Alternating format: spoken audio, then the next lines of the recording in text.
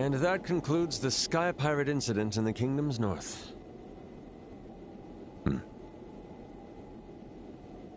Indeed.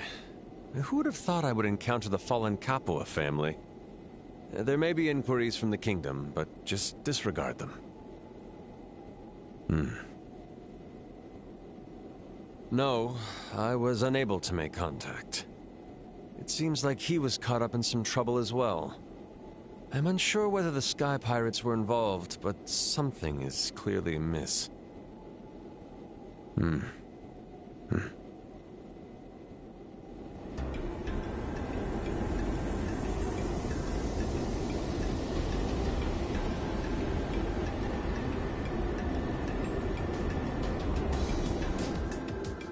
It's not all bad.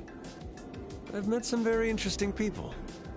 The food is wonderful, as are the ladies. I'm certainly enjoying my time.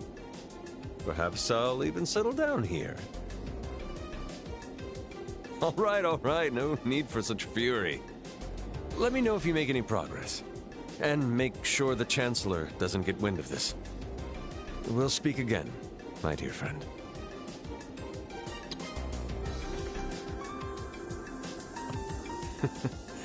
It's always fun to tease him. His inflexibility is simply adorable. A portable communicator, huh? That's quite the clever little gadget you've got there. Shara! That's not an orbment you can get just anywhere. Not even the central factory in Zeiss has them. Just who exactly are you? Come now, no need to be so distant.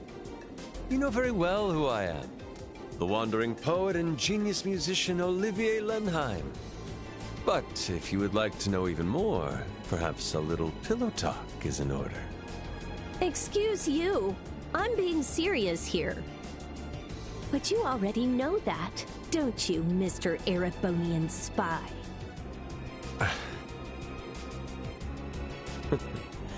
The name Silver Streak seems well earned. So you were just pretending not to notice in front of dear Estelle and Joshua? They've got enough to worry about already. But enough with the act. Time to come clean. What are you here for? Why did you infiltrate Liberal? Before that, allow me to correct two things. First, this is no act. I was born this way, darling. You'll find no disguises here. Ah, of course. You drank all that wine simply because you wanted to. But you also knew you could gather information after being hauled to the gate, didn't you? I doubt you expected to run into us there, though. I'll leave that to your imagination. Now, as for the other issue, this device is no orbment. It's an artifact, unearthed from within the Empire.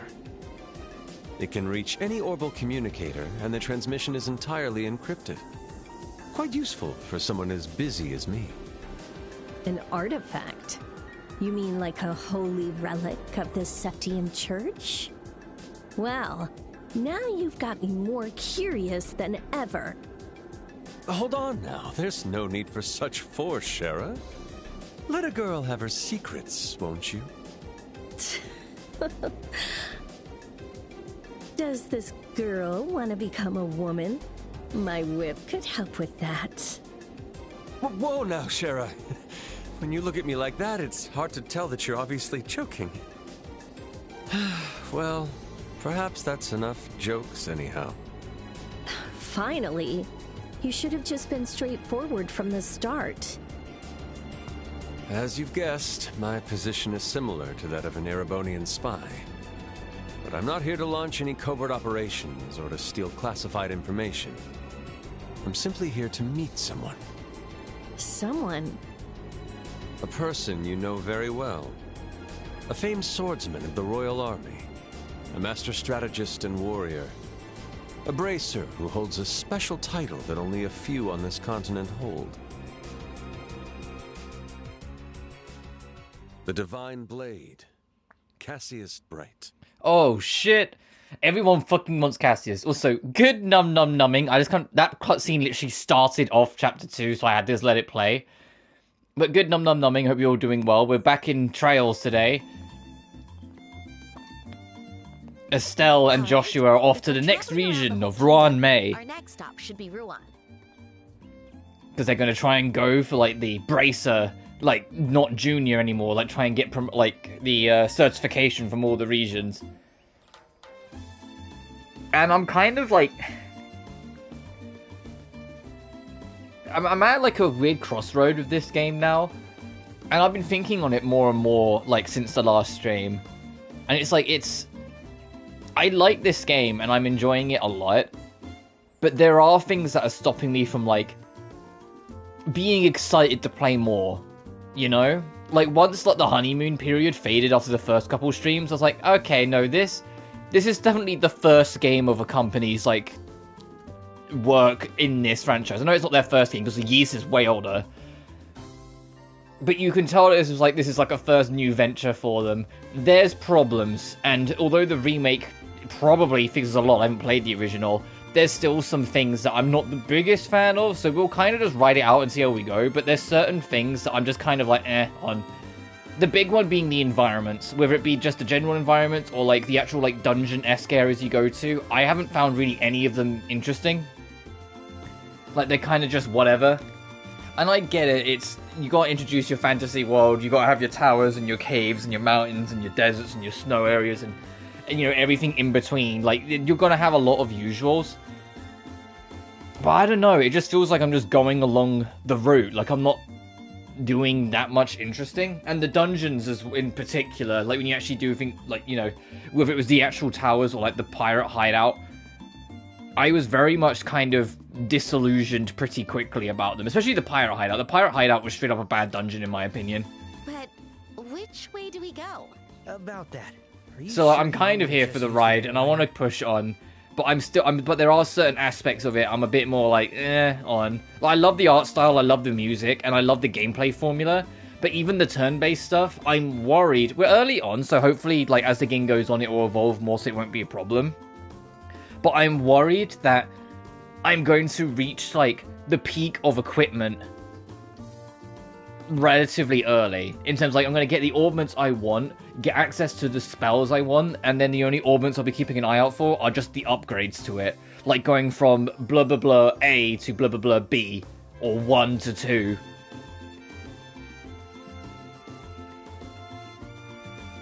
Which is, like, if that ends up being the case, it would also be kind of disappointing, but once again, this is the first game. My point in all this is that if this game keeps up the momentum it currently has with me, I can see myself finishing this game, but I can't really see myself playing any more after this. It'll take a lot longer if we walk.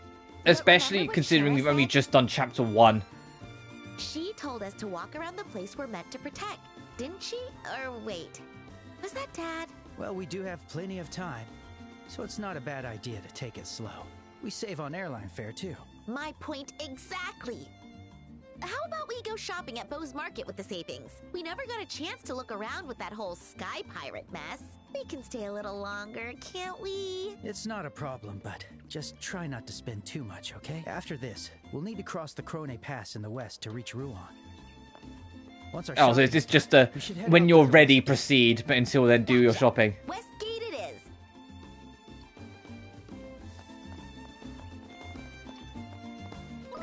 But I haven't played this, oh, this Psycho, so I haven't played this game at all since the last time I streamed it. Also because I kind of couldn't because of where we saved, but still. Okay, there's a side quest there.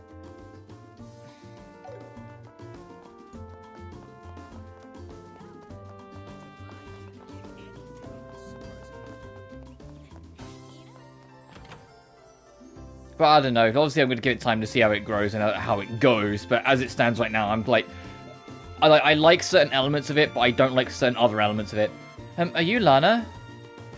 Oh, we got your ring last time in the fucking Sky Pirate area. Do you need something from me? We found a ring to one your request. Could you make sure it's the right one? My goodness, I thought it was gone forever. Is this the ring that was stolen then? Yes, no mistake. My late mother passed it down to me. I see. Must be really important to you. No thought I would hold it in my hand again. I don't know how to thank you all. I'm just glad you got your precious ring back. That's the request wrapped up then, right? Yes, thank you very much for bringing it to me. We'll be on our way. Bye. One and done.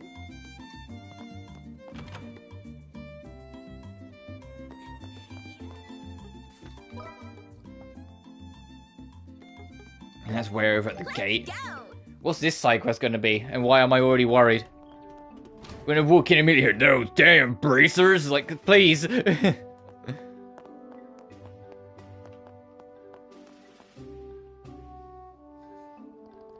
Hey, where the hell did all the mirror and the ledger vanish to? You better tell the truth right now if you know what's good for you. Because one way or another, we will find the dirt on you. How many times do I have to tell you to show me the proof? If you're accusing me of something, you better cough up some evidence. What's going on? Oh. Truth is, we suspect that man there of illegally taking over an Orbital factory. Only problem is that we searched every nook and cranny of his store and weren't able to find any decisive evidence. He can only be held in custody without charges for so long. If things stay as they are, we'll be forced to release him soon. Oh, so it's a matter of evidence. Hey, Estelle. Didn't we find something weird in the Sky Pirate hideout? Something weird? Oh, that! The notebook that was hidden inside the vacuum cleaner. Inside a vacuum cleaner? So, could I take a look at it? Sure, I don't mind. This is it. It being what exactly? Exactly what we need. It's the under-the-table ledger for his workshop. Hey, Nigel. How's this for evidence, eh? This can't be happening. I thought the robbers had taken it along with the vacuum cleaner. Excellent work, you two. Got to admit that you braces have a slight upper hand when it comes to detective work. Yeah, because you guys aren't doing fuck all. With this ledger, we should be able to finally prove his crimes once and for all. We'll make a formal payment for the Bracer Guild. We appreciate your cooperation. Woo! All done. Oh, that fucking kind of solves itself. Evidence? Do we really deserve the thanks? Luck is a skill as well. We should gratefully accept it. You never miss these kinds of chances, do you, Joshua?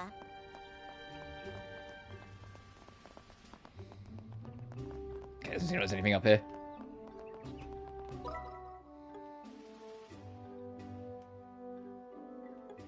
Oh, I gotta run through like the all this again just to get to the checkpoint. They don't want me to warp there. But I don't think, I mean, I can double check the shops, but I don't think there's anything else I want to buy. At least not for these two.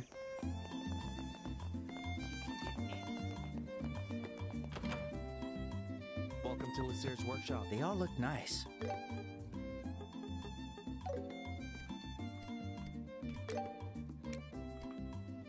I was gonna say, I saw like over 1,000. I've got to be able to get the last one. All right, what do I want to?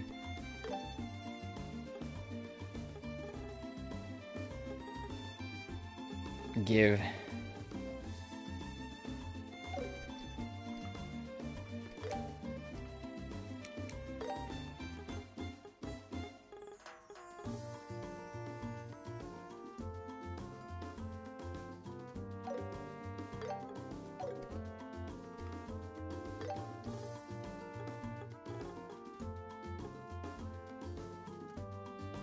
Firebolt EX?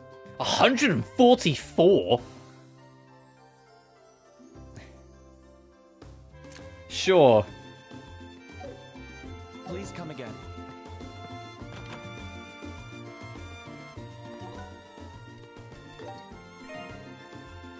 Not all Josh is. Oh, right.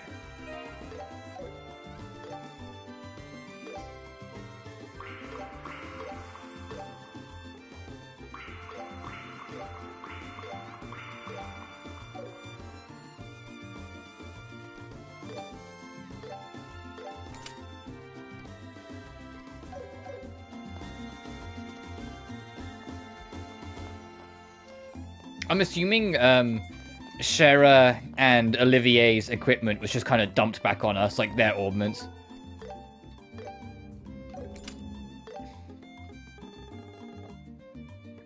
I think so.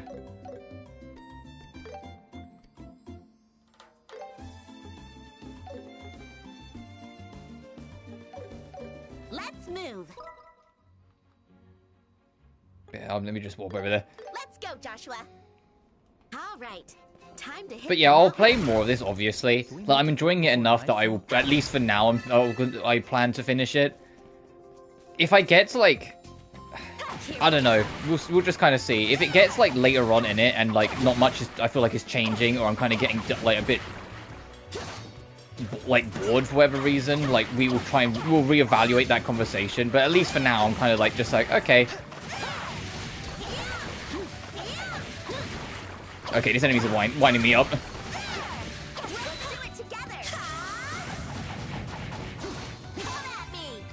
I'm so used to be playing as Shara, so I gotta readjust. Oh, this enemy explodes, doesn't it? Do you really want to be that close, Joshua?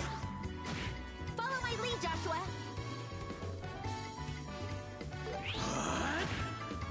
They do explode.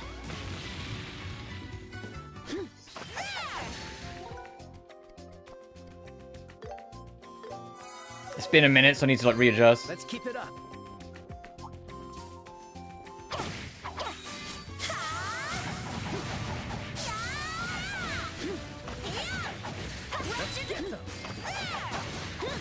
I don't want to do too much turn-based combat if I can help it, considering it's just these two. Going from a full fucking team of 4 to just this duo is not ideal. Once you get the taste of having, you know, an actual team, not having it is noticeable.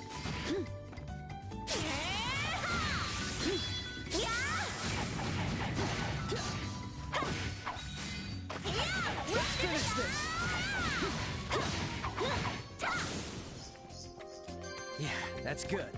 Nice job, Joshua. I know they maintained the rope bridge, but it still makes me nervous.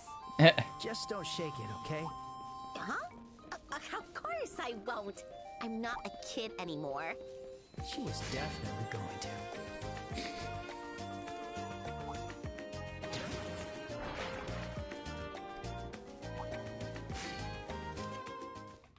There we are. We made it in peace.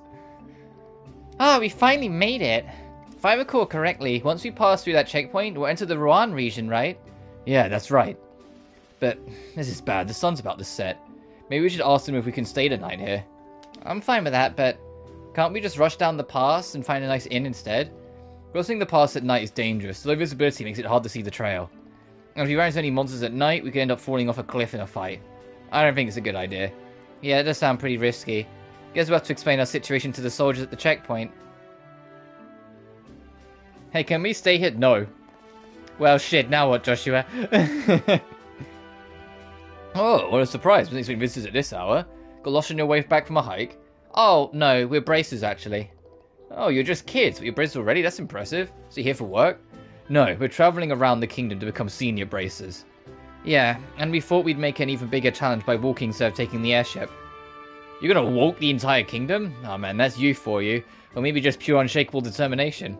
Sure is. But seriously, you really shouldn't go down this path right now. There have been even more monsters than usual prowling the place lately. We have a resting area for travellers. You should stay there tonight. Awesome, thanks a bunch. We really appreciate it. Not to worry. If you need a place to keep your luggage, just let the captain know. He's at the outpost up ahead. Oh, that fucking worked out. We didn't even have to ask. The guy on the other side just went, hey, fucking rest. Oh, and who would you two be? Hello, excuse us for dropping by so late. We're here because, we explained. I see, of course you can. You're bracers, so I know you can trust you both. Feel free to use the next room over. Thank you, Captain.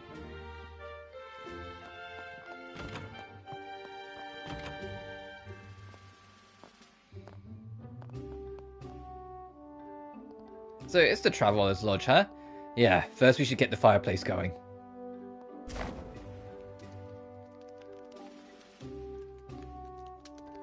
Ah, sweet, sweet warmth. There's something that's just so soothing about a wood fire. I'm with you there. Orbital heaters are more common now, but a fireplace just feels warmer. But you've got to admit, orbital heaters are more convenient. Hey, kids, coming in.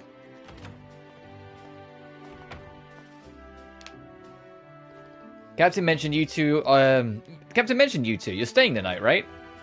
How about joining us for dinner? That is, if you don't mind having what we're having. Really? Thanks, we appreciate it. Don't sweat it. Ever since the airliner started running, we rarely see travellers. There isn't too much to do here, so it's honestly a treat to have guests around. Oh, in that case, we'll happily take you up on that offer. Alright, then give us a few minutes to get ready. Just don't get your hopes up. It's military food, so it's not exactly gourmet, okay?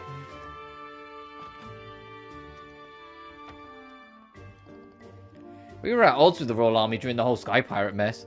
But when you talk to them one-to-one, they actually seem like a pretty nice bunch of guys, huh? That's true. Well, I don't think you'll find a lot of friendly soldiers outside of Liberal, though. Huh? It's nothing, let's just get settled in for now.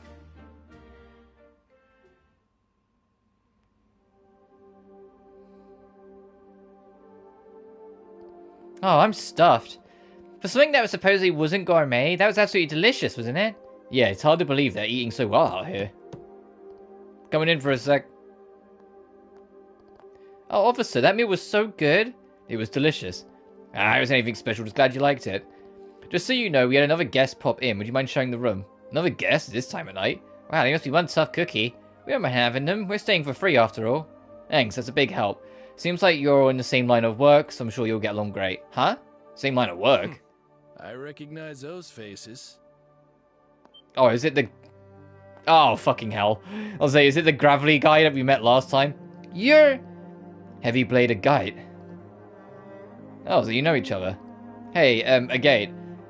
Is it like... I think it's a guard, isn't it? Do you want to grab something for dinner? Nah, I'm good. I just ate a little while ago. I just need somewhere to sleep. Got it. I trust you can all figure out who gets which bed to yourselves. Righty then, night-night.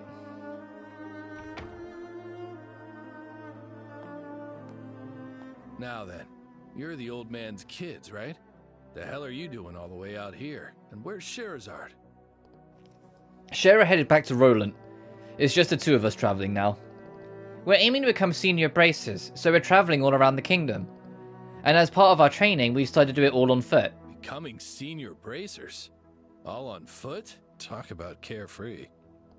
What did you just say? You brats really think it's that easy to become senior bracers? Seriously, use your brains.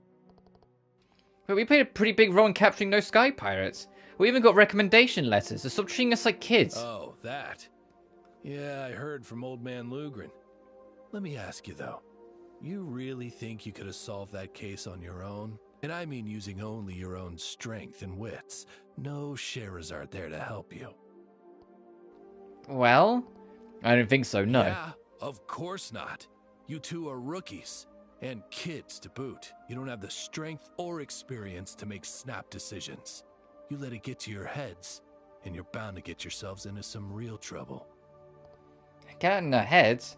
Also, you're one to talk. We're not the ones crossing the pass in the middle of the night. That's real trouble. Pot, meat, kettle. What?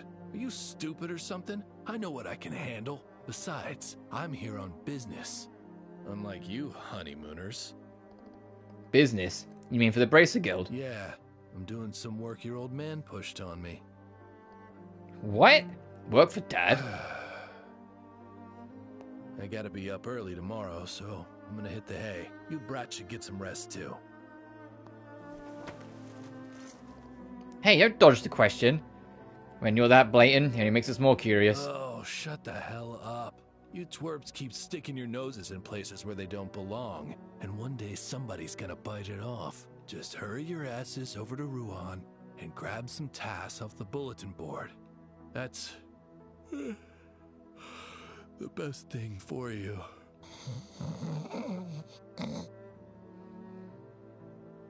That quick, huh? Wait a second. Looks like he's asleep already. He's almost a match for you, Estelle. I'm nothing like him. Ugh, what's with this guy? Is he just trying to pick a fight with us, or what? Now, he's right to call us inexperienced. Maybe being blunt is just his way of being considerate. Yeah, that's the face of someone who agrees. Come on, Joshua. I know you don't really believe that. Yeah, right. No, I don't. But he's right about us getting some sleep. We still have to cross the pass tomorrow. Ugh, I'm still pissed, but I guess you're right. Hey, how about we draw on his face first? I feel way better. Please don't do that.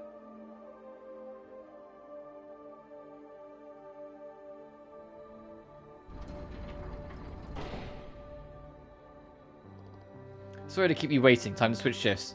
Oh, already? What's the point in guarding this place anyway? No one even comes through. Can't we just close the gate at night? What are you gonna do? Rules are rules. Besides, there's been a lot of scary stuff going on, like the incident with the Sky Pirates.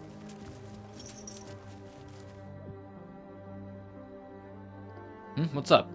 Did you hear that? Like a rustling? Sure it's not the wind?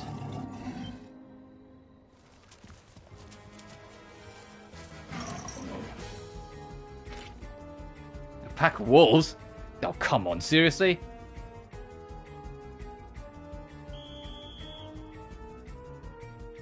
Did you hear that? Yeah, sounds like something happened. I'll go check it out. You two can go back to sleep. Hey, wait a sec! We should go too, just in case. Yeah, of course. Oh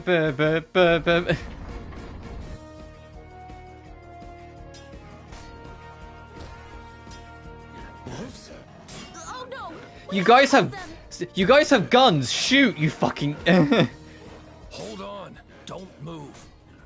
Why are you stopping us? Aren't you a bracer? Don't get the wrong idea. It's the Army's job to defend the checkpoint. These guys are well trained. Let them handle it. You just get in their way. Yeah, but He's right. This is our job. You kids should go back inside. Shit! what's wrong? He's The headed other for side. the opposite gate. Something must have happened on the Ruan side too. What?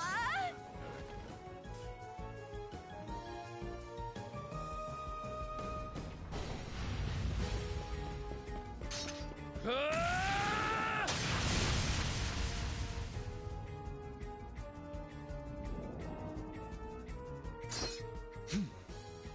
All right, fucking cloud wannabe. Wow. He's even stronger than I thought.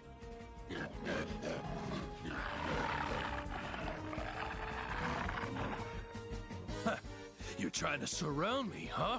Not bad for a pack of scruffy mutts. You've got some brains. This guy's got so like energy. He's got energy for days. We'll back you up.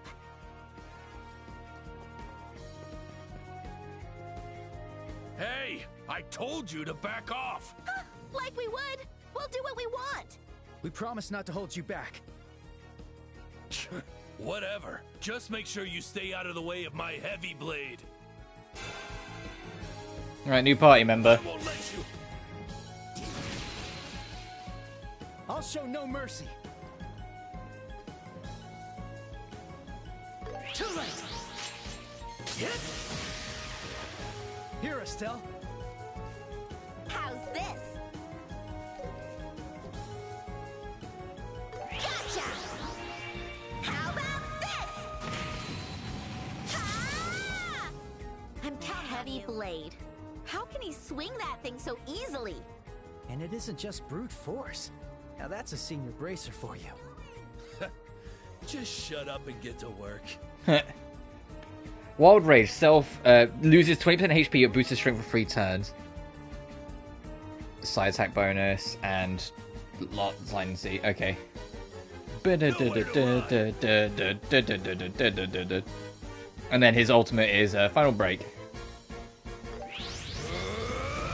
Flame smash!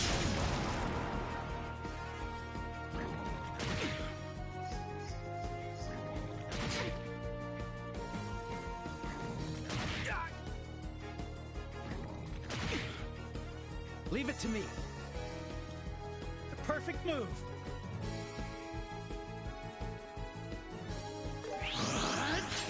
Slash! Counting on you. I'll handle the lot of you. Here you go. There! Follow my lead. Yeah! Sick. You're mine! Now I'm riled up. Ooh, crit bonus. Okay. Let's keep it up! Full power!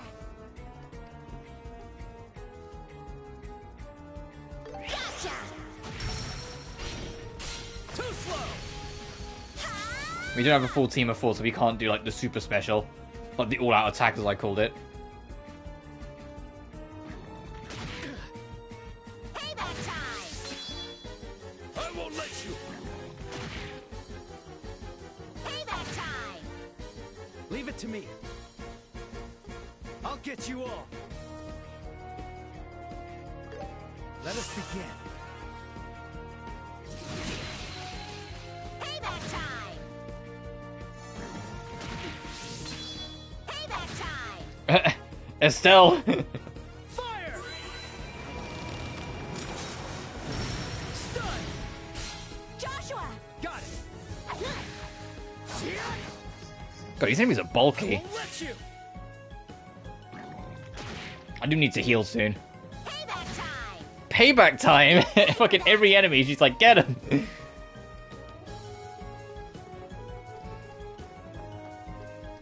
Let's get serious.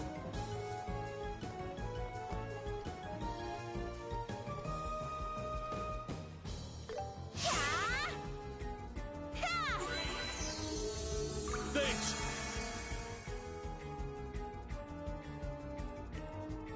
Ready at any time.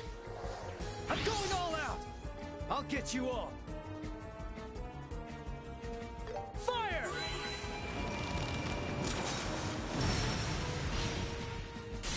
Let's keep going. Fine. Get pulverized. Faster. Let's go. What have you actually got? Oh, so you've got EX, so you know what's up.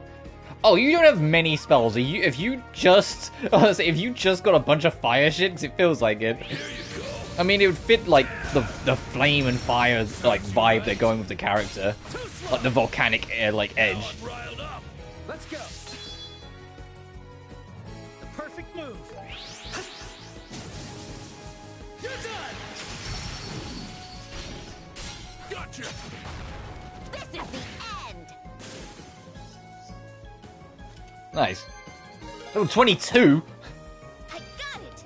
New crop barrage. Okay.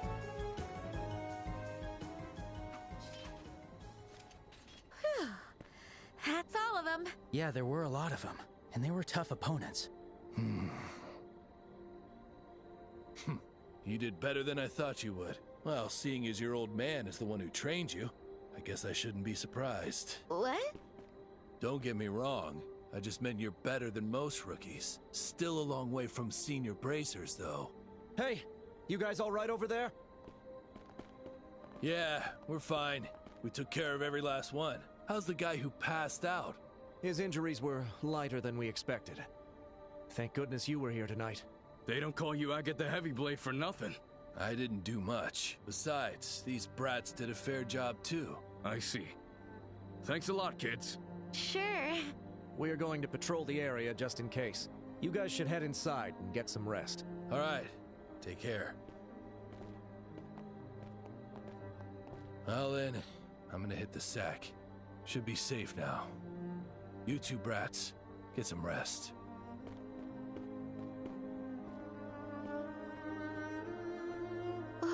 What's going on? That rude jerk actually complimented us. Maybe he's starting to see our skills a little. I guess he's more straightforward and earnest than we thought. I don't know about that. But his skills are the real deal, I guess. As her hair clips through her shoulder.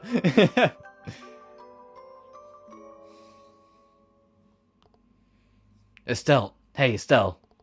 Well, I'm still sleeping. Wow, she's what the fuck? Wow, like she's embedded. Oh, Joshua, it's you. So that's the guild already? No, sleepyhead. We're still at the currently past checkpoint. Oh, right. We got swarmed by monsters last night. What happened to our red-haired friend? So he left early this morning. Apparently he had some urgent business to take care of. That's so. But we worked able to defeat those monsters last night, didn't we? And yeah, he didn't even bother to say goodbye to us. Ugh, told you he was a jerk. Alright, calm down. Anyway, we should get ready too. We should try to be through the pass by early afternoon. Ah, right. Ron, here we come.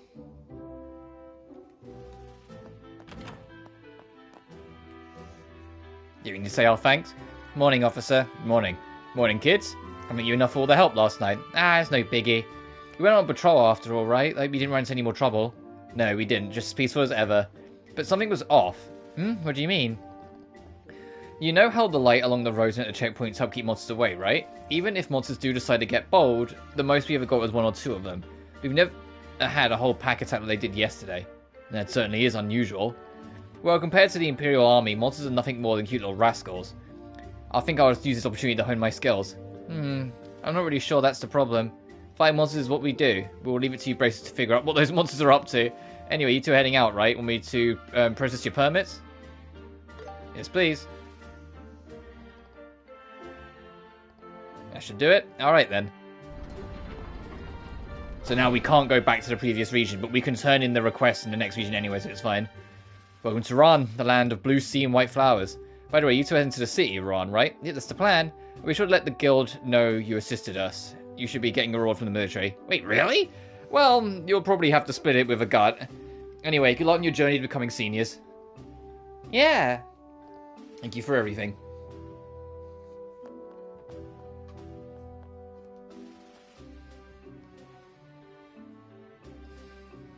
So this is Ruan, huh? My. We've come a long way. It really does feel like ages since we left Roland. We're still far from the city. Let's take it slow and steady. Yup, we're on a trip after all.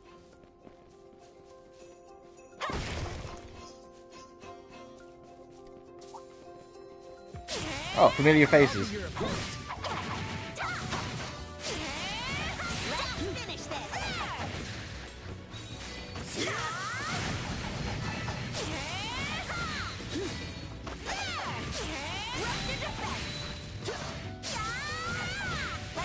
What's this new skill we got, this barrage? Keep at it. Okay. Bonus. How's this? Oh, it's an ultimate. Sure, fuck it. Or an S-break. Is it S-break, S-craft, whatever it's fucking called. Oh, it's a cool attack. There goes all of our craft points, but it's fine. How do you like that? We're on a roll. All right, treasure time.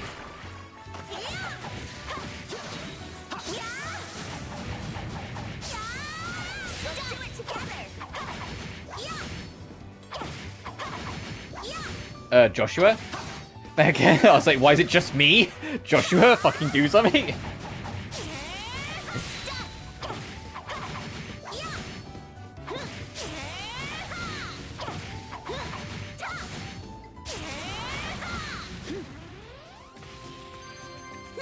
How do you like that? A lily necklace.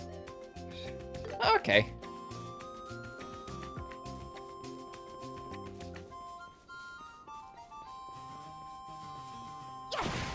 This one's dangerous. Keep it together.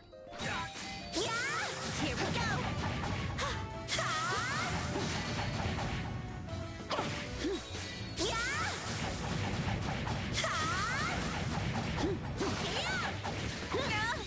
strong!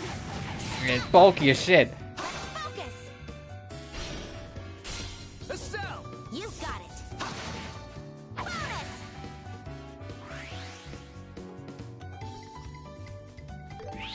Let's do this! I'll be your opponent.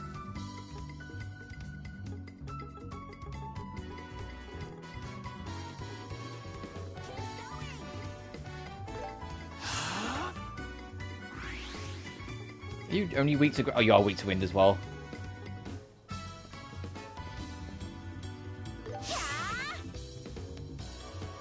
Sit.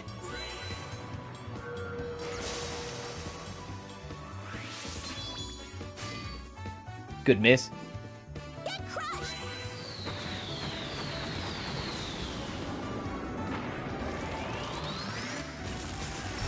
Broke the defense! Too slow!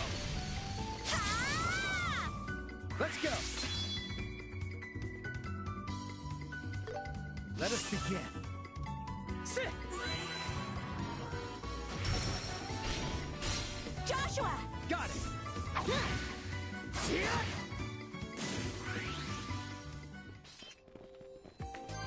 Yeah, that's good. Nice job, Joshua. Kinda sounded like crashing waves. Oh, Well, they did right. say it's the... According to the Yeah, so map, it's the, with, like, the oceany region.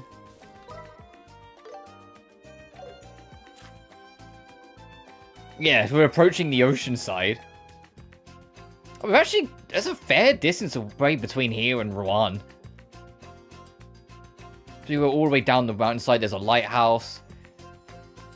Minoria, I'm guessing that's like a small village. Mercia Orphanage, then across the Seaway, there's the Yenis Royal Academy, that could be interesting. Oh, the Azure Tower is actually pretty damn close to Ron, so we could explore that out pretty quick. And it doesn't look like, because I imagine that's the gap, it's that much of a journey from Ron to Zeiss. Where chapter 3, I presume, will be. So I'm assuming, like, this is chapter 2, this is chapter 3. And that's chapter 4, like, the Grand Cell. And then, I don't... Is there... How many chapters are in this fucking game? I don't know how many there is. Like, if Grand Cell's where the game ends. If there's another chapter after it, I would believe it going back to Roland for, like a full circle, quote-unquote, story.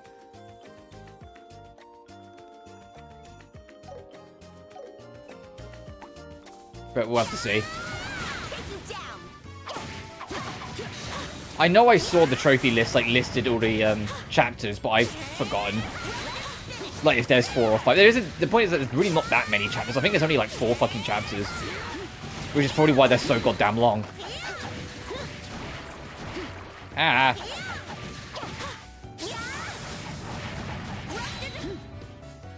Whilst we're doing this, though, something we can talk about is... It's a little over a day away. It is tomorrow, but it's like tomorrow night. So that's why it's like 32-ish hours away yet. We have an hour-long PlayStation State of Play, and I'm going to be real with you guys. The Nintendo Direct we had last week was disappointing as shit. So I'm kind of like a little hopeful that this is better. I'm a little more optimistic, just because, like, if it's being an hour long, even if there's a lot of shit, it's more likely, with sheer length and how many announcements it's going to have, that there will at least be, like, 1 or 2 things that I like out of it. So it will have, like, a higher batting average in that regard. But, like, damn, like, there was nothing in, like, the Nintendo Direct that was, like, particularly appealed to me. It was either something that didn't really particularly appeal to me, or it was something that, like, I'm already aware of. Like, there's no, like... question about it. Like when they showed off RE9 again, I was like, well, I've already pre-ordered it, so like what more have you got to fucking show me? I want to see new things at these like directs and events, new things to look forward to. If it's something I'm already aware of, I'm kind of like, unless it's something I'm like super fucking excited of, and then I'll like eat up every single like new trailer I can get. But then the RE9 fucking trailer at the Nintendo Direct really wasn't anything new. It was just showing off the Switch 2 version of the game. It was all stuff we've seen before. Just with the added comedy of the trailer, the event was a mature rating, so like all the gunshots had to miss to avoid bloodshed, which is just hilarious.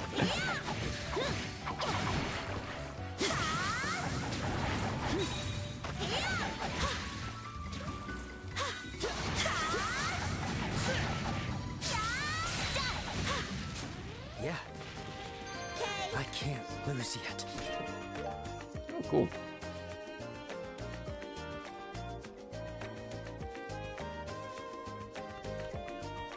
Sure, I'll bite. Let's have a look.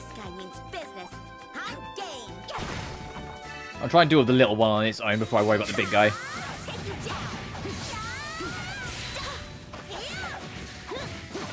And I'm not going to go into turn-based because, yep, Josh has already started attacking the other one. So I want to kill this one entirely before I worry about going into turn-based.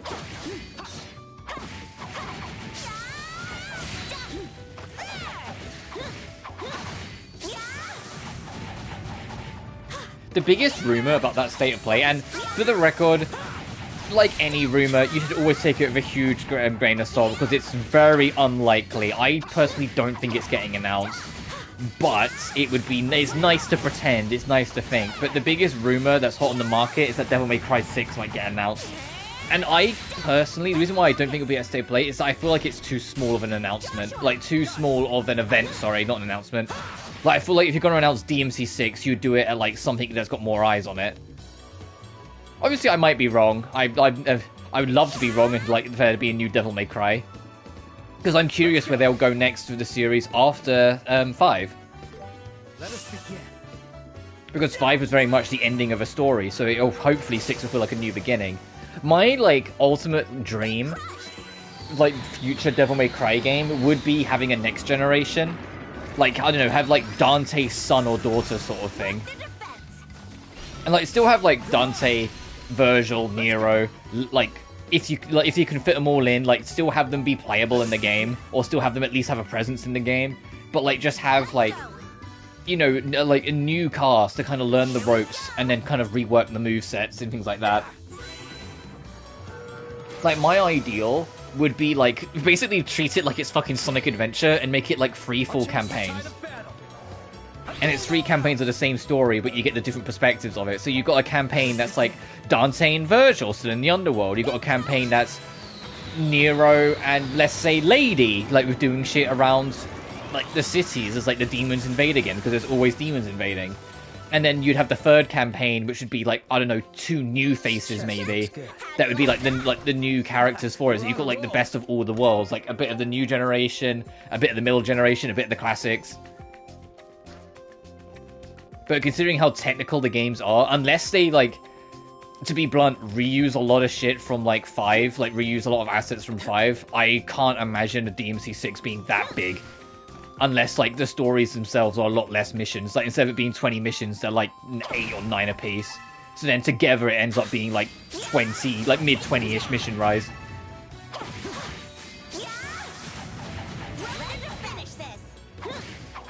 But I'm not gonna get, like, that hopeful. And there's also, like, there's the added extra, like, cautionary of... Although, like, there have been many a times where beloved directors have left a team and the team's gone on to make great products. It would be the first Devil May Cry since the original to not have Itsuno. Because Kamiya did the original and Itsuno joined super late in 2, so 2 was kind of directorless for the most of its development, but from DMC3 onwards, Itsuno dominated the whole field.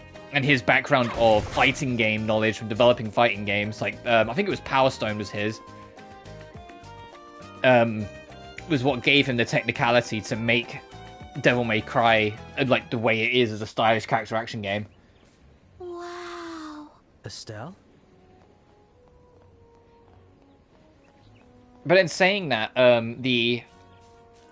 even though Virgil was OP as shit in 5 Special Edition, I felt like that was pretty well handled. Like, I felt like Virgil was fun to play.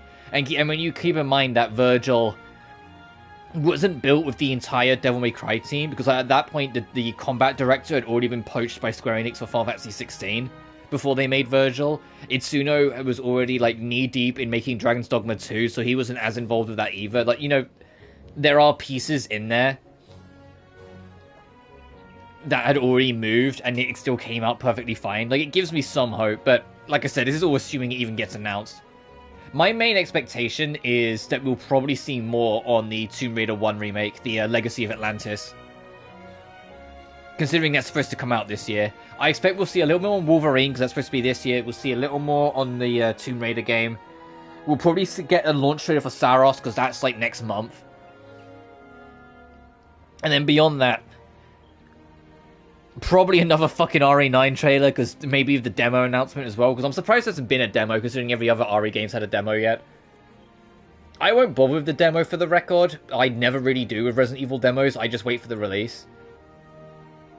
The only time I played like a demo was when the Maiden demo came out, because it was fresh and new, and Village was still way out by then. It's the ocean. It sure is. I can see it perfectly fine. It's so blue and sparkly, and it goes on forever. And the sound of the waves. Oh, and now that I'm unironically into Five Nights at Freddy's, I'm so sorry that at 26, almost 27 years old, now's the time I've decided to have my, like, FNAF binge. But, if they announce a new FNAF game, that would be pretty cool. Because there was, both Security Breach and Secret the Mimic were apparently... I say apparently because I remember Security Breach being announced at a Direct, because I remember, like, that was when I was just kind of like, oh, here's another FNAF game. But I don't remember, Secret of the Mimic, like, being announced at a Direct, but apparently it was. Not a Direct, a State of Play, sorry. But considering they were both announced at, like, PlayStation State of Plays, I could see like a next game or a DLC or a VR mode for Secret the Mimic being announced at the State of Play tomorrow. So if I sound mumbly, I am a little tired. Yes, like yesterday was kind of a long day at work and there was a lot to do. We had a big shake-up that no one was really saw coming, with a senior member of staff that's been with us for like 30 plus years very suddenly, with no explanation, being let go from the team. And so it's kind of like there was a lot of work yesterday, so I am very tired because we just like, although I'm not senior, I am on the senior end of staff in the sense of I've been there 9 years. I know what I'm doing. I know how to take charge. Like, I've supervised, you know, I know what, like, all the pieces of the play. It was very much just get in, assume control a little bit, focus down, you know? And it was tiring, so I am a little more like, bleh. Like, I know that, like, I keep on saying, like, oh, I want to try and aim for 5 hours, and then, like, there was, like, 2 streams in a row where the internet died, so I didn't get to do it. But I heavily doubt this trail stream will be 5 hours just because of how tired I am. Where it was just kind of, like, workaholic mode. I've still, like, I've mentioned it many a times before, but because I missed that 1 week, I still do want to owe you guys a stream and make it so one of these weeks, so the people that are into trails, I do 2 trail streams. The only trouble is that I don't know when. Because this week, obviously, is super busy. We did Zenless on Monday. Yesterday, I was going to do Dirk, but when the news broke about everything going on with work, I just decided, you know what? No, I need to lock in. And so I kind of went to work early, did a few bits and bobs, and just focused. But then Friday is the Honkai Star Rail update drop for 4.0. But it's also when Rune Factory comes out, and I really do want to play Rune Factory. I might not, like, play it immediately just because of all the update stuff, but I would like to get to it. So like, we were doing HSR for like the rest of the weekend. I don't know if we'll get Plan Arcadia done by Sunday. I kind of doubt it, because we usually don't with like the first big parts of a new planet in HSR, like both Penacony and Amphorius. I remember being like 4 or 5 streams, so I'm expecting it to burn over into like Monday and Tuesday yet. So, this will probably be next Wednesday as well, next week. I also want to try and get back on Dirk, like, once everything's cleaned up, because I want, although there's only so many days left to get to it, I really want Death End 2 done before the end of this month. Because of the 27th for both RE9 and Tales of Berseria Remastered come out, because I want both of them to kind of take over the schedule spots. It's why I haven't put anything in Varlet's place really yet. Because I really want, like, those 2 to take those spots, and we do RE9 at launch both Friday and Saturday, and then start Berseria on the Sunday. So it'll be on the 1st of March we'll start Berseria Remastered. And then March there's that Metroidvania from Idea Factory and Compile Heart that I'm interested in. I can't remember what it's called off the top of my head, but I'm interested in it, so we'll get that. And we'll just kind of ride it from there and see what comes out. Saros comes out, I want to say, either end of this month or next month as well, but that's not a stream game. That's entirely for me. I fucking love Returnal, but I don't really know how much of a stream game Returnal is, considering how much of a roguelike it is. Where it is very much just you're doing the same sections again and again and again. But I'm super excited for Saros. I know I'll have a great time with it because I loved their last game. Oh, this is the ocean for sure. Is this your first time seeing the ocean, Estelle? I remember getting a little view back when I flew on an airliner with Dad, but this is probably the first time I've seen it this close. I see. It's been some time for me, too. It was worth walking all this way, instead of taking the airliner. Yep, I agree. It feels like we've already accomplished something. Wow, the ocean is enormous. Just how far does it go? Well, nothing stretches on forever. Oh, really? I could watch it all day. Just don't fall in, okay? I'll be your opponent. I love her enthusiasm for the sea. I'm so used to the... I was gonna say, like, I'm so used to... I live in a seaside town. The beach is just, like, a 15-minute walk from my house. It's really not the end of the world. Heck, there's a cliffside, like, 5 minutes from my house that you can get a perfect view from the ocean or from there. So it's like if I wanted to see the ocean right there, it's like I'm so used to the water. Oh, the sun's peeking through the clouds. It's been non-stop rain in this fucking country for like the past week and a half. What the heck is this thing? Where's this robo fish?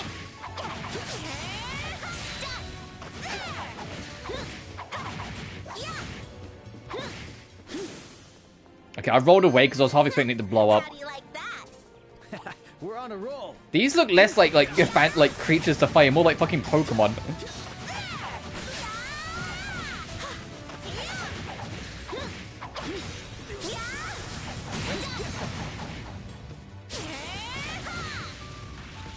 I want to get Big Guy on his own.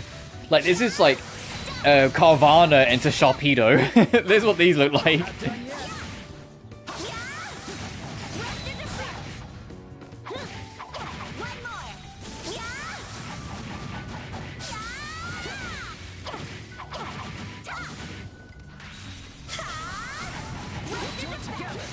God, I can tell you actually a fun story about that chain of Pokemon.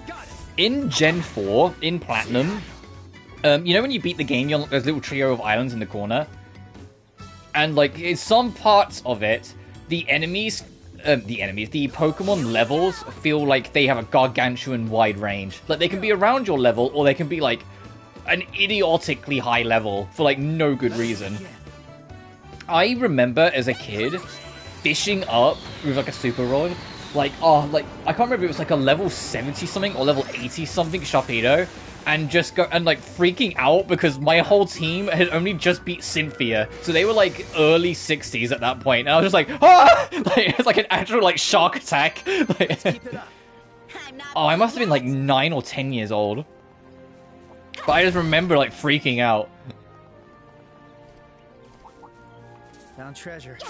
It's funny, the water, like, for someone, like, who never really has a water-based team, most of my stories of, like, crazy shit happening in Pokemon involve water-type Pokemon.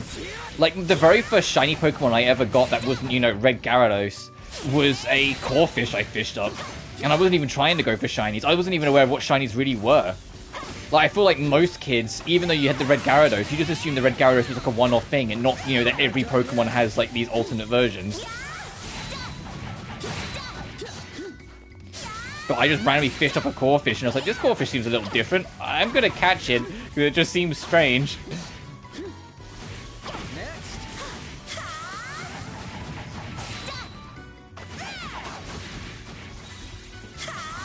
But in saying that, I've never actually done, like, full shiny hunting. Like, I can count the amount of shinies I've gotten in my life that aren't, like, scripted, like Red Gyarados, on, like, one hand. And none of them are, like, Pokemon I really use. Like, I don't think I'd ever use a fucking Corphish in a team. I've got a shiny Rattata at once, and it's like, no, I don't care for Raticate at all, so I never use that. And there was a Gen 6 Mon that I got a shiny of, but I don't remember the name of it, because I don't really remember most of the Gen 6 Mons. It was the Gen 6, like, starting bird.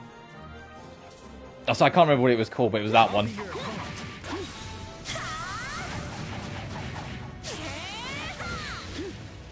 But then Gen 6 is the only Pokemon generation where I never had a full team of 6. There's not enough Pokemon interested me to build a full fucking team. I had a team of 5 for the entire game.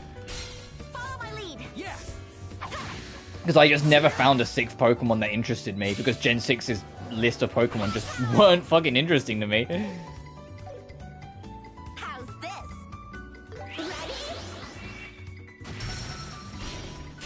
Too slow. If I ever cover the Pokemon games in the channel, which I would love to, if I had the ability to, I'd have started already. But if I ever get the ability to actually properly cover the Pokemon games on this channel, I would try and make it so I have, like, a very different and, like, mixed up team every generation. But I would want to cover every generation. So, like, I would do Gen 1, and, like, I would... If for example, in Gen 1 I picked Bulbasaur, I wouldn't then pick Chikorita in Gen 2. I would pick either Totodile or Cyndaquil. And whichever one of them, like, say I pick Cyndaquil, then I would absolutely take Mudkip in Gen 3. Just then, like, I'm mixing it up. And then I would kind of reset, like, the free starters elements, like what ones I can use, when I then go to Gen 4 and kind of work it from there. To be honest, I'd actually want to probably do it that exact order. I'd probably Bulbasaur Gen 1, Cyndaquil Gen 2, Mudkip Gen 3, because I love Mudkip, so it's either going to be Charmander and then fucking Chikorita, or it's going to be Bulbasaur then Cyndaquil, and Chikorita is god-awful in Gen 2, so it would be Cyndaquil. As I said, none of the Gen 2 starters are particularly, like, fantastic. I think your best pick is honestly probably Totodile, but still. Ship safely at night. I see. I want to climb to the top. Here we go. The only thing is that I am a huge fucking Zubat defender. Unironically, there are so many people that think Zubat is bad just because of how common it is. And it's just like, no. Use a fucking Zubat, evolve it to Golbat. Even before you had the opportunity to like get the friendship value to get Crobat, Golbat is like goated. And then when it becomes Crobat, it's it's great as like just like a casual Pokemon. Like if you're not playing competitive, it's just great. It's good. I love Crobat. Crobat's just a speed demon. It's got great coverage. With you know, it's an actual good poison mon, especially if you get cross poison on it. Like, I'm a big like Zubat line defender. Like, I'm trying to think, like, on the top of my head, like, Gen 1, I would probably be, like, Bulbasaur. I'd probably then go to Spearow line. So I would catch a Zubat. So, like, my team's already starting to get, like, a bias for flying. I would need a water type for, like, Surf and Shix or HMs. Magikarp's kind of,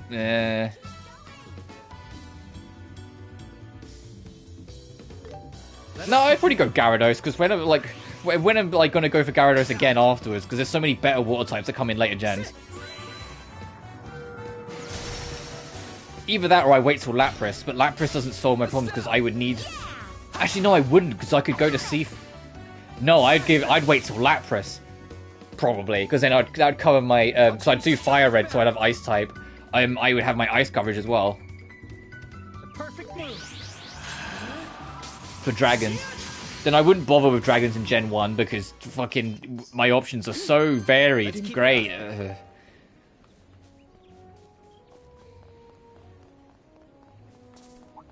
And I try and make it mons that I can fully evolve on my own. So like, as much as I love Abracadabra and Alakazam, I wouldn't go for it just because I'd be stuck on Kadabra. So you know, not using Psychic types in Gen 1. What am I, a fucking idiot? I probably wouldn't use Psychic types in Gen 1. I'd probably try and find something else. Either that or I'd try and catch a Jinx. But Jinx, I would then be doubling up the Ice problem, so I'd probably like I'd think about it. I'd really think about it. I'd even almost like pre-plan, like see where the enemy, like the Pokemon are, like figure out what encounters I want to get, what ones I don't. Like I would proper build a full team and dedicate to that team like it's my family.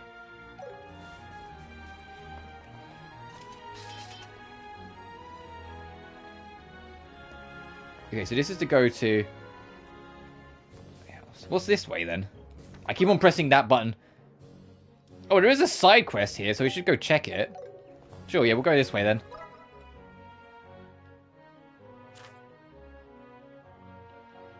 Oh, okay, so... yeah, where does this fucking go? Oh, no, this is main quest path. Okay, no, let's go this way, then.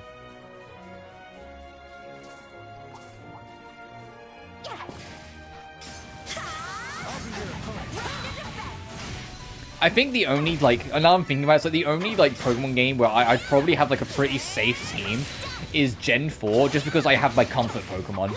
Like, most of my comfort mons are in Gen 4.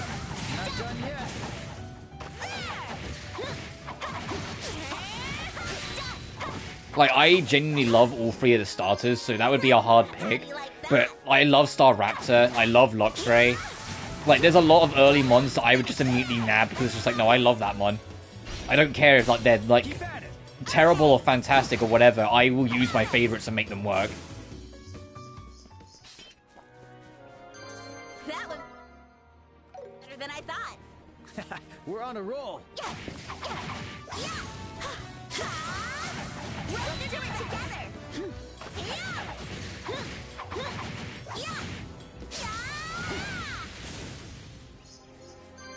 Victory is ours.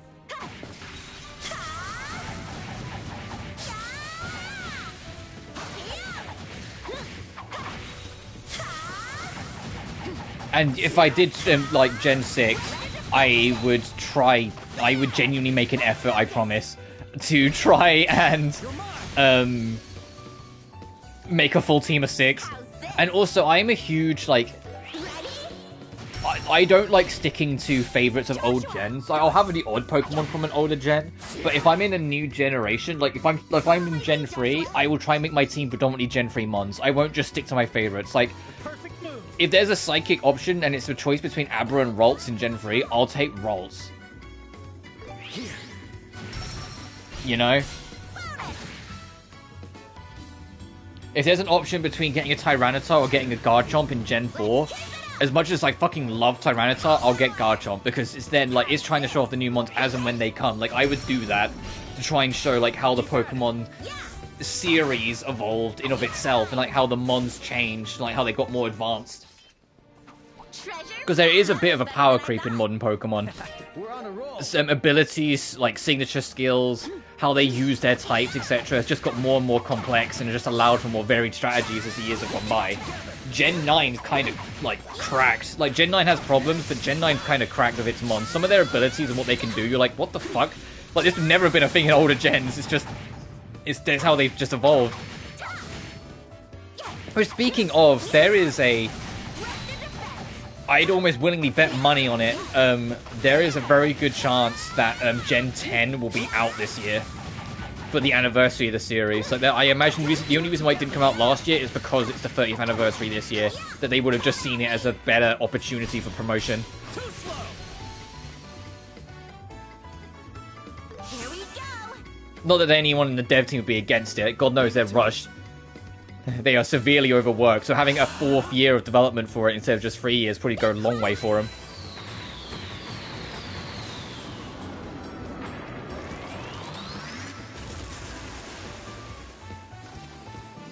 And I hope it's, like, good and launches without problems, because, like, they need a W. Like, the main series, I should say. The Legends games, I think they've both the Legend games. I haven't played ZA, but Legends Arceus was phenomenal. I love that game a lot. Not bad. And from what I heard, ZA, you know, once you're off Twitter, everyone loved it. It was just Twitter being Twitter that they had to bitch about something, but everyone loved it. It was only the DLC that came out that people found kind of redundant and boring. Which is fair enough. There's only so much you can do with the formula of the game. It's why the game cuts out so many ranks. Because they realized it was going to get stale after a while, but I think they handle it well.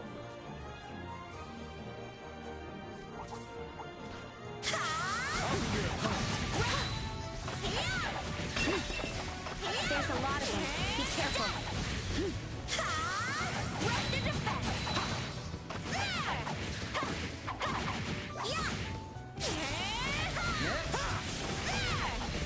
Like, in the back of my mind, I think I know what starters I would use at each gen up until, like, Gen 5 Part 2. Because I wouldn't use the same starter twice for, like, Gen 5 Part 1 and Part 2. I would use different ones.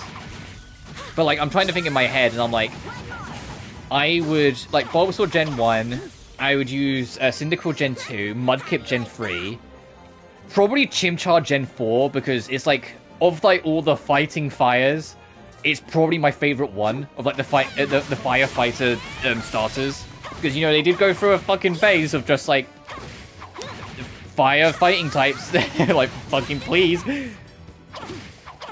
But then Gen 5, I've never used, I forget its name off the top of my head, like the one that becomes Samurott. I've never used the water starter, and so I'm kind of want to do Gen 5 Part 1 with the water starter, and then I would use the starter that I always fucking use in Gen 5 for Part 2, which is Servile, or the grass snake.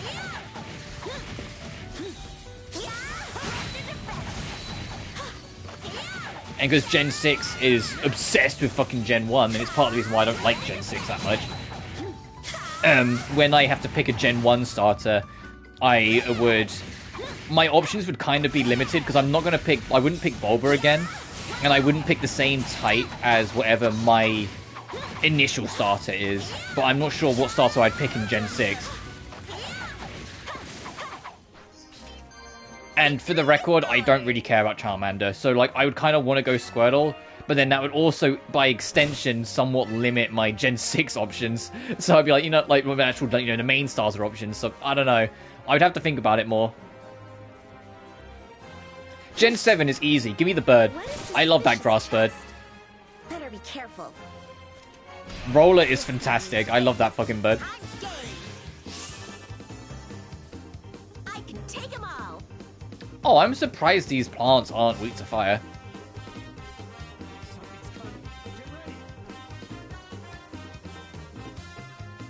So do I have anything that'll hit like a shit ton of them? Because this is single target, which doesn't really help.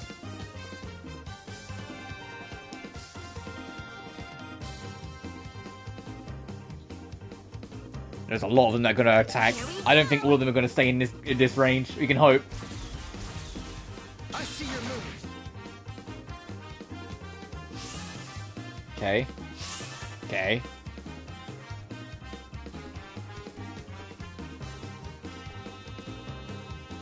I'll get you all.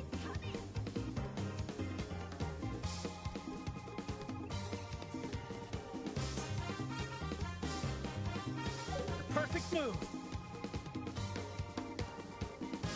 Gotcha. We need to like clean up. You're up. Yeah. There.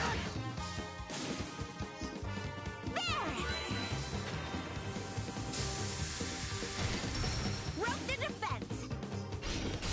Joshua. Got it. Oh, I did petrify the big one. Nice. I was hoping I'd petrify at least one of them. Oh, and I think I shattered it as well. Okay, that really fucking worked out then. Too slow. How do you like that? You did it, Estelle. How did we no damage that? Military boots, nice.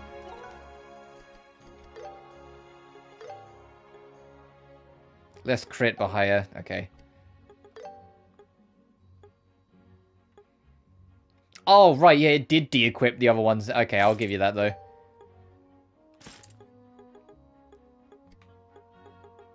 It did de-equip the other two. Ooh, action 2. Do I have anyone who's got action 1 to swap? Of my... Oh, he's already got action 2. Boy! Hey, one man, hope you're doing well. I'll just keep a hold of it for when eventually we get more party members again. So I know you meant hair.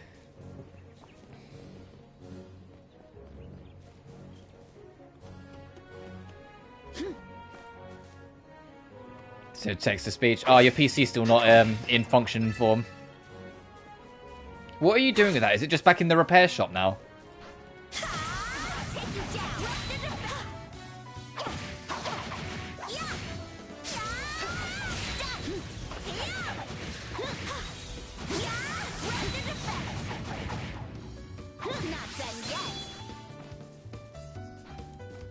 What we got down here?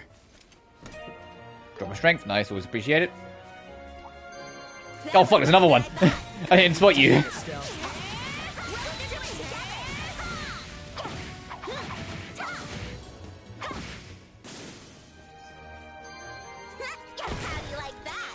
You did it, Estelle. I'm doing it myself. Oh fuck, okay, good luck. How much further have I got to go for this side thing? Okay, we're kind of close. I don't know if that's a dead end or if that's going to go somewhere. Because it looks like that's going to be the lighthouse looking at the map chunk. Because I realized that the icon of where Estelle isn't accurate for where you actually are. It just puts it somewhere in the middle of that zone. It's an OS issue I can fix with a boot drive. Oh, fair enough. Oh shit! Hey, I pressed circle and backdashed off the edge.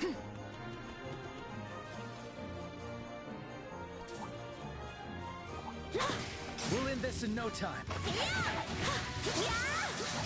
I think I'm out broken laptop.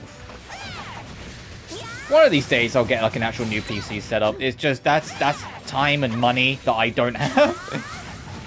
I was talking about it earlier, but work yesterday, I ended up like going in a little early. It was idiotically busy, but what ended up causing us the most problem is that we had a very unexpected, for all of us at least, and very sudden announcement that like a senior member of staff that's been a supervisor for like 30 plus years has very suddenly been let go with no explanation.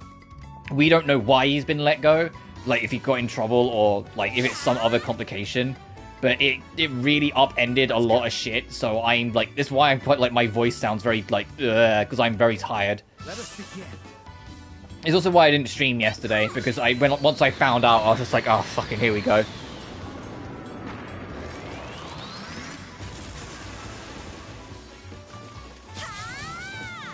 Oh no, yeah. Like, we'll get through it, we always do. But it is kind of like a, ooh, like, I haven't pried, it's not my business to, but it is kind of like, ugh, okay.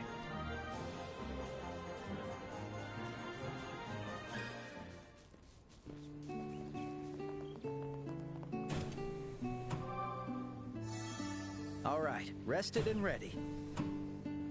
Robu, deranged fault occurs. Uh-oh.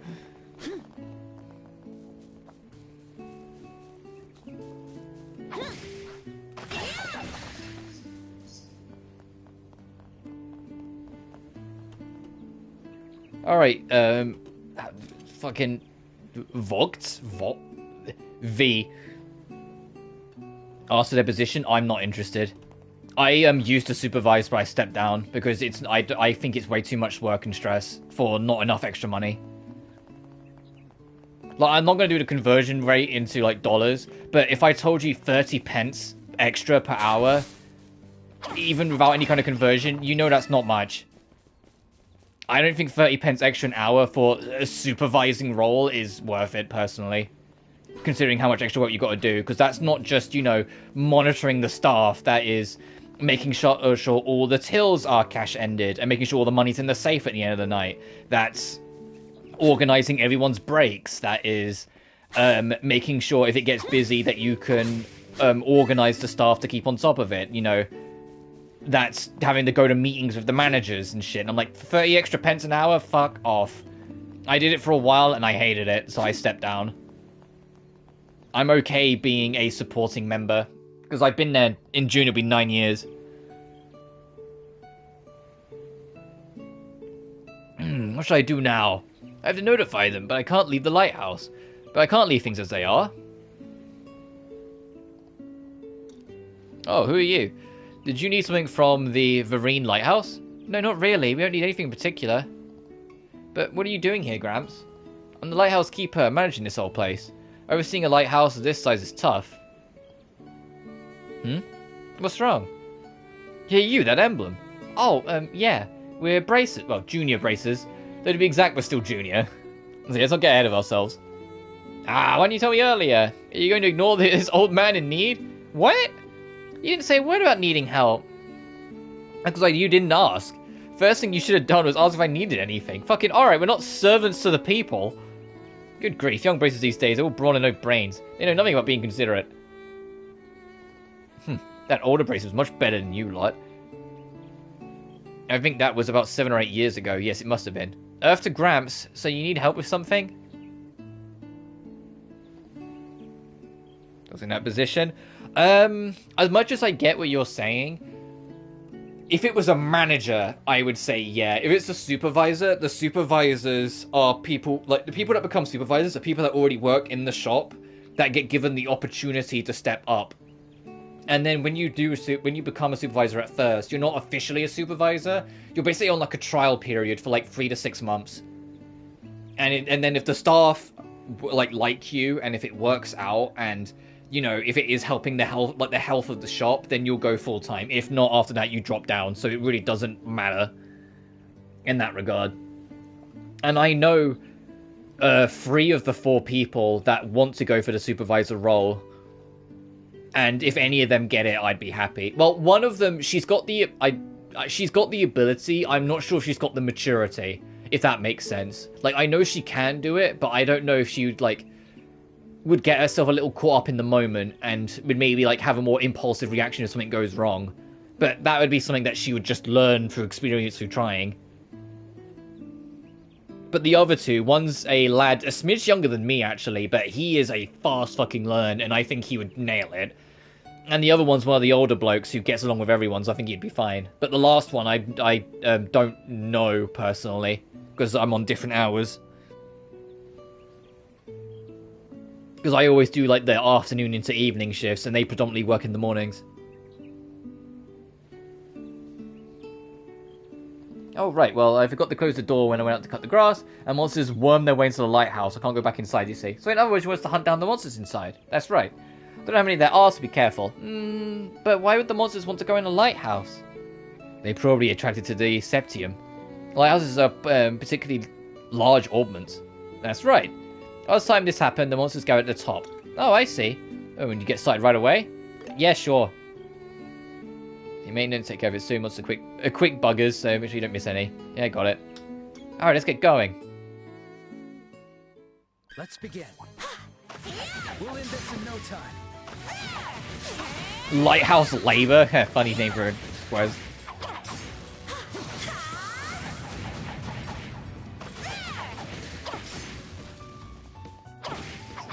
I get what you're saying, but still, no. I'm looking to leave and get a different job, not looking to, like, spend any more time getting more embedded in it.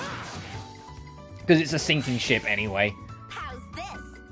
If I'm being entirely honest. The supermarket I work in has felt like it's not been the same for years, and it feels like every year it comes by, like, there's something else, like, lost from it. I'll be your opponent.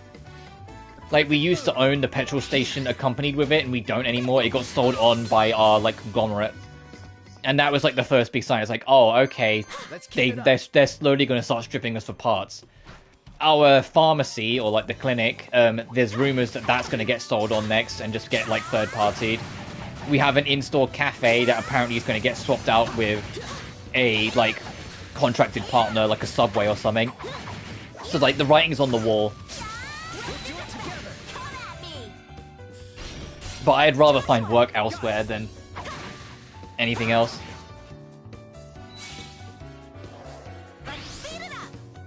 The only trouble is that the town I live in is, well, a small seaside town, so my opportunities aren't the best, which is why I haven't found much yet.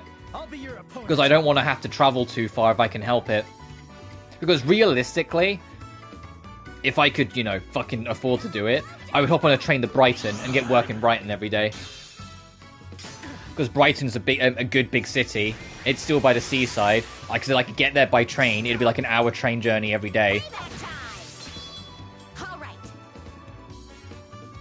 And it's better than the alternative, which is going straight to London. And I don't really want to fucking work in the capital city if I can help it.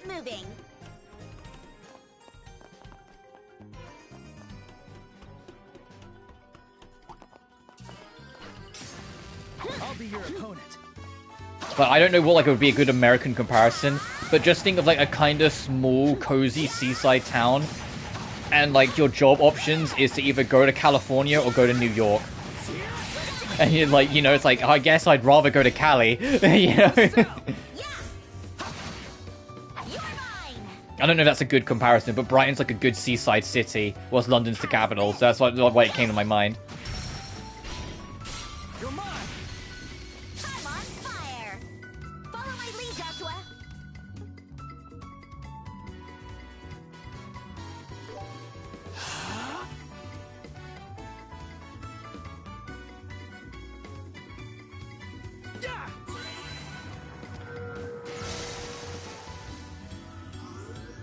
Oh, fuck yeah, they're both, petrified. Gotcha. Estelle, do it. How's this?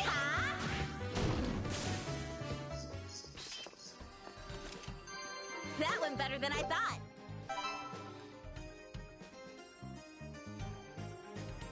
I'm trying to ironclad it. Yeah, well, I'm not invested. I'm not that invested in my job in the sense of, back in 2022, it was brought out by Walmart, and Walmart have never once given a shit. It's been very clear from day one that Walmart's never once given a shit. They just wanted to have their finger in a pie of owning a supermarket in the UK. Because it's been a very slow but very noticeable downward spiral ever since. And because we're owned by an American firm, guess what supermarket got affected by the fucking tariffs?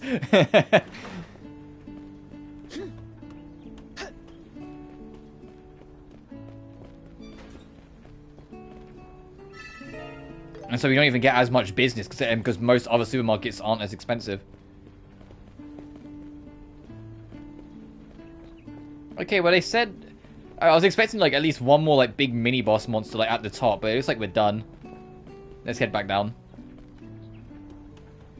It's a big issue, I got it. To be honest, if you had asked me like five or 6 years ago, I would have been like, no, I would like I would do X and Y and do that. But like I said, almost 9 years in this company. No, I've seen it when it used to be good, and I've seen what it fucking is now, and I know some things aren't worth fighting for.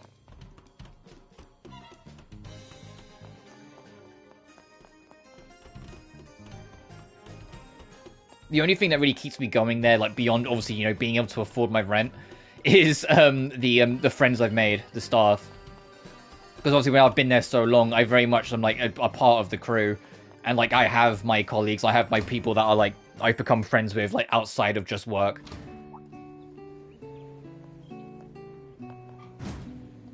Oh, how are things going? All done. The monsters have been dealt with, it's all safe now. Oh, so you're finished then. Goodness, that's a relief. Good work, young ones. Don't forget to be considerate of others, you hear? Alright, take care, Gramps. Yes, excuse us.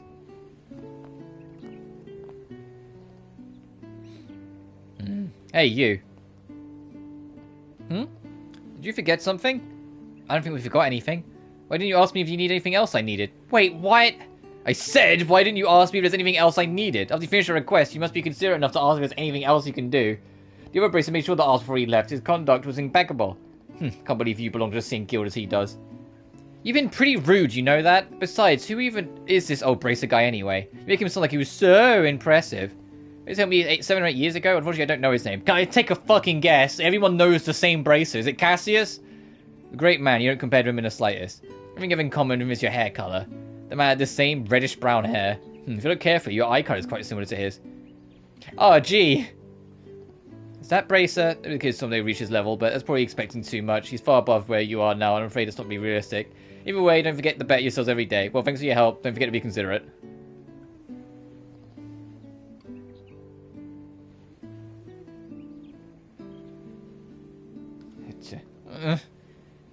Joshua, what do you think? It's entirely possible. Yeah, and also, like, the biggest thing in this fucking region is that the whole world revolves around Cassius. Cassius was the main character of his own adventure, like, 8 years ago. I get it, it's supposed to be like the whole story of them following their footsteps, but this whole fucking story is just, oh yeah, but Cassius, and it's like, brother. Cassius wasn't the only fucking bracer that's ever existed ever, please. Alright, quest completed.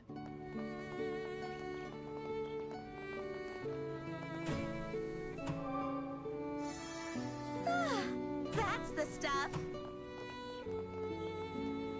I'll say still. I think that's like, I know we're still like, I say early, we're in chapter 2, so in like trail speaking, we might as well be like fucking halfway with how like long these chapters are. But I think that's like the only like real gripe with the story I have right now. I entirely understand the theme it's going for the story, where it's like it's following in the footsteps of the generation that came before. It's following in Cassius's footsteps, experiencing what his journey was by what was left behind after he was done, etc. You know, like a proper like journey of growth. But I'm kind of fucking tired of Cassius, but just because it's like he's every single fucking person we meet.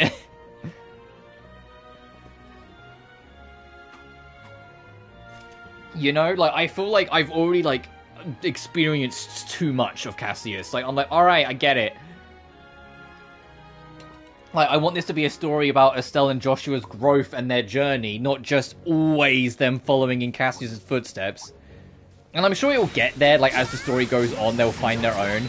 But, like, after the prologue, chapter 1, and now, like, even now already, like, no, chapter 2 is more of it, I'm just like, can we, like, talk about something else, please? You know?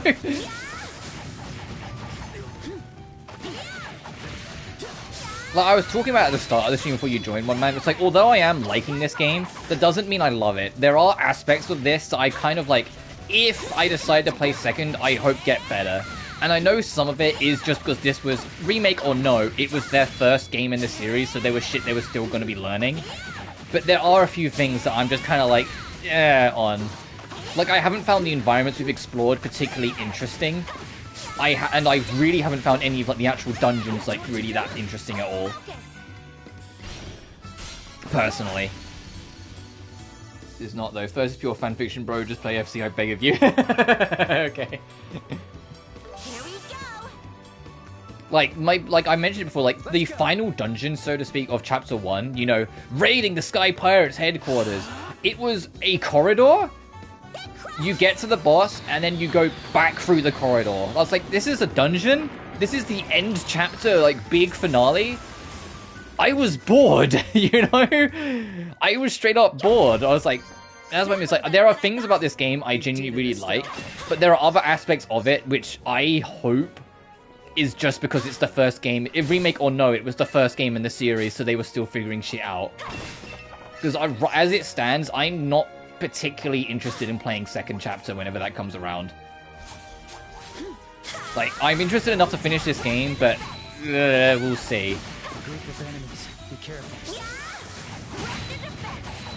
I'm also like a smidge mixed on the augment system, and I'm hoping it will expand more as the game goes on. Because I'm worried that the augment system will fall into, you kind of get your set augments that you want, or your set style of augments that you want relatively early, and then everything after that is just replacing it with improved versions, if that makes sense.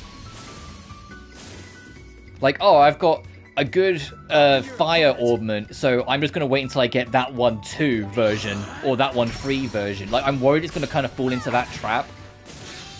And there's not going to be, like, newer, more expressive ones too much later on.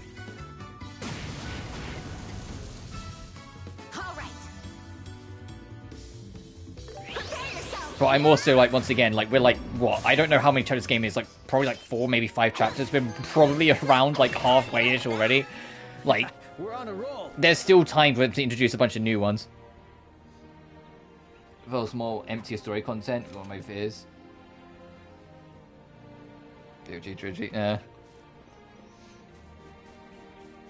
Like, I want options. Like, reminder, like, I'm the Shin Megami Tensei kid. I, like, you know, like, my biggest thing I want is I want variety. I want options. I want expression. I want to be able to, like, build the characters the way I want to. And the augment system, like, at least for now, like, I don't want to speak too soon. It feels like once you kind of get set up, you're just done. You know, you're kind of just set.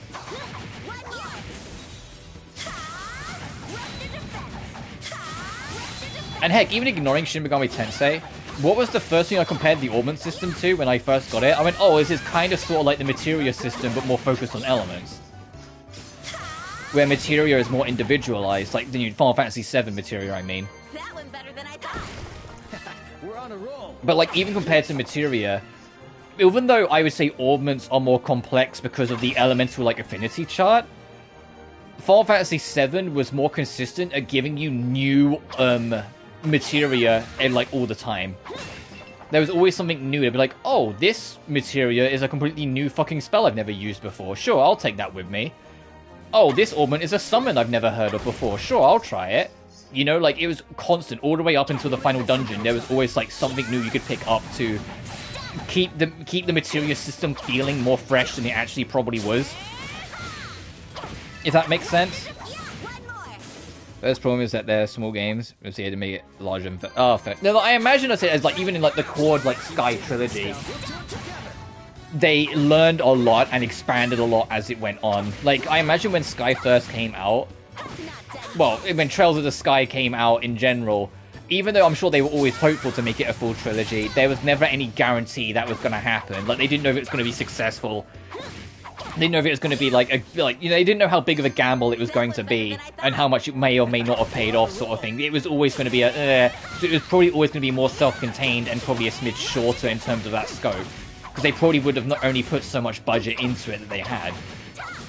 Because what were Falcom known for before then? The original Xanadu and Ys? Let's get moving. You know, like like they were just the Ys guys, I think, before then.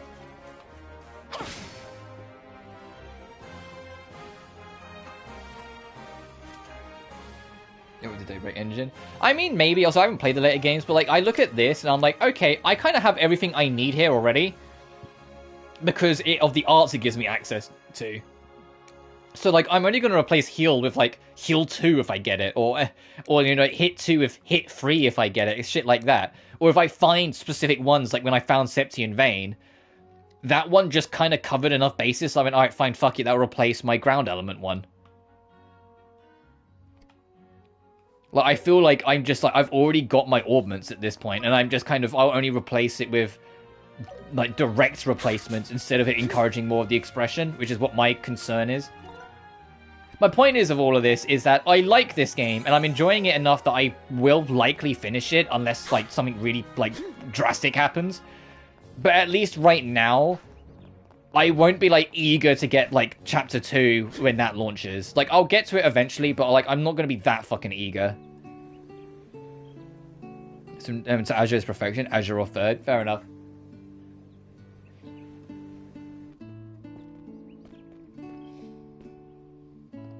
Ah, finally, we made it to civilization. Ah, there really are white flowers everywhere. What's the name of the village again? This is Minoria, a small town for travelers on the seaside road. There's white flowers, a type of magnolia. You mean like Magnolia Arc? Please bring back the Bravely series on consoles that people own. I miss Magnolia. Even though Bravely 2nd wasn't as good, I miss Magnolia. Oh, I didn't know they were so pretty. Oh, the sweet smell gets all mixed up with the salty sea breeze. I'm getting kind of hungry.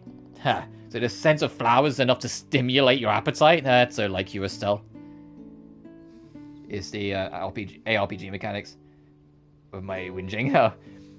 That just like I genuinely like that the action side of this game doesn't feel very dominant. The only reason why I use it so much is because it just cuts down time with grinding. Because beating up enemies in action time instead of having to go into a turn base and then make a turn is, at least with how I play, quicker. And so for the sake of grinding, I just do it. But when you see, anytime it's like a bigger fight, I usually swap to turn-based to engage in it. And I like the turn-based combat in this game. And I think there is enough there to keep it going sort of thing, like, as a, like, individually. But I don't know if it will last the whole fucking game, or if I'll start to get a bit more, like, with it. But then, like I said, I'm spoiled. Like, the biggest thing that makes me so hard to please with turn-based RPGs, despite me loving so many of them, is the fact that I'm a Shin Megami Tensei kid. Growing up with SMT, it's like, not trying to be like, oh, it's so much better. It's just that SMT has so many more options. And when you're used to having a million options, then playing a game that only has 1,000 options, it still feels less. But this game still seemingly has, like, a lot of options. It just, you know what I mean? Like, it feels less in that regard.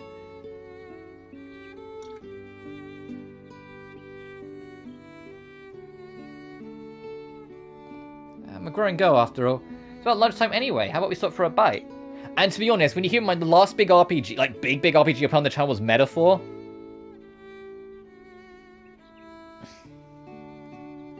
Everything's serious to your detriment. Hey, look, I'm just playing this game once a week for a few hours at a time, dude. I'm just telling you how I feel. When I got to the end of the prologue, like, it was too early for me to really have an opinion on anything. So I just kind of wrote it out. But when I finished Chapter 1, I reached the end of Chapter 1 with some complaints. And that's kind of why I'm, like, a bit more, like, cautious with Chapter 2. Because I really didn't like everything about Chapter 1. Well, actually, since we're already here, how about we find a nice place to sit down and eat? What do you say? We deserve a little break for making it to Ron. You're right, it does sound good. Let's look for a tavern.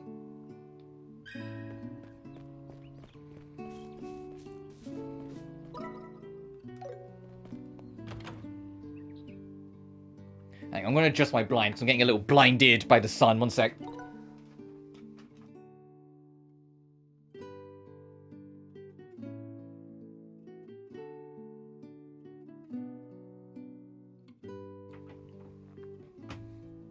Hey man, this should be treated like fan fiction. Yeah, but then what's the point? If this is my first real introduction to Trails, and you're saying, oh, don't get that invested, don't get, like, that into it, because it's not, to treat the original as the canon one, then why the fuck am I even bothering playing this? I like this game for what it is, I just have complaints. That's why I had to port and run, but it came back to the village. Minoria is where I was born and raised, so it's home sweet home. The only problem I have is my nagging sister. Alright, Zach. Zach got fired from his job in Rouen and came back home. Seriously, is he thinking about his future at all? His older sister, naturally I'm worried about him. Zach, you need to like fucking lock in. What do you mean you got fired?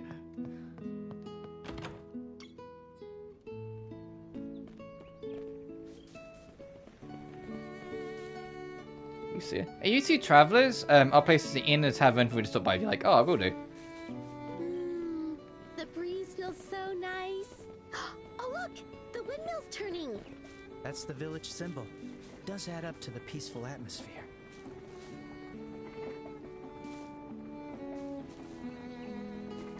Is this really what you'd count as a village? It's 1, 2, 3, 4 houses.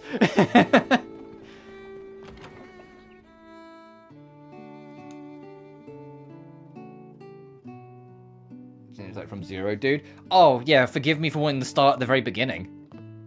I said I was always when they announced the remake, I was gonna wait for this because remake or no, it's the first game in the series, and I wanted to start from as early as possible. And they weren't, and at least right now, at least, they haven't, ported the originals over, so this is what it is. And once again, I am enjoying this game. Just because, I have complaints, but I am enjoying this.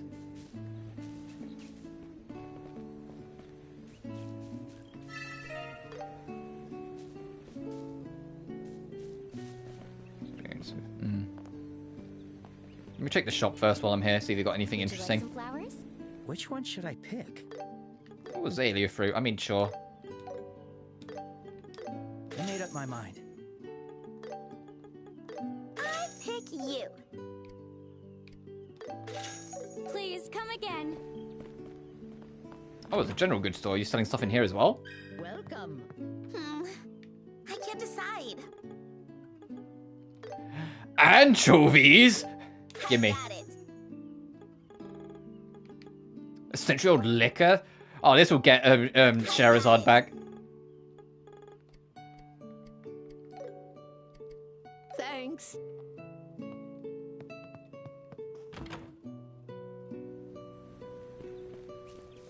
Would you like some flowers? Alright, let's see what they want me to do in here. Oh, another shop. What are you selling? Oh, you're not a shop. You're the actual... Right, okay, of course. You're the shop. Welcome. Time for some shopping. I made up my mind. I'll pick this. Take it easy now. Welcome to the Ripe Magnolia. I haven't seen you folks around here before. Are you on vacation here in Minoria? Nope, we're on our way to Rouen. We crossed the Cron Pass on the border of Bose. You crossed the Cron Pass? Man, never thought someone would actually walk the pass nowadays. You guys hikers or something? Not really. But we are very hungry from all that walking we did. Do you have any recommendations? Let's see. It's the perfect season for a box lunch, I suppose. Box lunch? There's a wonderful outlook in front of the windmill at the edge of town.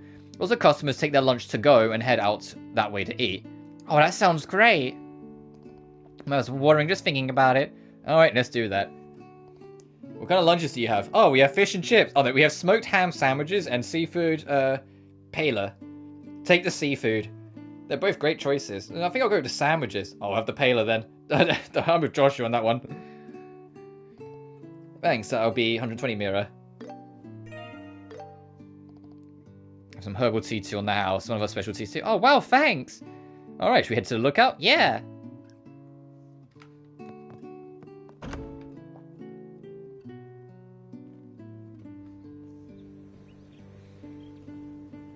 I just searched this area. He wasn't at the general store either.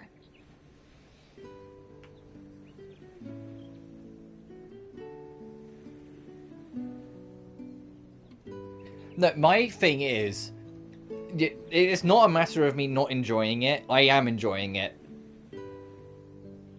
I like my thing is that I like it, I just don't love it. I'm having a good time with it. If I wasn't, I would have dropped it by now. I just have nitpicks. And it's not just mechanical. As I said, I think the dungeons in this game are kind of arse so far. The Sky Pirates hideout, Why, like, that's just being corridors with the occasional side room that either has enemy or treasure. That's not an interesting dungeon. And then when you get to the end of it, they go, oh no, the Sky Pirates ran away again. So you need to chase them back through the entire dungeon. And it's like, oh, great, fucking cool. I'm so glad that was a choice. You know, like that, like it's more than just mechanical. It's like plot and game design decisions that I kind of like, But like when I'm actually in the core gameplay, I'm having fun. When the characters are having their moments, I'm having fun. I think the character writing in this game is fantastic. You know, like the enemy designs are really cool. I feel like too many enemies fall into one or two camps, and that is they either explode or they don't. Because I feel like I handle most enemies the same in this game, whether it's in action or turn-based. But like when we explored the forest wasn't that interesting. When we, you know, explore the towers, the first tower was kind of cool and interesting, and it was a nice, unique environment. Then when I went to the second tower and the layout was near identical, I was like, oh, well, okay. And I kind of get the point with the towers, they're all supposed to be kind of familiarly designed, but it was still a bit like, oh, alright. FC Zolves? Oh, well, I hope so, but still. Some water brisket, Yeah, but I imagine the story beat's still the same. I imagine you still go through the Sky Pirate hideout, and at the end of it, they run away, and you chase them back up to the top for the security corp to catch them instead. Or the military corp, whatever they were called. Like, the fundamental issue that I had with that dungeon would probably still be there. It would just probably, where it's pixel art, just be smaller in terms of how quickly you get through it. Oh dear. Where could he have gone? Come on, Joshua, hurry up! Hey, Estelle, you need to watch where you're going, or... You're gonna, what? Yep, walk into someone. Sorry. Are you okay? I really should look where I'm going. Oh, she's cute. Yes, I'm fine. My apologies. I was distracted too. Is that right? In that case, let's call it even. Good grief. Estelle, what did I tell you? Huh? Joshua? What's wrong? Oh, nothing. I'm sorry about that. It seems my friend caused you a bit of trouble. I hope you're not hurt. No, I'm fine. Thank you. Besides, I was looking for someone. I wasn't paying attention either. Who voices this girl? I recognize this voice. I can't place it though. Oh, who are you looking for? Ah, those clips, maybe. A boy. He's about 10 years old, wearing a cap. Have you seen anyone like that? A boy with a cap? Joshua, have you seen him? No, I don't think so. I see. I wonder where he could have gone. I'll be on my way. Speaking of voice Thank actors, you, I imagine my the apologies Zenless for the stream trouble. that Yokai, the new villain, it sounded... I could have sworn it sounded like Patrick, who is the voice of Scaramouche in Genshin. And I was like, are we seriously about to have Patrick voice 2, 3.0, or 3.x main villains, like, in a Hoyoverse game? It got announced today, no, it's not Patrick. I was like, oh, fuck, it's just someone that sounds a lot fucking like him.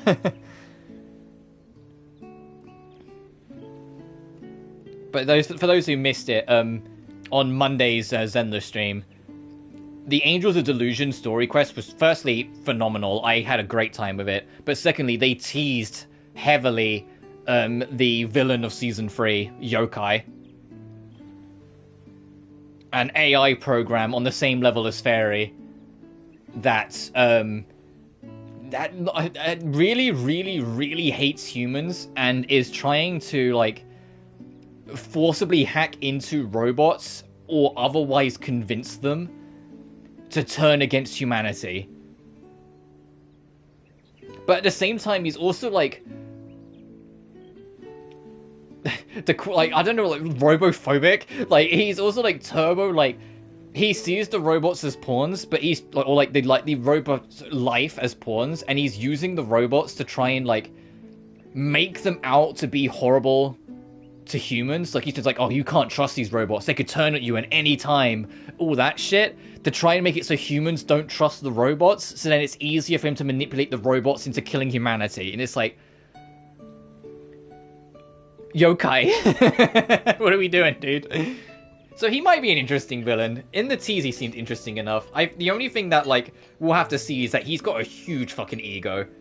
He spends, like, every scene he's in, he acts like his shit don't stink. Like, he acts like he is the hottest guy in the room, and it's like, you're an AI program. You're just a floating eyeball. Fuck off. But we'll have to see how it goes in Season 3 proper. The fact that he hacked Arya and like instantly made Arya nearly kill her closest and dearest friends is enough to demonstrate that he is more than effective at getting what he wants. But we'll have to see where it goes from there.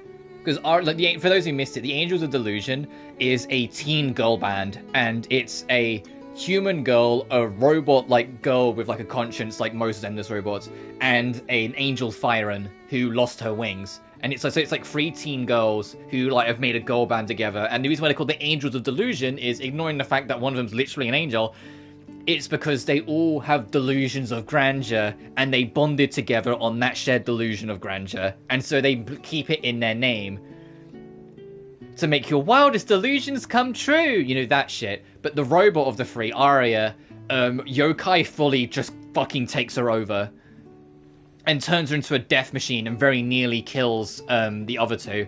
And if it wasn't for literally Jane Doe being at the performance where it happened and stepping in, basically acting as a police officer, because she is one, no one got seriously hurt.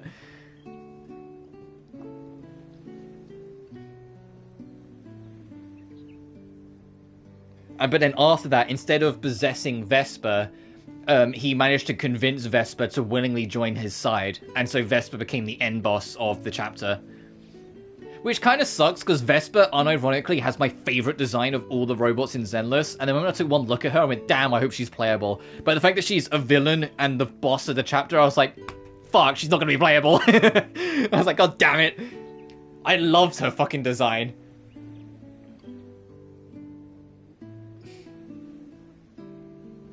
Like, this fucking, like, almost, like, green cricket lady robot design, but with, like, giant, like, antenna ear things, but has, like, a bit of jewelry on it. I was like, this is such an eccentric fucking design, but I loved it. Blood is literally just a Twitter user? Yeah, and the things that he introduces himself, he's like, I'm Yokai! And it's like, shut the fuck up, dude. Oh, the fact that, like, he hacks into like the proxy's main office, like he hacks into like Fairy's like domain, not to like shut it down, but just to taunt Bell and Weiss that he's gonna do something on Chinese New Year, and then leaves, and it's just like, oh, you're like a showman as well. Like, he likes showing off that he's like a little shit. And then his big plan was to just try and like, the robots he possessed, he had secret recordings of them attacking humans, and he's gonna show them on, like, hack into every screen across the whole city and show them all at once to try and build disruption, just for him to get counter-hacked by Fairy for it to not go through anyways. It's like, well, yeah, go away, Yokai. So we'll have to see how it goes. I think Yokai will, like, they'll have to build him up, but I think he's just gonna be like a little shit kind of villain. So I'm gonna sip my water. They also teased a lot of upcoming playable characters. Because, like, we have a snake Firen, so a human girl with snake features, called Sisissa, that we meet early in the story. And I mean this with love, but if you didn't see the VOD, all you need to know is she's a dumbass. I mean it with love. Like, it's dumbass affectionate, but she is a dumbass. Like, like, she's got like a police badge on her, and Belle goes, wait, a police officer? And Sissa goes, where? Like, she's a dumbass. Like, she's got the NEPS badge on, she goes, NEPS official? And she goes, there's a NEPS? Like, it's like, girl.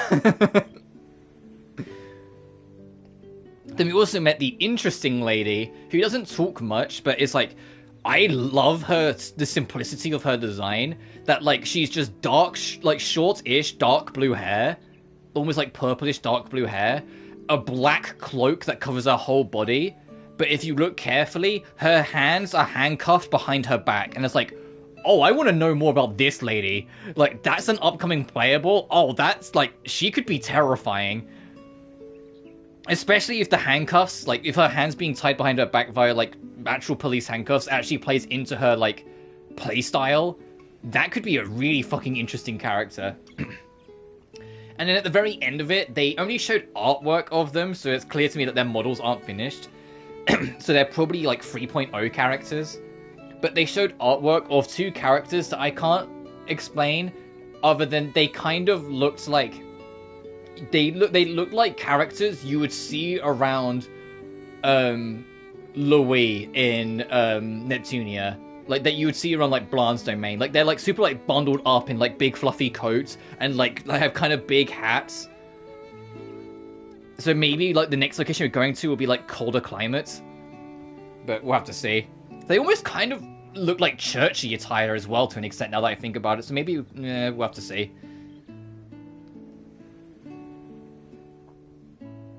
But we know... Like, the current version is 2 of the 3 Angels of Delusion banners. Next version is the last of the 3 Angels and Sississa. And so I'm assuming the patch after that would be Promenia, the lady with her handcuffs. And then it's just, and that might be the only one, because keep in mind, we'd be at 2.8 at that point. So we'd be at the tail end of the Season 2. So maybe it's just Promenia, but we'll have to see. They might squeeze in one more character. Oh, they also teased, you know, Seth, the only boy in NEPS. You know, that the A rank boy with the sword and shield. They showed off his older brother, Severian, and he's like a very like broody, like 6 foot tall dude with white hair in a suit. And I'm like, oh, I wonder if he's going to be playable. But listen, the Angel Delusion story like teased a lot of characters to come.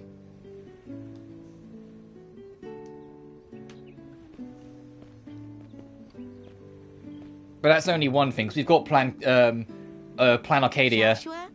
On Friday with Honkai Star Rail. Hey, Joshua. Huh? Oh, did you want something? Not exactly, but... Oh, wait a sec. Ah, I see. Oh, right, Estelle's gonna be like, oh, you were stolen by her good looks, weren't you? I'm fairly certain you don't. Oh, don't be shy, young man. They say the flower of love can bloom from the very first meeting. You are wrong. It's just that she looked like someone I knew a long time ago. That's why I was surprised. Ah, the old... have we met somewhere before routine? I will say that regardless of my thoughts and feelings on certain aspects of this game, Estelle is easily the best thing about this fucking game. I love Estelle. She's such a gremlin, but in the best way possible. It's a little cliche. I'd give it a 3 out of 10. Anyway, Estelle, didn't her uniform look familiar? Now that you mention it, wasn't that the same uniform Josette wore? The Royal Academy of something or other? Janus Royal Academy. It Poor is girl doesn't get located it. in Ruan, so running into a student here isn't too surprising. So that's what a real student looks like. She seems so proper, polite, and smart. Unlike that cocky, unrefined, stupid, annoying tomboy. Estelle, you focus so hard anytime that Sky Pirate is brought up. Are you sure you actually hate her? Because you seem a little obsessed. It's like fucking Squidward talking about Squilliam fancy sums. Like that stupid, handsome, ugly piece of shit, beautiful fucking... It's like, are you sure you hate him? Is into with her. Like, you're gonna have to, like, really, like, convince me on these two. You really think so? Because, like, I know they're adopted siblings, so who gives a shit, but they're still kind of siblings, and it's like, I know they ultimately become love interests, and that's the route they go, but you're gonna have to work real fucking hard to sell me away from the sibling dynamic and more on the romantic dynamic, because right now, I'm just like, that seems weird. I seem to recall you saying the same about Josette when we met her.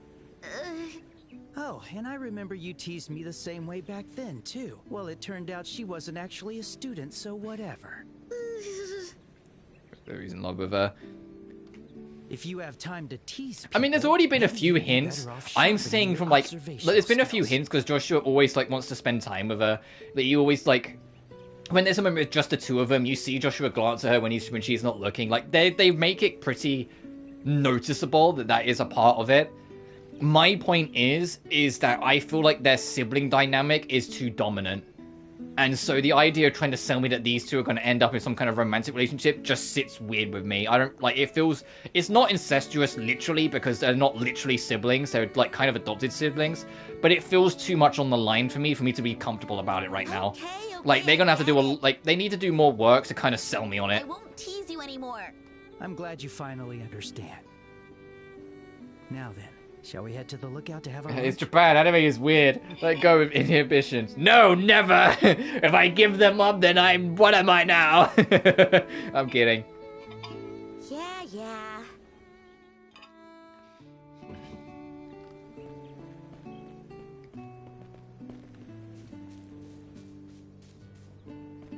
And considering how many times I've been told that this series is like turbo terrifying, uncomfortably dark at times, I think this is probably going to be the least of my problems if I commit to the series. The amount of times I hear people go, Jesus fucking Christ, the third game in the Sky trilogy, and I'm like, huh? Like, hearing it once or twice, sure, but like every person who plays it comes out saying, oh fucking hell, like, uh-oh. Yeah, it's like we can see the whole ocean.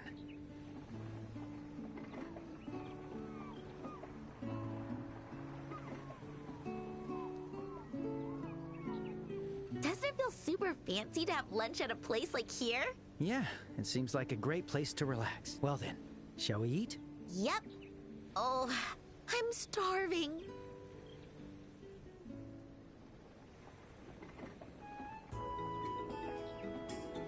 Let's see. Mine's the smoked ham sandwich.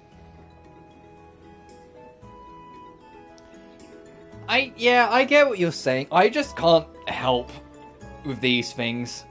Fictional character or no, there are certain things where I will take that, I struggle to swallow and will take that step back mentally and go, okay, why? You know? Well, I'm not saying you can't have these stories, but if you're trying to sell me on this main romance, but you introduce them as adopted siblings, there's an immediate wall that's been put up for me in my mind about this romance being convincing. I'm not saying it can't happen, but for me, I'm like, that just makes me uncomfortable. I don't get interested in it. I just go, ugh. Especially because it's not like, it was forced upon them and blah, blah. No, they've been kind of comfortable as brother and sister for was it 5 years they said? A good while. It smells so good. And mine is the seafood paella. The saffron is such a nice touch. It smells so nice. It doesn't look that nice, Joshua. I'm gonna be honest with you, brother. Yeah. Okay, let's take the first. And I like seafood.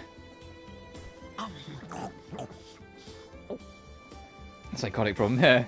Wow, it's so smoky. The only thing I'm worried about, and if I ever get to it, I will make sure to temper my expectations so I don't do this. But have you ever had it where someone warns you about something being really dark and really sinister or whatever so fucking much that you build an image in your mind of what it might be, and then when you actually get to it, you're actually kind of underwhelmed because of what you built up in your mind? I don't want that to happen. So anytime someone goes, oh man, fuck, those later games, oh shit, I'm like, yeah, alright, whatever. I try not to think about it too much. Because I don't want to assume it's going to be the most diabolical, horrific, disgusting thing ever conceived by a human brain. And then when I go into it, it's just slightly worse than a horror film, you know?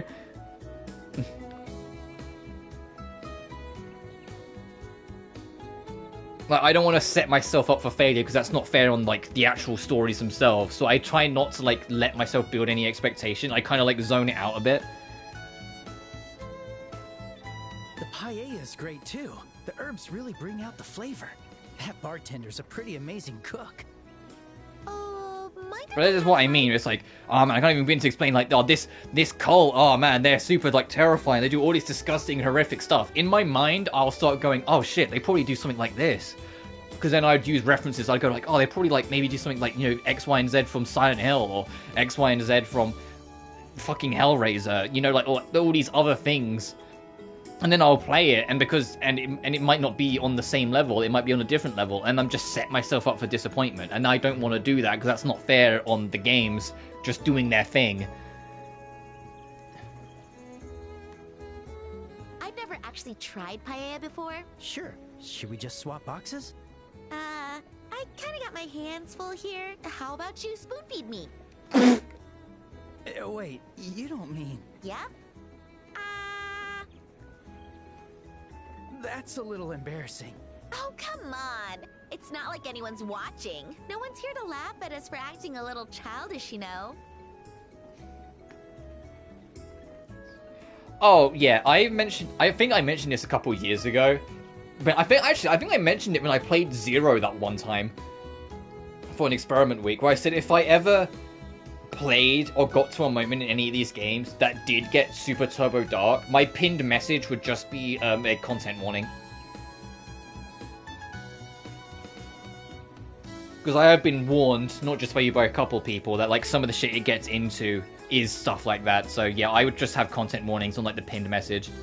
That's not why I'm embarrassed, but fine. Did she bite the animation looked like she bit the spoon. Is she a psychopath? Delicioso. Now that's what I call seaside food. Yeah, and Joshua's embarrassed here because he sees it more as a romantic thing. It's like something that couples do. Really gets your appetite going. You know what I mean? Yeah, very good. Hey, don't act all cool now. All right, take this. She's gonna shove Although she's just gonna shove it square into his face. Well, it's delicious, but don't shove food into my mouth like that, okay? Fine. That was great. The herbal tea they gave us was incredible as well. Yeah. I know someone in real life that's a lot like Estelle, just with not as much energy. Like the same sort of personality and same kind of cheekiness, but not as literally like raring to go and buzzing with life the way Estelle is. The sea breeze feels nice too. It's making me. And like the more little things Estelle does, the more I'm like reminded of like one of my friends, and I'm just like, man, no, they are kind of. The best as imaginable was affected by it. Oh, fair enough. You shouldn't sleep right after a meal, but maybe a post-meal siesta isn't such a bad idea sometimes. I know, right? Huh? That bird is so fat. What the fuck? How's it flying? Hey, did you see that bird? It seemed a little too big to be a seagull, right? Yeah, its wings look different, and its beak was sharper too. Maybe it was a hawk or an eagle. A white hawk? That's pretty rare, isn't it? What a good omen. I feel like something good's about to happen now. Let's hope. By the way, I feel like these two are gonna go through like all the steps of what like dating life is, you know, like spoon feeding each other and, you know, going to the top of the lighthouse together or the watchtower it was back in Roland. But like the whole time Joshua's gonna be like, we're kind of like doing dating shit, and the whole time Estelle's like, fun siblings. Like I feel like that's the dynamic that these two are gonna have for like most of this whole fucking game. Gone with the wind. In that case, let's get going. We want to finish our transfer to the Ruan branch today. Yeah. Which, you know, really fucking tracks from like any dynamic of friendship between a boy and a girl. It's a most consistent, like, annoying thing. Shame. Too many boys mistake friendship for romance when the girls just, you know, want to be buddies. They just want to fuck around and have a friend to bounce off of, and then the guys just get immediately fucking attached.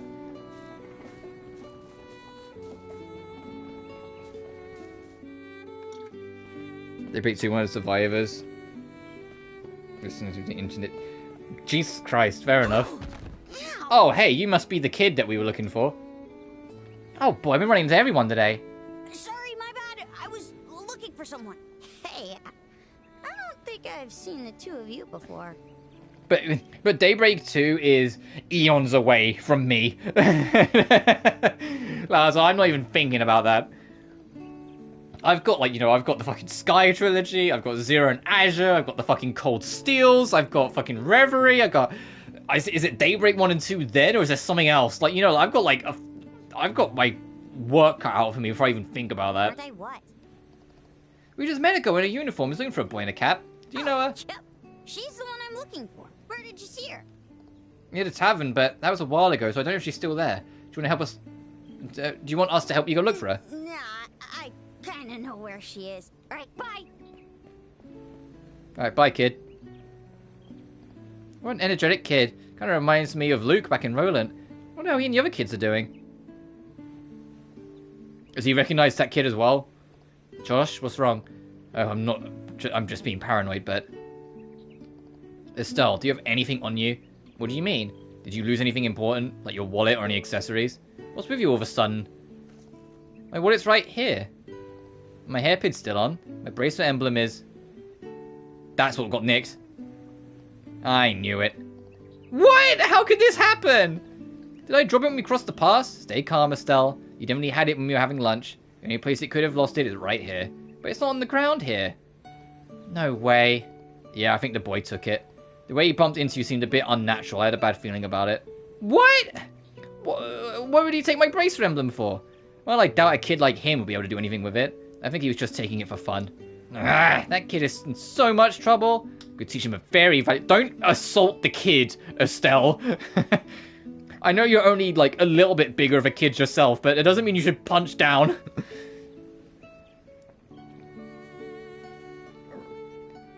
The cult is worst group of villains ever, to the point where the bigger villains of Ouroboros say the cult goes too far. I don't know, don't be too hard on him, okay? Let's think so as we try and find him. Oh, I really screwed up. Okay, you can dwell on it later. Let's find witnesses for now. Would you like some flowers? How can I help you? So I wanted to ask, have you seen a boy with a cap around here? A boy with a cap? Oh, boy with the Royal Academy uniform wearing one. Yeah, that's him. Do you know where he lives? He's not from around here. I think he lives at the orphanage. The orphanage? Yeah, Mercia Orphanage. It's a facility run by Matron Fereza. East of here, along the Gull Seaside Way. So the kid lives in an orphanage. Let's go check it out. Be cautious.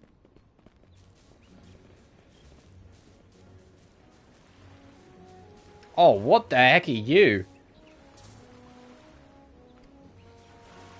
Do you have... Oh, you have 4 eyes. You got the eyes at the top and the little guys at the eyes at the bottom. That's a cool enemy design. Alright, now back to like the discount Carvanas. Which is what got me talking about Pokemon to begin with before you joined.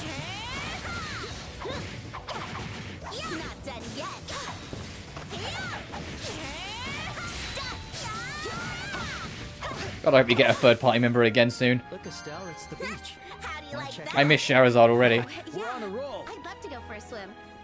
Can you swim in this game? Yeah, I'd love to go for a swim. They look tough, but we're tougher. Narratively. Oh, fuck, Pez.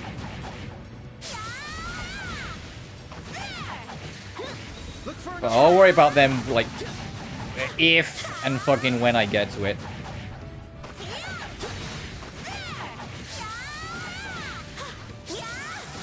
Speaking of, I wonder if, like, there's going to be a new trailer at the State of Play tomorrow night for any Trails games. I know, like, Sky's second chapter is confirmed. It's had, like, a couple trailers already, but I don't know if that's getting another trailer or if there's something else they're working on Trails-wise. Or heck, if they're gonna, like, you know, work on something else instead of just fucking Trails. Like, they do have other franchises. I mean, at the Nintendo Direct, they did announce a new Xanadu game. Kyoto Xanadu. So that's something for the Xanadu fans.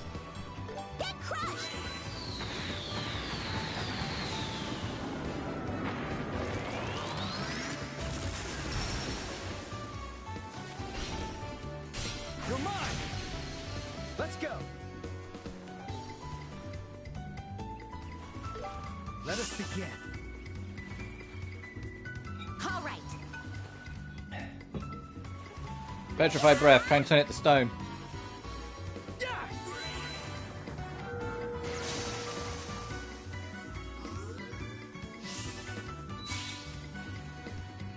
Oh no, whatever will I do? Let us begin.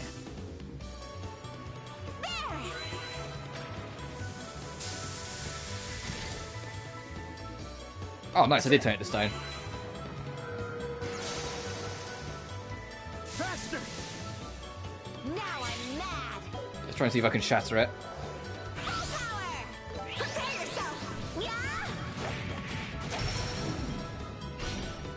Too slow! Ah! Joshua, do it. Let's go! Too slow! You're up. But yeah, no, fair enough. I said I'll get to them if and when I get to them. Oh, these guys blow up too? Uh-oh. Ow. Like I said, the enemies fall into two camps. They either blow up or they don't. Silver shield. Okay.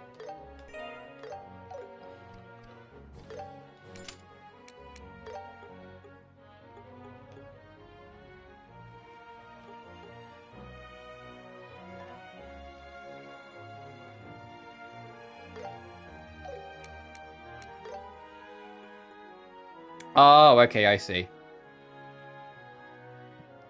I don't mind giving up that one. Oh my god. Yeah, I'll take that one as well. Hey, I haven't upgraded my equipment in a while, can you tell?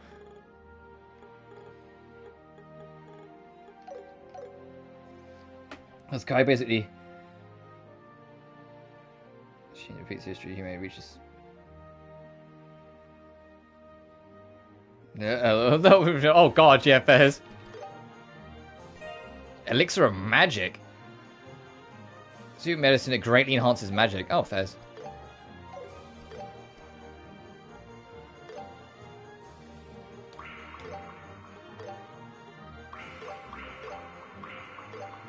Defense. Okay, your defense is about the same, so I'll just share it. Spirit. Yeah, okay. Yeah, that's good.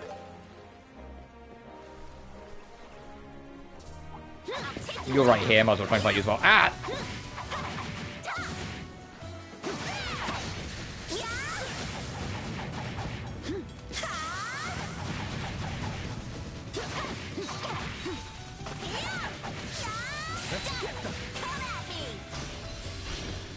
You're mine!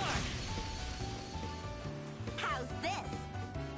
But yeah, my plan after this, like... Let's talk about something for a minute. Like, for the rest of the month, I want to try and get as much done as I can. That's why I'm going to like do Plan Arcadia for like from as soon as it comes out until it's done, basically. But then after that, I am going to be really prioritizing Death End 2. I don't know if I'll get it done before the 27th because it's already like the 11th or 12th. Like it's already, you know, getting there. But I would like to, because once the 27th arrived, I'm going to be super fucking busy with Resident Evil 9 and Tales of Berseria both coming out. And I'm going to be busy that week anyway, because the Luna 5 Genshin update drops as well. And although that should be only done in one stream, because there's no map expansion, it's just the Varka quest. Still. God declares.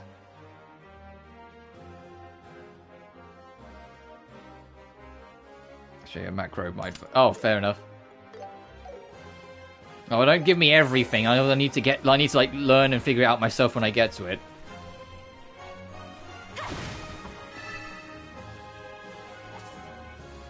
We'll end this in no time.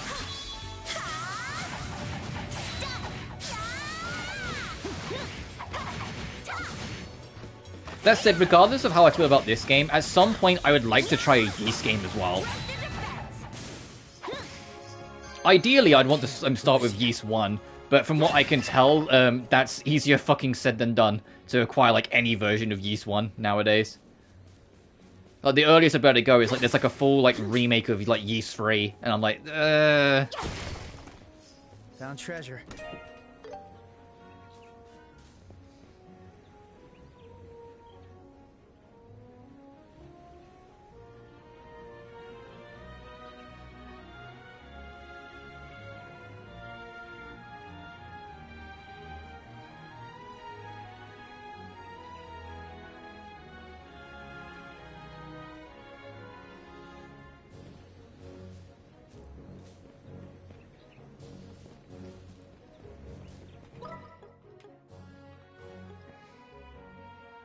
But it's my technicality. Yeah, but it's still shit I don't know yet, and it'd be fun to learn when I play them.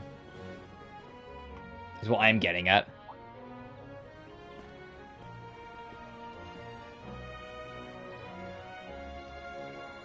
So the orphanage just up ahead. What's wrong, Estelle? Alright, I made up my mind. No matter what the circumstances are, stealing is wrong. When we find him, we've got to teach him a lesson. Ha! I guess I'm not surprised you came to that conclusion. Just don't go too far, okay? Sorry, no, you're good. I get you're excited. You want me to be like... It's the same with like when other people play franchises I love. You really want them to just like get into it and enjoy it and get super invested and find all the things that you love the way that you love it, basically.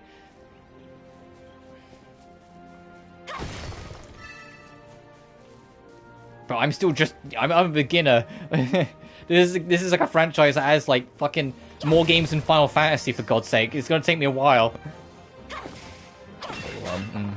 Or nearly as many. It's definitely getting up there.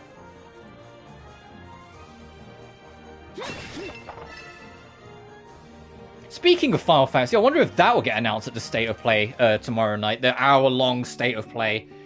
Final Fantasy VII Remake Part 3. Because I feel like that's only a matter of time.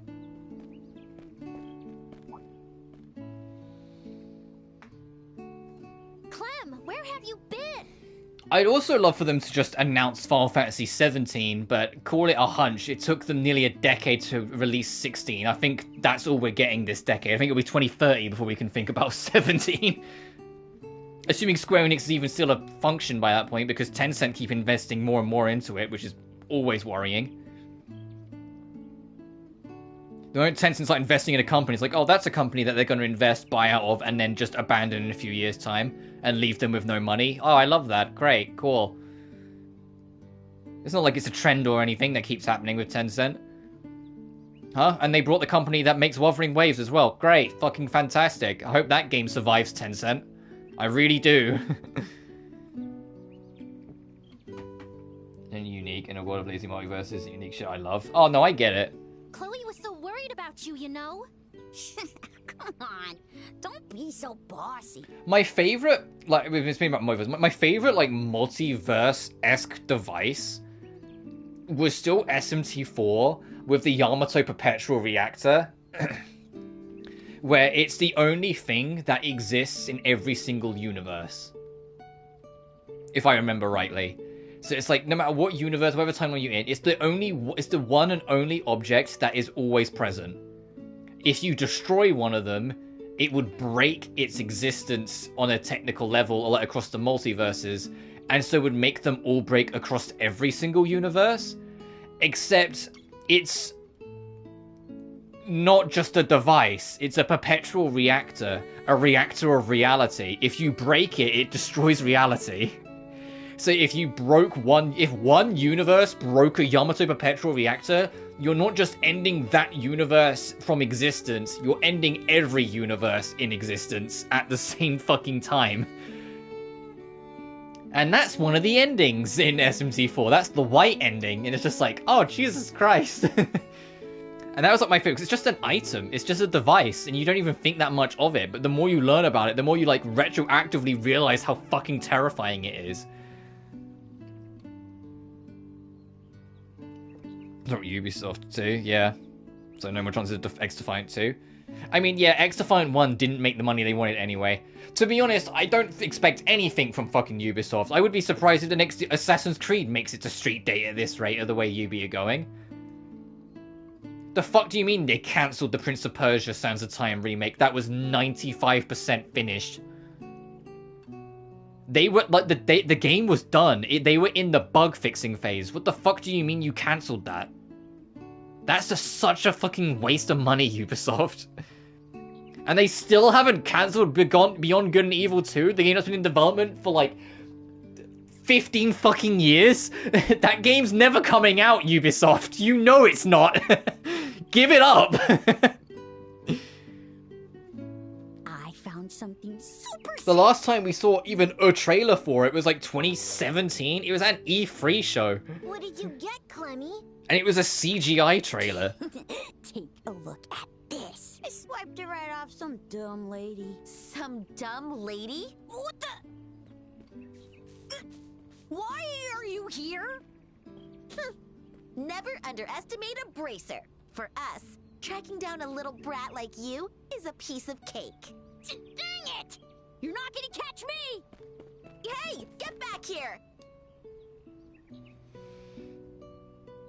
So it's about eating Kiwami. Oh, well, it's crazy how you learn to appreciate the things that were just okay when you're presented with utter shit. Kiwami free. Every single little thing I learned about Yakuza Kiwami free just hurts my soul. So I'm just like, the fuck are we doing? And then the interview we had yesterday, where Yokohama, like the current lead writer of the series, went, we're gonna remake more titles after 3, but we're not gonna call them Kiwami anymore because we're doing a split timeline. The fuck are we? What do you mean? And I went, we're going to do like the Kiwami timeline, so Yakuza 0 Director's Cut, and then Kiwami 1, 2, and 3. And then moving forward, it's going to be a split timeline, more focused on the Daidoji, whilst the original story will continue as is, using the original games as their, like, timelines. Like, why the fuck are we doing a split timeline? Yokohama, are you that upset that you didn't get to write Yakuza 4, 5, and 6 originally because you were stopped by someone who was a better writer? And so you're taking it out on your dev team by re-fucking writing 4, 5, and 6? But making it a split time? Fuck off! Like, come on! There is nothing in my life that that's made me so immediately, like, cut off any interest in a franchise than current RGG, and it's such a shame. It's such a fucking shame that they've just dismantled so much goodwill. What do you mean Kiwami 3 has barely a quarter of the side stories or sub-stories that the original game had? From 117 to 31. What do you mean one of the sub-stories you cut out was a very beloved, iconic cafe quest side story that involved a trans character? Like, why would you get rid of that? I'm not going to pretend Yakuza 3 had fantastic side stories. Like, some of the sub-stories were kind of whatever, but nearly 100 of them you fucking got rid of? Brother. Like, Kiwami 3 doesn't feel like extreme free. It feels extreme lazy free. And it's just so disappointing as someone who was a Yakuza fan. Like, I had no say in it because I wasn't going to get Kiwami 3 anyway because I was taking a break from the series. But that break is going to be a bit longer than just a break if this is what we're going to be expecting, you know?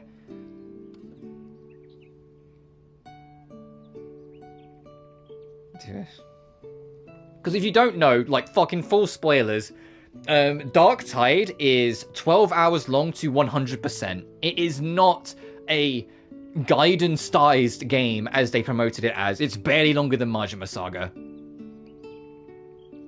And keep in mind, that's to 100%, not to just play it casually.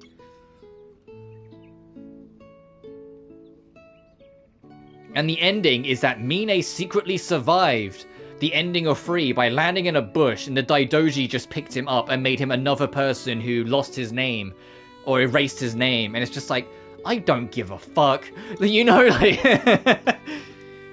I love Mine. I don't love the idea of keeping him alive. I felt like his story was very well written and kept and put together in a nice little neat little bow.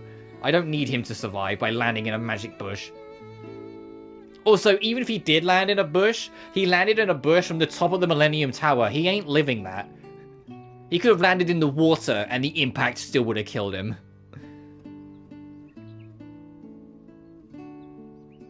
And I've learned that Yokoyama had a lot of writing ideas for Yakuza 3 onwards, but a lot of them were turned down by Nagaroshi.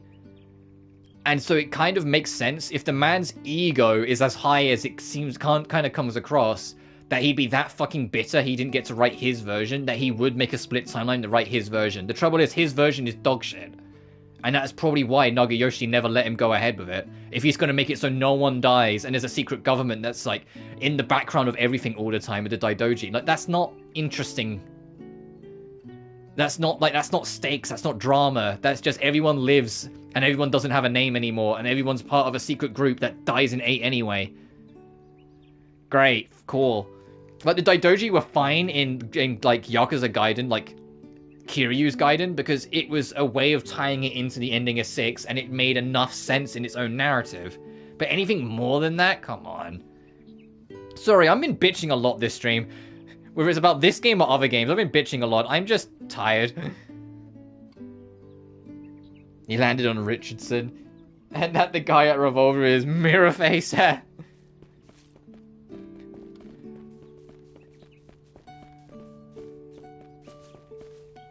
What the fuck are we doing, gang?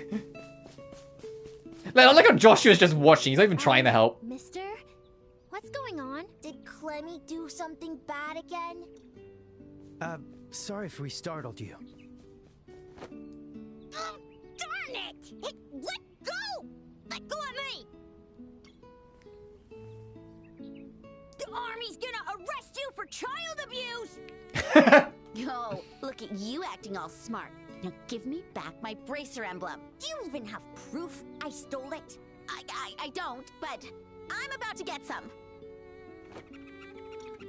Hey, stop! Tickles! Gross! Knock it off, crazy lady! Come on. I'll stop if you quit resisting and just give me back my SIG! What the hell was that? That... Step away from him! If you refuse, I'll have no choice but to... Oh, you're... We met in Minoria before. Help me, Chloe! This lady's bullying me for no reason! Wait, 7, just saying. What do you mean, no reason? You stole my emblem. Then show me the proof. And no tickling this time. We meet again. Hello again. Apologies. I thought perhaps a burglar had broken in. So... what exactly is going on here? Isn't it obvious? Clem's been causing trouble again. Hey, Chloe! Is the apple pie ready yet? Chloe only just got here. Daniel, calm down. No, it'll need a few more minutes. Oh, it's annoying me. I recognize Chloe's... I need to look it up. Now I've got a name, I need to look it up.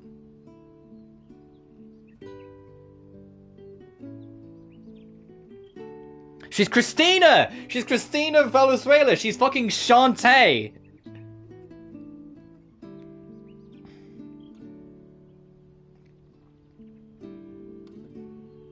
She's my girl Shantae. What else has she done that I can give to you guys?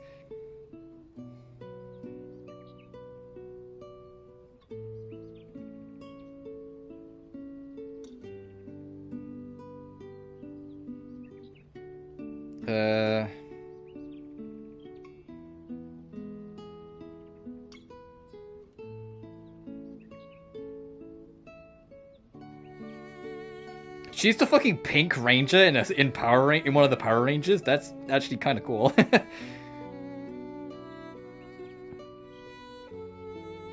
She's Miyabi in Zenless. I fucking knew I recognized her from somewhere.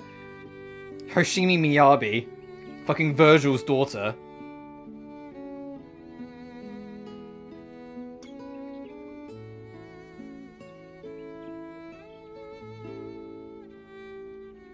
Is she Nepgear? Hang on. No, I've got to check.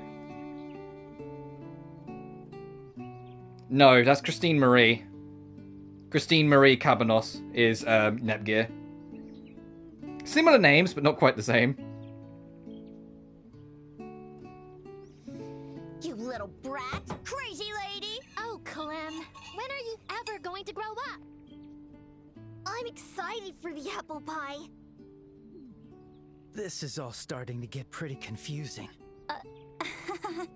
It sure is. My, what's all this commotion? Matron Teresa. I don't know the details, but it seems obvious to me that Clem's been getting into trouble again. Hey! No fair, I didn't do anything! This Empty your crazy pockets. lady just keeps yelling at me for no reason! Stop calling me that! Oh dear. This is quite the situation. This is getting louder as it goes. Clem, are you sure you didn't do anything? Of course I didn't! Swear to Adios? Yeah, I swear! I see. Earlier, I found something that looks like a badge in the kids' room. It isn't yours, is it? Wait, what? I thought I had that in my pocket. I knew it. Oh my. That was pretty clever. Made him give it up. You're not talking your way out of this one, Clem. Return what you took from the young lady. Yeah, you little shit. Fine. I'll give it back, okay? Whoa! You ungrateful little shit. I'm out of here. Clem! No need to fret. He'll come back once he's cooled down. Anyway, there's no reason to keep standing out here. Why don't you come inside and tell me what happened over a nice cup of tea? Yeah, sure, Frieza. I could do with that after all this shenanigans. I feel like this isn't even the first time that Estelle's been robbed. After enjoying tea and pie, Estelle and Joshua introduced themselves and give the detail of today's events.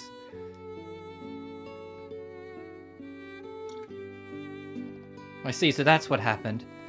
I'm quite sure Clem meant no harm. I don't know. He threw a metal badge right at Estelle's face. I think he didn't like us. But he really can be quite the handful. I'm deeply sorry. As his guardian, I cannot apologise enough. No, it's okay. He did give it back after all. Besides, this herbal tea and apple pie are more than enough to make up for it. You have my thanks, Estelle, Joshua. I agree, this tea is wonderful. Tastes like the tea we had back at the tavern in town, but... Oh, seriously, we followed on the last? Oh, what, that Estelle gets robbed? Yeah, okay. She strikes me as someone naive enough to get got many times. The same herbs we were growing outside. Yes, growing herbs is a bit of a hobby of mine. And thankfully, the owner of the tavern purchased them from me. Oh, I see. The apple pie was also super delicious. I'm afraid I can't take credit for that. That was this girl here. What? You would want to bake the pie, Chloe? He is. It is funny though, like bring up the English voice cast. It's like earlier we had Dorothy, whose voice actress was Kat Pratano, who's, you know, Skirk in Genshin, and now here we have like Christina V, who is, like I said, Shantae in like the Shantae series, and Hoshimi Miyabi in Zenless Zone Zero. It's like, it's funny how these VAs get around sometimes. I think nothing was harder than the whiplash when we started Neverness to Everness' beta, and the first guy you meet is this suave gentleman in a suit. He speaks, and it's immediately just Tartaglia Child. I was like, whoa, Griffin Burns, hi! You're not even trying to do a different voice!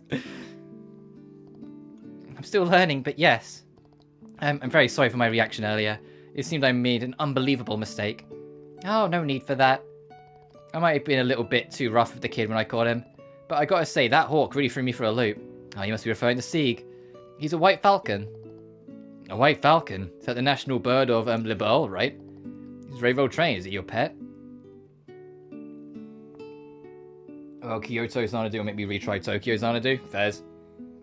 What was your trouble with Tokyo Xanadu? Because I remember you tried it, but you couldn't really get into it. Was it just the action combat, or was there more to it than that?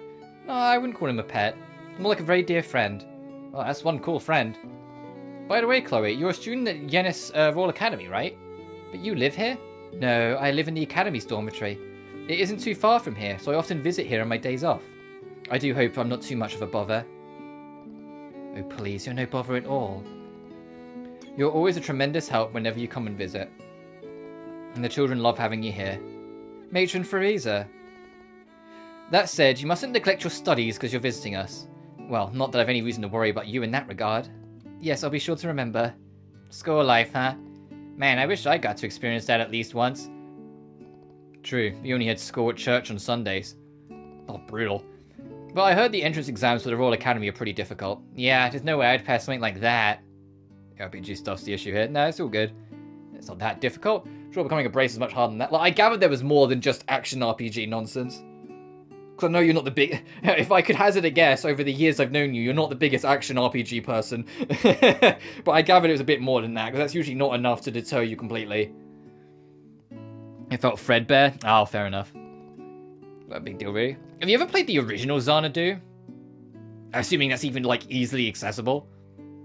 Because I'm curious, like, if, like, there's anything in the original Xanadu that, like, is different, because that was back during like the pixel era, like during like the NES and SNES era, if I remember rightly. Like I think it was like 90s.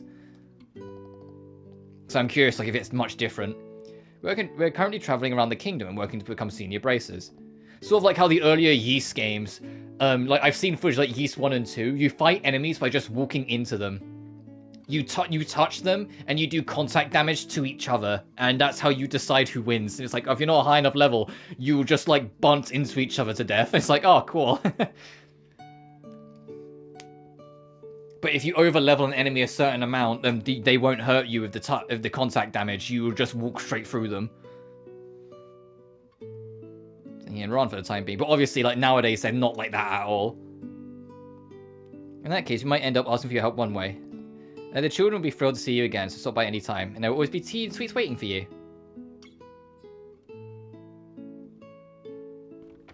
In comparison with how minimal Violet is compared to Cry Machina. Fair enough, yeah, I'll go with that. Speaking of Violet, I do have the Platinum for that now. And I gotta say, honestly, I've got some recommendations if you go for it yourself and you're going for the Platinum. Firstly, on your first playthrough, don't worry about anything.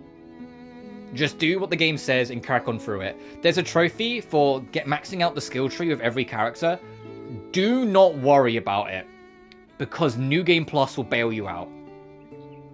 When you go into New Game Plus, it gives you infinite skill points. So you can just immediately get all the trophies for maxing out all the character skills. On your second playthrough, that's when you should start, like, knuckling down and focusing on characters, but try and keep it even among all the characters you didn't max out on your first playthrough. The reason why is because each one has a scripted number of visits you have to make, and when the last, like, hangoutable character joins Tiger, you have exactly 9 more visits left. If you haven't started every character, I think Noah has 10 visits, so you won't be able to max it out by that point. And the reason why I bring up this point specifically is because Chapter 6, Episode 8... No, sorry, Chapter 5, Episode 8, basically when Tiger joins, you should leave a save there, because that's the point where you've got every member of, in your party, and you have exactly 9 interactions, so you know how much you've got to play with. From there, you focus down a character, max out their social link, load that save. Pick the next one, max out their link, load the save. Etc, etc, until you're all done. And when the last character's maxed out, you should probably have the Platinum, because all the rest of the trophies are piss easy. So, like, that's my biggest recommendation, is don't worry about it on your first playthrough, because you get a bunch of gimmies in your second. If you're honest playthrough for one, then technical playthrough. Yeah. That's kind of what I did, because I dated Arca in the first playthrough. On the second playthrough, I didn't hang out with her once, because I didn't need to. I hung out with everyone else relatively evenly, up until Tiger joined. And then when Tiger joined, I left a save there because I knew I had exactly 9 more interactions. So I could, like, schedule around it. So, like, Noah was 2 points off max, but so was Seto. So because they were only 2 points off, I was like, okay, that's at most 5 hangouts. So I did both of them in one go, and then loaded it back. And then Taki only had 2 more hangouts, so I did both of them, then loaded it back. And then I was kind of worked from that. And then once I did all of them, because it tells you explicitly that Tiger is 7 hangouts, you can then just steamroll Tiger and have it done before you have to worry about doing the final dungeon. And then you can have the Platinum done without having to do the final dungeon twice. I didn't latch onto anyone. I did once I did the social links in the in like my second playthrough. I think the biggest problem with Violet's characters is that a lot of their best writing is in their character stories. They get a good introduction and they have fun writing, but their stories that make them interesting isn't in the main game, because the main game is so focused on its episodic. By the time you get into a character, it's moved on to the next. But their character stories do a lot to kind of expand them and make them interesting. My favorite character is honestly Emma Nova, the shy shut-in. That's a first year, it's a year younger than everyone else. Emma's story of basically her trying to become friends with everyone, but not having a fucking clue how to even put up with everyone's different interests and takes. Although it's a simple story, it's just really charming to see her find her footing. Taki's I liked as well, because his story is reflective of the main characters, because the main character's story is that he's living in the shadow of his older brother, whilst Taki has lost his younger brother. And so there's a dynamic of both people who are, whether they like it or not, altered by consequences that came about from their brothers, and so it's the bond and that you share between them of one of them losing a younger and the other being molded by the older coming together. Like, it made for a fun story. She has a motherly, nurturing presence. She's just like a real mother to the children here. I need to get to the end of this cutscene because I've been holding in a need for the toilet for like 10 minutes. So I need to stop rambling. Oh, Sieg, were you waiting for me? Pew! Yes, that's right. They weren't burglars after all. Their names were Estelle and Joshua. Can you remember them? Pew! Such a good boy. Wow, you can talk with him?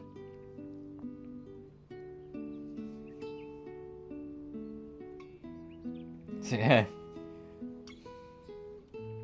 Noah's character story is that she's severely overworked. She stresses out over the little things because she's so overworked and she's worried of letting people down. So she keeps on, every time anyone says, oh, can you? She always says, yeah. And so, like, one of her social links is that she literally fucking collapses and ends up in, like, one of the the nurse's office bed because she just so severely overworks where she doesn't want to disappoint anyone. It's like communicating without words. Wow. You two must have a very deep bond. I think the only social thing I really didn't give a shit about was Seto. Like, the Ryuji / Yosuke of the game, like the first boy that joins your party. I didn't give one fuck about him. And I couldn't really tell you what his character story was because I don't really remember it outside of he wants to be a live streamer. Hello, Sieg. I'm Estelle. Nice to meet you. It's gonna land on her head or... Oh, no. I was thinking the joke to be it's gonna land on her head. Oh, he rejected me. Ah, that was unfortunate. By the way, you mentioned that you're heading to the city of Ran, did you not? Yeah, we're going to change assignments to the guild branch there, or else we won't be able to take jobs on there. I've been to the Ran branch a few times before. Would you like me to show you the way? Wow, really? That'd be super helpful. Are you okay on time? Don't you need to get back to the academy soon? I am. I've received permission to be out for the entire day today. As long as I'm back by sunset, it'll be fine. Great, it's settled then. Ran, here we come. Is she a party member or just here as a guest? Oh, she's just here as a guest, okay. Right, I'm gonna manual save, so I haven't manual saved today. I'm gonna take a quick bathroom break. I'll be back in a minute. I finished my water and it's gone through my system.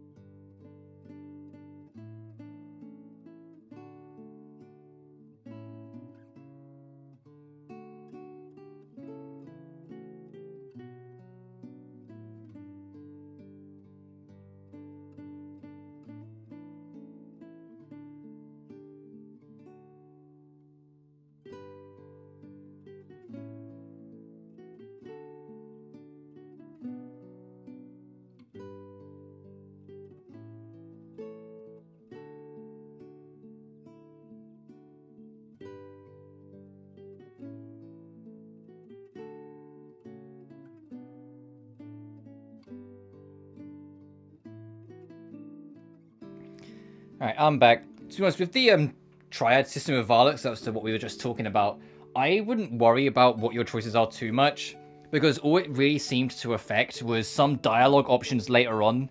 If you've got more points in one aspect, you get more options, and some stat bonuses. Stay alert.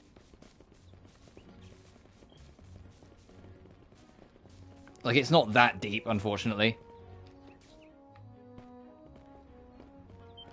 Chloe! Is it going to be the kid in the hat again? Yep. Clem? Hey, it's that kid from before. My goodness, you shouldn't be playing around here. What if a monster attacked you? It's a way to say I was sorry. That's why I lied to you about what I did. Oh, relax, I'm not upset. But I'm not the only one you wanted to apologize to, correct? No, it's just you. I know very well that you have a kind heart, so why don't you just apologize? Okay, but only because you say so, Chloe. Let's make bad, bracelet lady. I'm sorry. So you came to apologize to me. You're actually pretty sweet, aren't you? Don't get the wrong idea. I only did it because Chloe asked me to. And you're way too careless to be a real bracer. You let a kid like me take that emblem? Isn't that embarrassing? Ugh. Bye, buddy. You better train harder.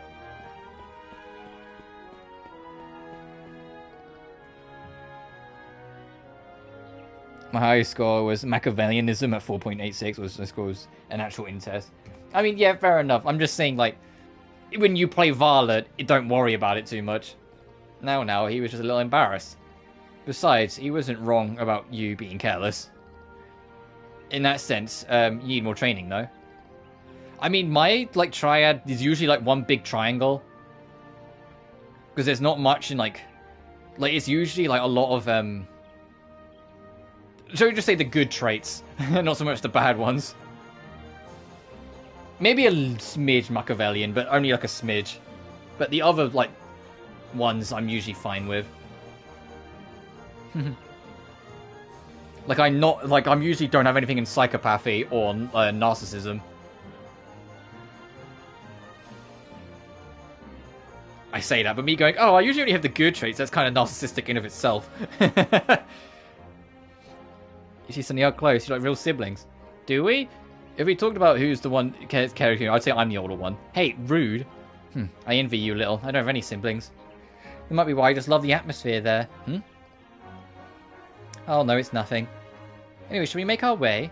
Simply walk along the seaside way, we'll reach Ron in no time. Okay then, let's get going.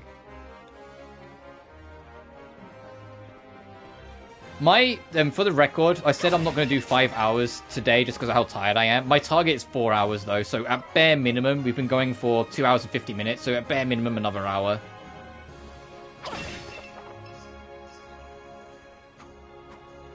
A result is my point.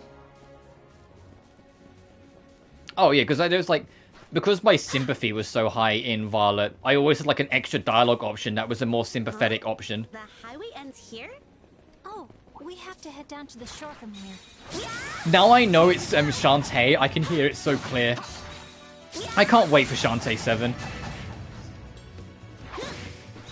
It was so fun to like stream all the Shantae game, well, barring the Game Boy Color Shantae game, but that's just because that game has no volume options and is loud as fuck. So I eventually made the executive decision not to. Joshua! Yeah! Sadism. Ooh, fair enough. How's this? Gotcha! Too slow! Joshua, do it! Too late! But yes, to get back on topic of it, I know I brought it up earlier, but I want to talk about it more. There's been a lot of rumors, and it's now been sort of backed up by, firstly, GeForce, you know, the company, which have worked with Capcom in the past, so it's like one of those things where it's like, well, if they're, like, retweeting shit about this rumor, maybe they know something. But then it's also, the voice actor for V in Devil May Cry 5 also retweeted it. But there is a lot of rumors that at the State of Play tomorrow, Devil May Cry 6 is going to get announced. And it's like, I'm not going to get my hopes up that high if that actually happening, because rumors are just rumors and people can retweet whatever the fuck they want. But there's a chance. There's a chance. I think the ultimate challenge will be for like a DMC6 is if Virgil's in it, they're gonna make a new theme song. And if they're gonna make a new theme song, there is a giant elephant in the room called how the fuck are you gonna like make a follow-up to Bury the Light? How in God's name are you gonna make a follow-up to that song? The answer is that you don't, and you make it sound completely different, but Jesus Christ, it's gonna get compared anyway. It's gonna be huge. About don't get off social media conflict, especially when I'm involved with YouTuber drama too. Oh yeah, I know. If I've told you once, I've told you 1,000 times that you need to spend less time on Twitter because of how many like arguments with bots you get into. I know that you're like, whether you like acknowledge it properly or not, that you're a sucker for drama. You would have loved Total Drama Island if it was on when you were young, instead of only being on when I was young.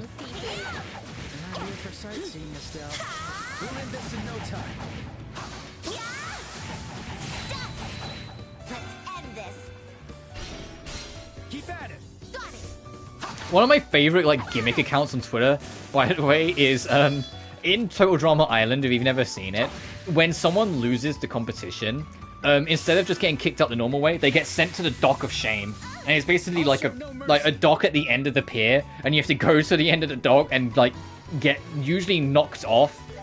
Like you don't jump off, you get knocked off in some form or fashion. And there's this Twitter account that just like anytime there's someone who does something terrible, goes, and this person has been eliminated and will thusly be sent to the dark of shame. It's like every time I see it, I grin.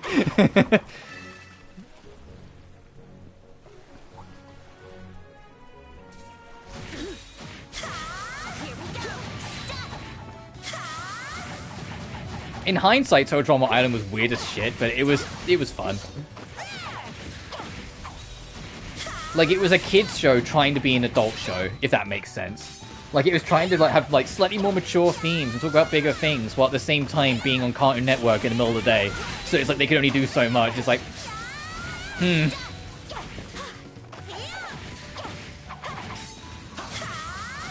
And eventually they dropped the game show and made it more of like a slapstick, like episode by episode thing with Total Drama Action. But Total Drama Action was after I stopped watching, so I don't really know how that went.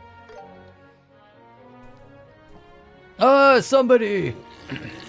Help! Jiminy! Oh no, Estelle, yeah.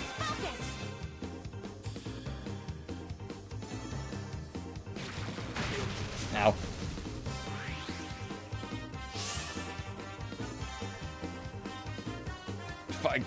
Fucking shark stuck? Try and get around.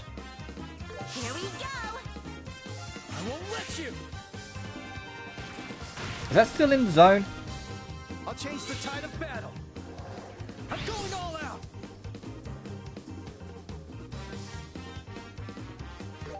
Let us begin. Yeah! I would like, honestly, I think the biggest thing for me, I'd like more news on fucking Danganronpa 2x2. That's supposed to be this year. And the thing is, they dropped a trailer yesterday, like at random. It's like, oh, pre-order trailer. And in the back of my mind, you know, like an idiot, I guess, I assumed pre-order trailer means it's going to show the release date. It didn't. It didn't. It was just for the collector's edition. It's like, oh, we're doing a special collector's edition that you can pre-order now. That's been coming out sometime this year. And I was like, oh. I'll be your opponent. Enter the bathroom, and because the best ideas happen there, I can try the foundation up the Bury the Light. So my take is that I think it would probably be better that they, instead of trying to, they just take it a different direction. Make it a different kind of track. You're up! Yeah! Character duet. Oh, okay. Well, I mean, my ultimate hopium, because I think, firstly, it's if you're gonna do a new generation or like a new saga, because then we cry the story or the Sparta saga is over. That story is finished. It wrapped up with 5. So Dante, Virgil, Nero, like Lady Trish, like the gang, they don't need to have as much focus in the next one. Heck, they might make Virgil fucking special edition only again. He might not be playable in it, but what I would want is for them to make a new character, whether it be like Dante's child, like son or daughter or whatever.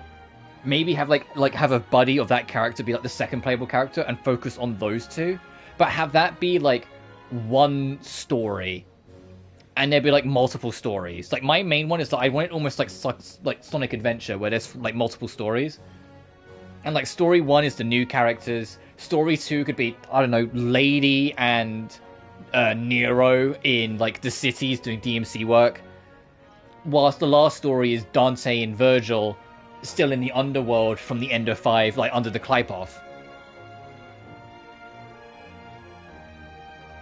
And then like have the 3 stories converge like a big like show-off finale at the end once you've done all 3 of them. I'm honestly surprised there hasn't been any kind of like direct musical in Devil May Cry yet. They've had dancing, they've had like the electric guitar scene from 3, like, you know, they've had like the drama acting, like the that one bit in 4 with Dante and I forget the name of the scientist, Agnes.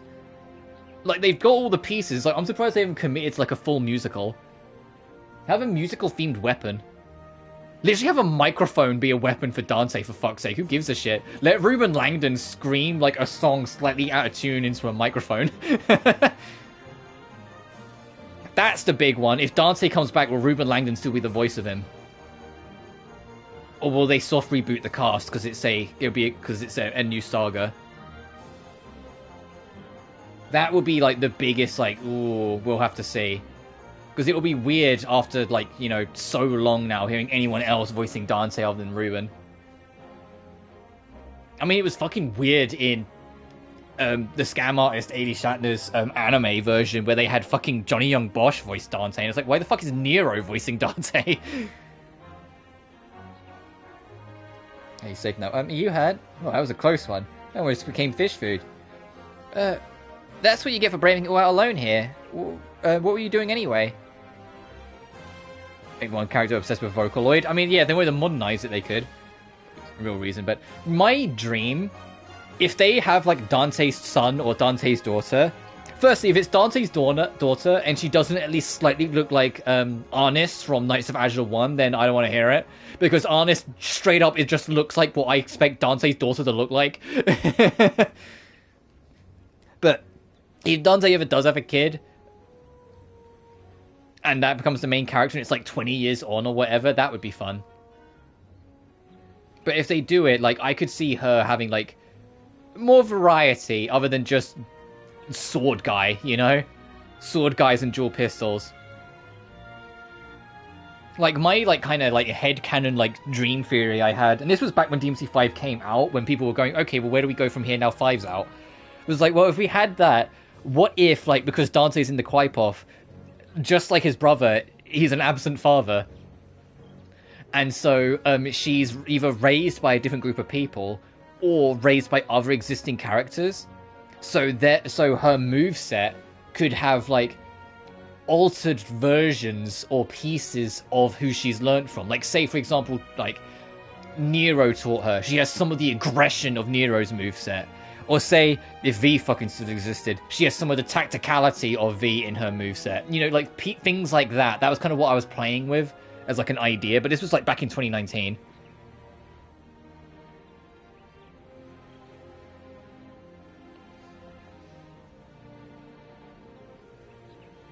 Whether they're harmful, I'm not up to date. Oh, there's a... I'll have to try and find it after the stream, because I'm not going to make it, but there's a big documentary breaking down exactly how he got into his position of power and exactly why he has as much as he does. And the more you read, the more you go through it, the more you want to beat his head in. Because he's just a really arrogant piece of shit who exploits and abuses everyone along the road to get only him successful, and then puts his name on everything to make sure it looks like only he did it when he barely did any work. The one time he was fully in complete director's chair in full control was the Devil May Cry anime that recently released. And it failed to understand any of the characters, was a miserable B-plot, it, like, was not appreciated by anyone who watched it. It's bad. Like, it's genuinely bad. It's like, this guy is such a fucking fraud. And it's like, the more, like, I never liked 80. I thought his work, like, I knew about his, like, what he did with Castlevania and how much of a fucking shit he was with Castlevania. But once I watched that documentary, it's like, man, this guy isn't hated a lot enough. This guy's actually, like, a genuine piece of shit. Like, he needs to be, like, mocked out of the industry if he's not going to get fired out of it, because this is ridiculous.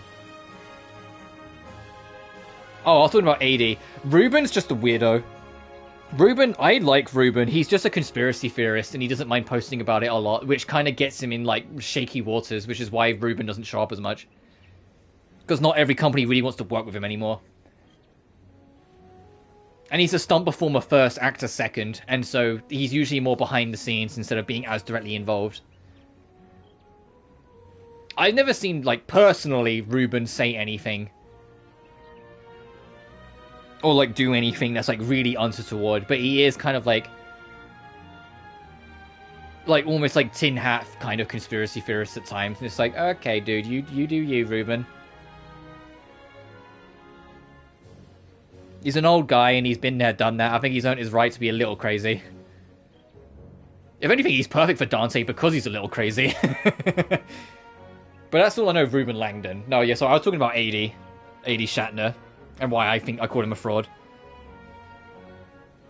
So not harmful, but a bit odd. As far as I'm aware, I'm not gonna say, like I don't look into every aspect of his life. Like, I haven't seen anything on Ruben full stop in years. The last time I heard him in anything was when he reprised his role as Dante in Shin Megami Tensei 3 Nocturne's remaster, where he came back and re-recorded the lines, which for the record was real nice. I like that. It was nice playing Shin Megami Tensei, and actual proper Dante showed up with the Dante voice and everything. I was like, oh, this is cool. Speaking of, I want to cover that game soon. I don't know when, because Nocturne is a long-ass Shin Megami Tensei game, but I want to cover SMT Nocturne. Well, whatever. You don't want to aim to see worlds like this, we end up as Shark Cow. Oh, I know. They're dangerous today. Did my part-time job. Alright, time to splurge. Eh? Anyway, what do you plan to do now? We could escort you back to town if you'd like. No, I'm fine. Confident how fast I can run. Wants to run Seaside Way, no match for me. See you later. Thanks again. My main focus, because I'm aware, like I said, I keep on stopping and yapping, so I'm not making much story focus. We started today's quest with our quest being Get to Ran. We're 3 hours in, we still haven't got to Ran, but I at least want to actually make it to Ran before I wrap up later, at bare minimum. There's Grifter, imagine. Oh yeah, Grifter's the best word for it. He's just... There's a word I keep on going to use, but YouTube doesn't like it when I use that word. And I don't want this video to get depromoted. But there's a certain word that's 4 letters that starts with C that I would use to describe that man. And I keep on going to say it because I'm British, so it's second nature, but I don't want to say it, so you just know it's in the spirit. I hope he doesn't get himself caught up in something dangerous again.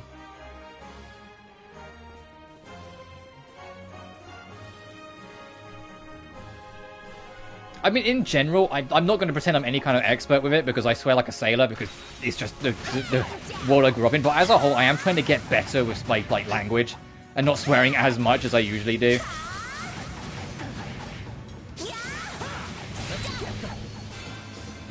But I know I swear a lot. It's just me, and anyone who watches knows I swear a lot at this point. But it's literally just, it comes with the territory. It's a British seaside town, growing up in an all-boys school where, like, toughness is king. If you don't come across tough, you're getting bullied into oblivion. You just end up having that chip on your shoulder all the time. You always end up being a little, like, gruffer and a little sharper. If I suddenly eventually diagnosed Grifter, especially, yeah. I'll be your opponent.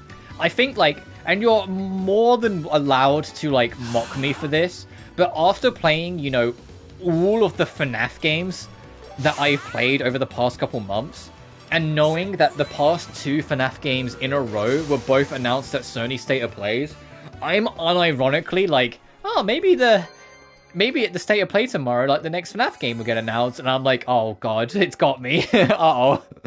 Yeah, that's good. Nice job, Joshua. Like, maybe they will announce, like, the, either... the Fetch game, which I hope Fetch is next. The Neon Cat sequel, because the Neon Cat game, Into the Pit, was arguably my favorite one. And there's a hint in the true ending of that game that they're working on Fetch next. But it's the fact that I'm just like, man, I'm unironically looking forward to Five Nights at Freddy games. I'm like, oh no. The series that's like meant for teenagers, and here I am at 26 and 27 like, oh, I'm ready for this. That said, I have like, I'm not going to be completely obtuse to like the other mascot horror series, but I've looked into them and I can't stress enough, not one of them looks appealing. Bendy has an interesting art style and nothing else going for it. Everything I look at it, I'm just like, this game looks boring as shit. I'm sure the people that love it would say different and whatnot, but I'm just like, ugh. And Poppy's Playtime, the characters, from what I've seen online, the characters are a little too self-serious for me to actually take them seriously. If that makes sense. Like, they're trying too hard to be taken seriously, that it ends up circling back around to me not taking it even remotely seriously. Thank you. And it also, from what I've seen, looks a little too puzzle-focused. I love puzzles as much as the next guy, but it looks like 99% of that game is just you solving puzzles, and then every now and then the game remembers it's supposed to be a horror game, and then just has a horror threat chase you around for a room or two. It's like, I'm good. The only part of, like, Poppy's Playtime that looks interesting to me... Or we play JRPGs, we don't have room to mock FNAF. You know, valid.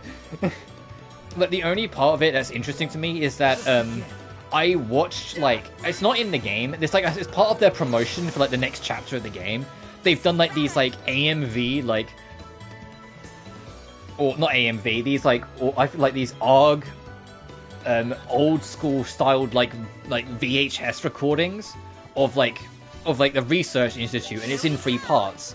And that was genuinely well edited, well acted, genuinely kind of fucking scary. And introduced a villain at the end that had a genuinely great introduction. And I was just like, man, if I was invested and cared about Poppy's Playtime, I could see this like hitting like crack. Joshua! Got it.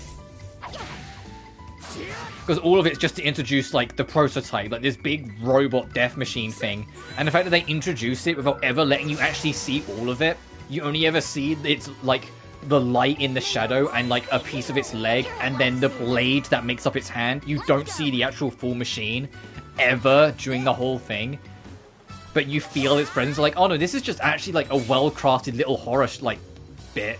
Let us begin. Like, you can tell that the Poppy's Playtime series did super well because they've got the money to spend now.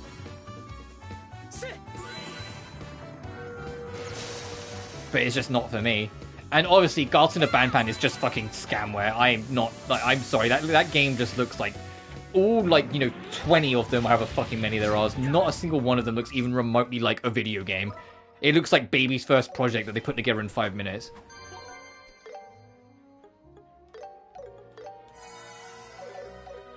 Not bad. Oh, we both leveled up, that's why. I was like, why is my health full? I just took 1,000 damage. But no, yeah. Secret of the Mimic, the most recent mainline FNAF game, I genuinely really enjoyed. And Into the Pit, the Neon Cat game based on the book of the same name, I really enjoyed as well. Which is why I think the next game's going to be Fetch, even ignoring it, because Fetch is the second book of that series, so it just makes sense.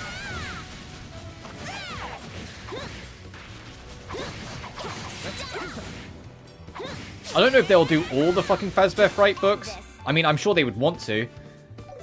But there's also, you know, 12 of those fucking books, so I don't know if they'll do all of them.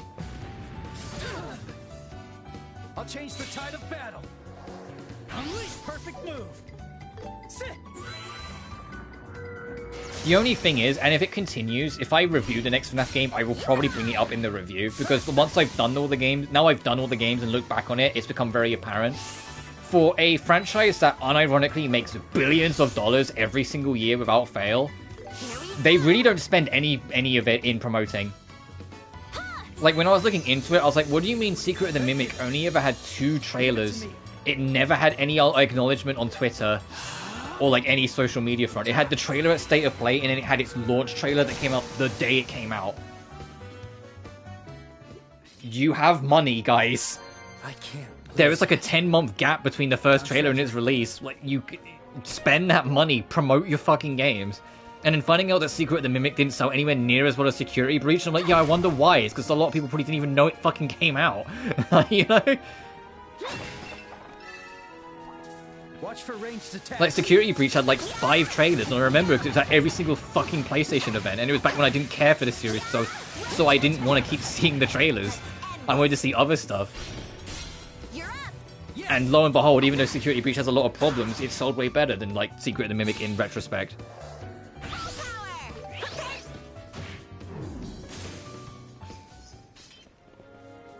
Like, heck, finding out that there was going to be a full website to promote Into the Pit, but it never manifested because when the company making the game reached out to Scott Cawthon at the time, Scott Cawthon just never fucking responded to the email, and so they never got the green light to start the website, so just never did. It's like, what are we doing? It's like, promote your fucking series.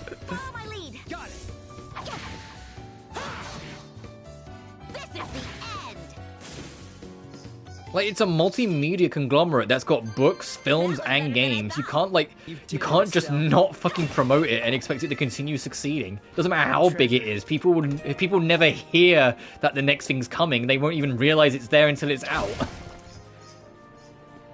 How the fuck do I get down there?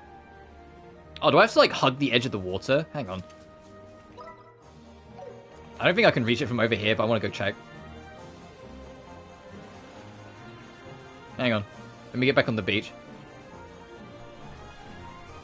That looks way too deep. Yeah, absolutely is. Okay, from the other way then. Add the check.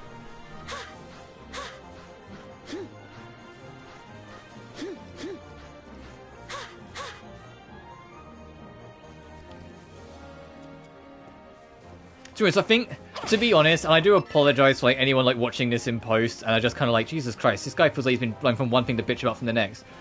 It should be a sign of just how stressful yesterday truly was. I'm kind of like venting out a lot out of my system.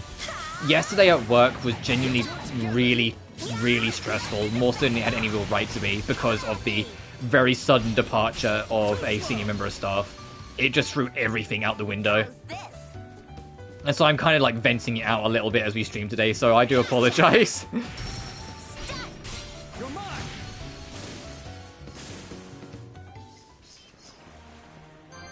That went better than I thought. You did it, Estelle. Ooh, shiny. Let's try and see if I can get this first. Oh, I can literally see on the minimap. The minimap kind of gives it away that there's a secret path here. This one's dangerous. Keep it together.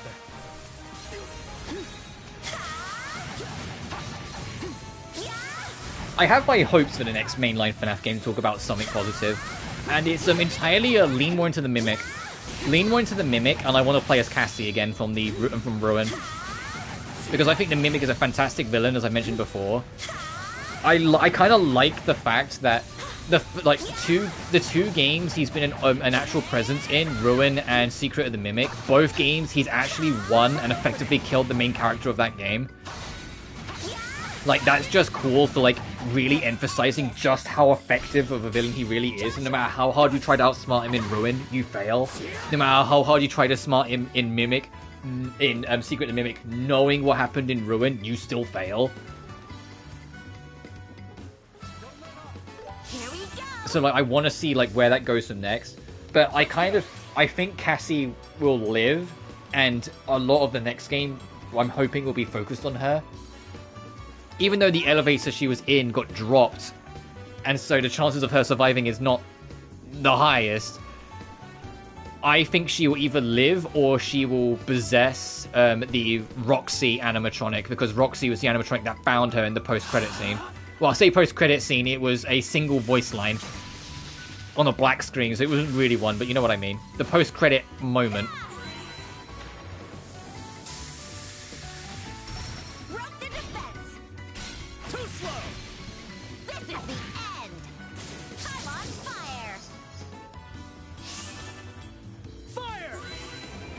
I also like, with all of the Mimic, I mentioned this before, that they don't ever stop and say, look, did you notice this thing?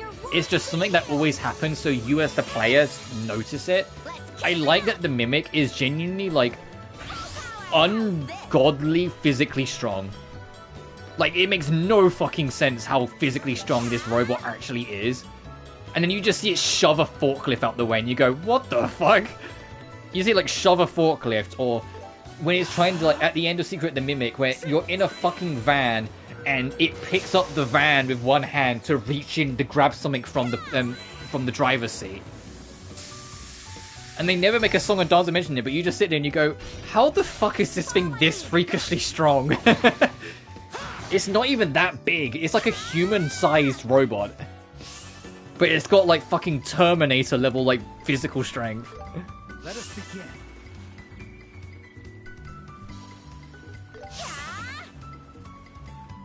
Sit. It flinched. I'm also, like, going back to the Sony State of Play. My biggest hope is I want a release date for Legacy of Atlantis and the new next Tomb Raider. Because as much as I would rather have them remade Tomb Raider 2, because there's already a remake of Tomb Raider 1 in the form of Anniversary, I also get it's a big milestone anniversary for the series, with it being 30 years now. So, full remaking in, you know, Super HD Tomb Raider 1. I get it.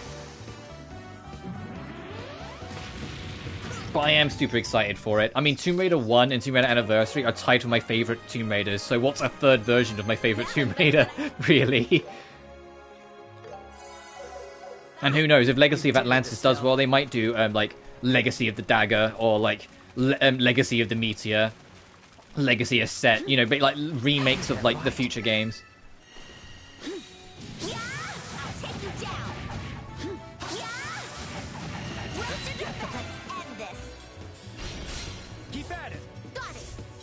And obviously, like, I'm super excited for Catalyst as well, but that's, like, Tomb Raider Catalyst, but that's on the back of my mind, because that's not out till next year. So I was like, I will worry about that when it's actually in, like, the window of coming out. It is a scary thought that I was, like, 18 or 19 years old when Shadow of the Tomb Raider comes out, and I'm going to be either, like, 28, maybe even 29, depending on whether it gets delayed or not, when the next mainline Tomb Raider is going to come out. Like, that's just kind of scary. Like, Jesus Christ, what is time? Let's go.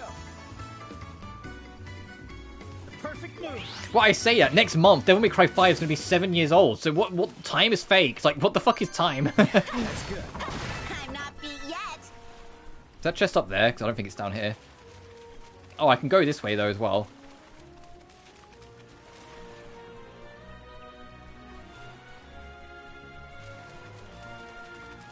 How fucking far does this go?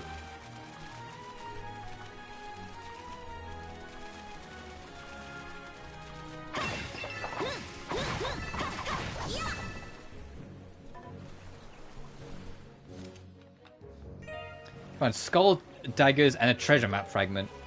Oh, this dagger looks nice. It seems very old. Based on the material, it could be from before the Orbital Revolution. So, what's this piece of paper? It's like a torn map. Oh yeah, before airships existed, people relied on regular old sea ships to transport things, right? I wonder if these waters were part of a trade route in the past.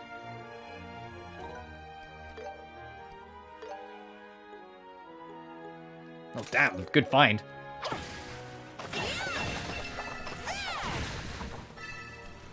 Oh, that looks like Rouen. It's got high speed mode because you've got a long run back.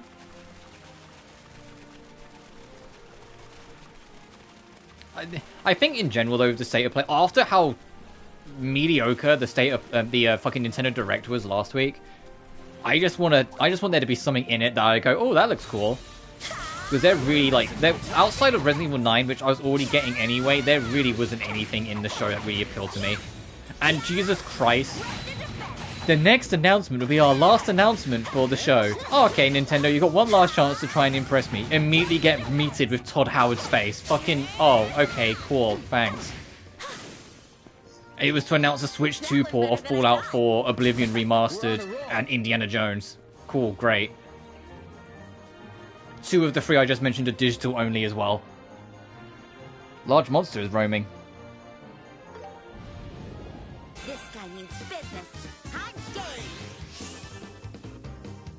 I know she says this guy means business, I'm game, as in G-A-M-E, but it always sounds like with the accent she's saying, I'm gay. And I'm like, what's that got to do with the fight, Estelle?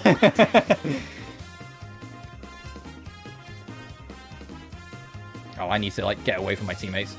I can take them all.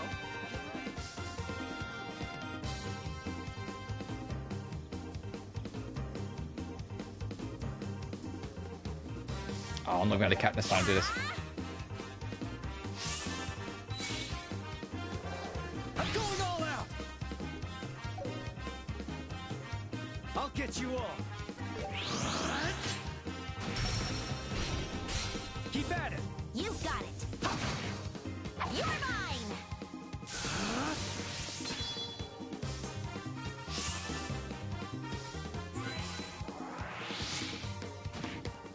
Okay, we can do this. That hurt a bit, but we can handle this. Chloe, weren't you already at full health? Why the fuck did you heal yourself? Oh, I need to turn a couple of these guys to stone. Okay, we got a couple of them. Too slow. This is the end.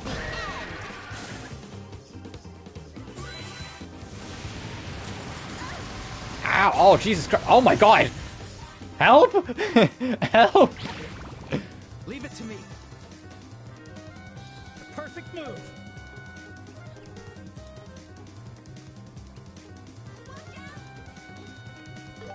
Let us begin.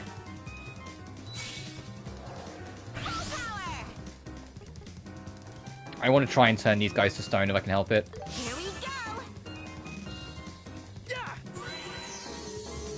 I do like to talk about this game for a minute. You know, for once this stream, I like the that there's a unique melody for being on low health.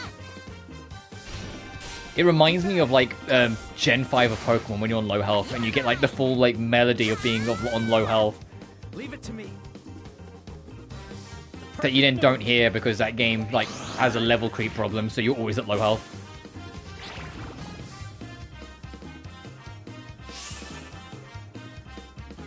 And then they immediately got rid of it in Gen 6. It's like, oh. How's this? I said the way they handled it now is probably for the better. The doo-doom, doo-doom, when you're on low health in the modern Pokemon games only plays for like a few seconds and then it stops. Like it fades out. So it's like you get the warning and then once you know it stops. Why are you heal me? Uh-oh. Ow. This is dangerous.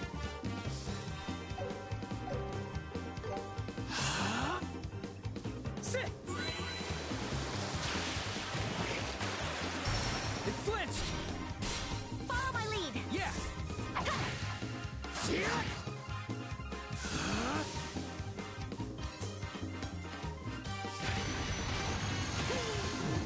You'll pay for that. I think Infinite Warfare is the worst card. I'm going to get meme value out of it. Uh-oh. How so? This is dangerous. Oh god, you know, there's probably going to be another COD announcement now that you mention it. Actually, it's too early in the year for another COD announcement, so maybe not. I'll say at the fucking state of play. You might be too early in the year. Because that's usually more around June time.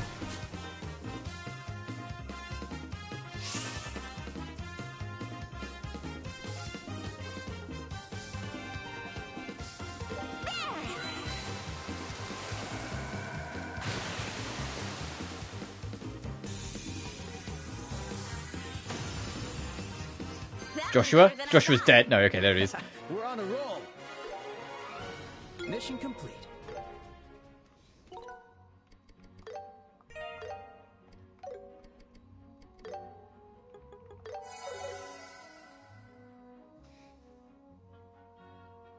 There's been the line, death is no disgrace. Oh, there's... I don't remember, to be honest, I don't really remember, like, anything else from Infinite Warfare. Other than I thought the campaign wasn't as terrible as people made it out to be. I still don't think it was good, but it wasn't, like, the worst fucking thing ever. It wasn't Ghosts.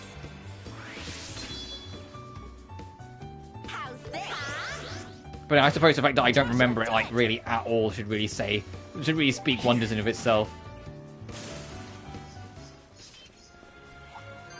Yeah, that's good.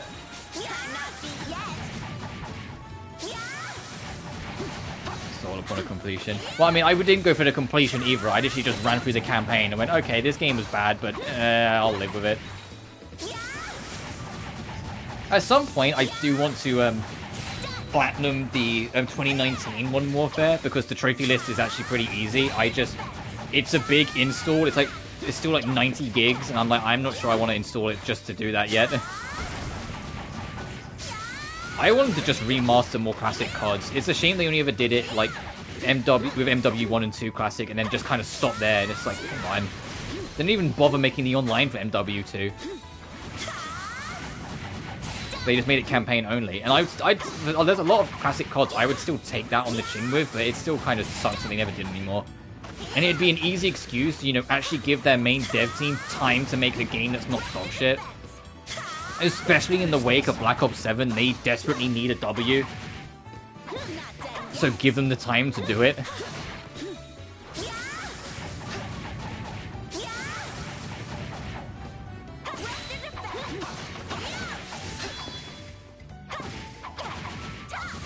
Pick up Riley. Fucking up.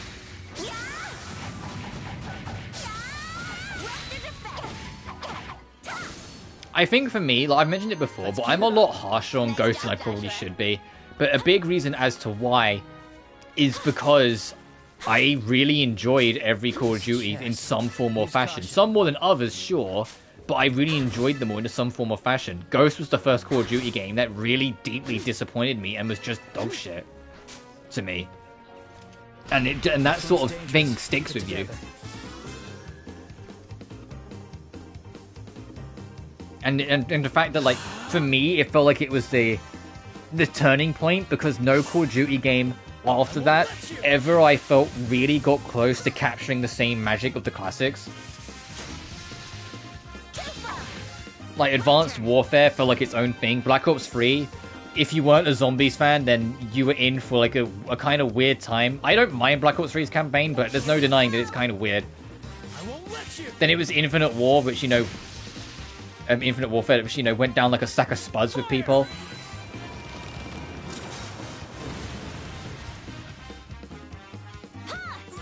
Then it was World War II, which... Apparently, I heard World War II was okay, but that's after I'd stopped, so I haven't played World War II.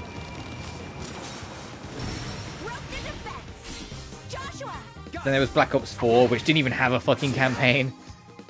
I'll change the tide of battle. Unleashing perfect move. Modern Warfare 2019, I genuinely don't mind. I don't think it's as good as the originals, but I still enjoyed it for what it is. I thought it was a good time. But that was also the last Call of Duty I brought and played. Because I was like, hey, I had a decent time with this game. I'm going to stop while I'm ahead, because I don't think it's going to stay that way. That went better than I Here, what goes to the cliffhanger? Did it, Estelle. Where's it goes? Yeah, and it's, you know what also sucks is that it's a cliffhanger that had no reason to be there. They could have just left it with you killing Rourke, and it's like, you saved the day, congratulations. And no, they had to have it, Rourke secretly wins in the end. And you're just like, oh. Okay. You know, like, you just kind of hit it, and you go, oh, sure, I guess. Like, you shoot him, you crash a train, you can sit and watch him drown. There's only one way out from under the water tunnel, yet somehow, he woke up, recovered from his gunshot wound, swam out before you, somehow getting past you without you spotting, got onto the beach that was a bland, like, wasteland with nothing around for him to hide in, got behind you, and then got you to, like, break your arm and throw you in the hole. Like, that was the most, like, forced fucking last-second plot twist cliffhanger I had ever seen in my life. And I remember, because I was talking to my natural father about it at the time, and, like, he found it so fucking funny that I was so pissed off at this plot twist. Like, I was like, you do all of this, and he just wins anyway, and that's the game. And, I guess you have to wait for Ghost 2. I was like, no, you don't get it, Dad, it's a piece of shit. I was like, I hated it. I fucking despised Ghost when I first played it.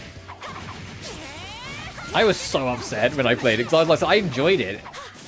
I enjoyed the series, and I got the Ghost, and I was just like, what the fuck is this? I know, like, we're going down next, but it's a split in the path, so of course I want to go the wrong way to see what I can find over here. The only thing that made Ghost even remotely redeemable to me was that I genuinely didn't mind the like alien extraction mode thing that you did. You know, when you fought when you fought the aliens and it was like not zombies, but they wanted to make their own version of zombies. Like, I thought that was okay. The only trouble is that it ran out of steam because it was so much more story driven. So once you beat the story, you had no reason to play it again. And the multiplayer was awful because the maps were way too fucking big. There's nothing more frustrating than spending like 2 whole minutes straight running around Stonehenge in a big team battle wondering where the fuck a single other person is. And then you don't find someone, someone happened to find you and you just die anyway. And you're like, I just wasted 2 minutes running around just to get shot. Great.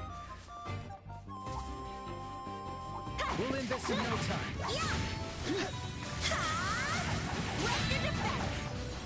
I think that's the biggest thing. I miss classic Call of Duty multiplayer maps.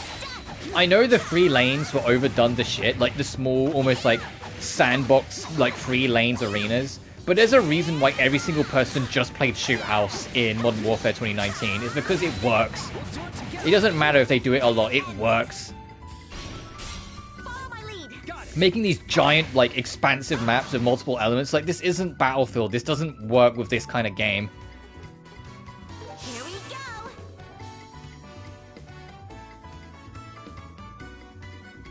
Call of Duty is way too snappy and responsive for, like, these big, large maps. It's way too arcadey for its own good. Leave it to me. There's only one franchise that I think of FPS that managed to thread the line between having super big maps and like super small like arcade box maps, and that's Halo. And that's because of how Halo as a game was designed. I feel like it could always just get away with the two. Like you could do big team battle on a giant map and still have shit going on that was fun and exciting. Or you could play like SWAT and you would just turn the headshot simulator and still have a good time on like Sword Base in Reach or something. Or like the Pit in 3.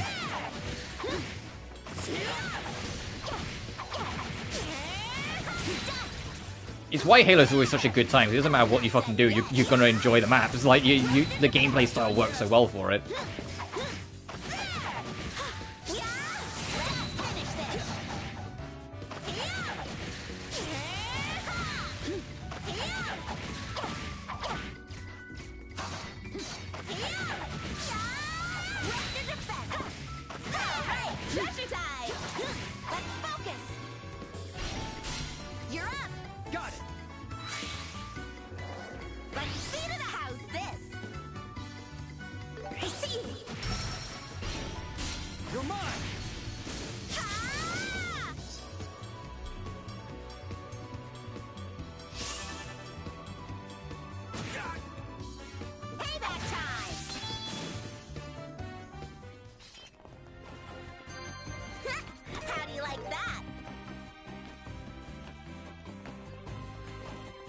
I feel like eventually the game's going to stop me and say, this isn't the way to the city, but I want to see how far I can go and explore.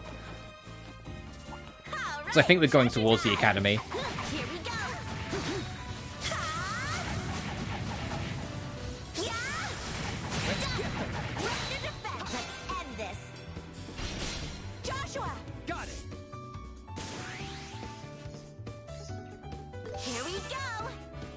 Oh, your EP's getting kind of low, I didn't realize.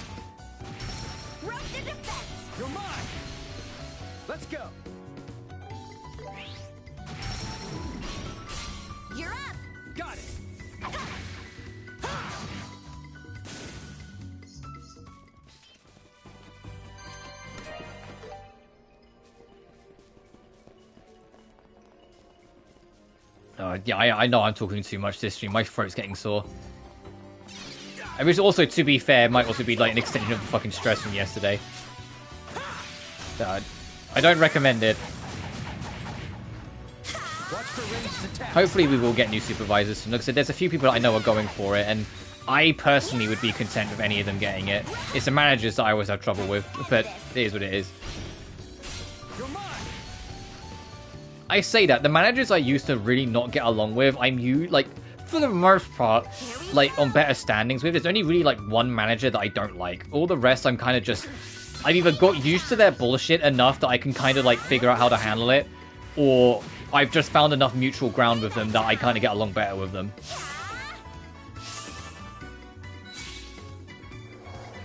Like, there's only like there's a night manager, and it's the only reason why I don't do night shifts. Is unironically because of this manager. There's one night manager that's very egotistical and acts like he's the fucking king of the place whenever he's in, and he infuriates the shit out of me. He's got such a fucking god complex. It's not even funny. You're up. Got it.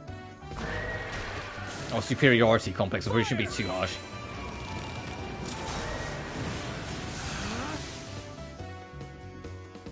May your wounds be healed. Thank you. All right. Gotcha. Too slow. I'm on fire. Joshua, do it.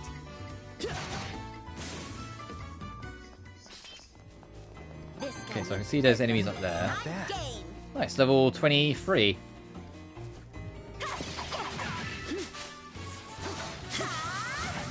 Oh hell yeah, I love this bird.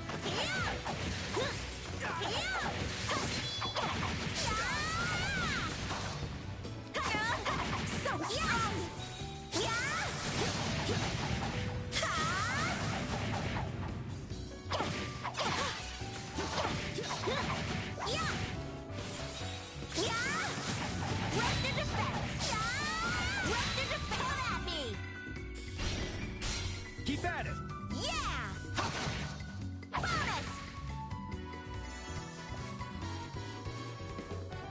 Oh, you know, actually, now that I think about it, speaking of Halo, there's a non-zero chance that there will be a Halo trailer at the Sony State of Play, like for the Halo 1 remake, which is weird to say out loud, but yeah, there's a non-zero chance. There's a honestly, a pretty decent chance it will be announced, or like have another trailer.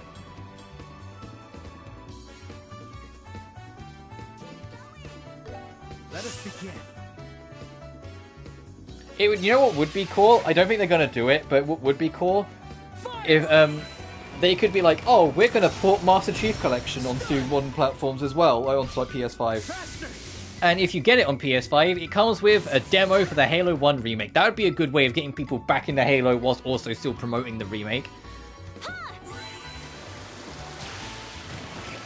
I don't think they're going to do that though, unfortunately. I think that like MCC coming to PlayStation will be after the remake. They want like to introduce this console audience to Halo first before they worry about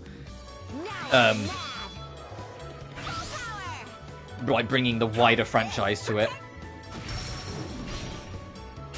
You're mine. I'm gonna do this tonight. Yeah, I'm gonna wrap up soonish anyway because like my throat hurts and I'm very tired. I want to at least get to Rouen, so I'm exploring here and going to Rouen. And once I get there, I'll probably wrap up there. But no worries, dude. If you need to go, you go. Yeah.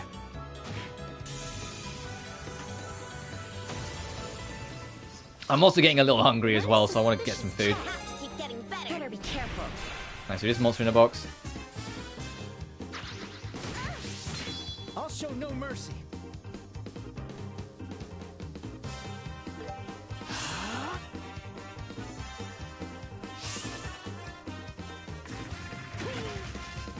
You'll pay for that. I can take them all.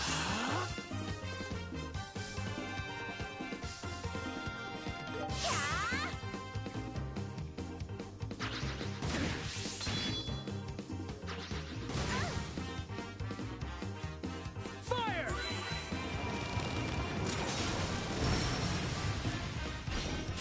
You're mine. Gotcha!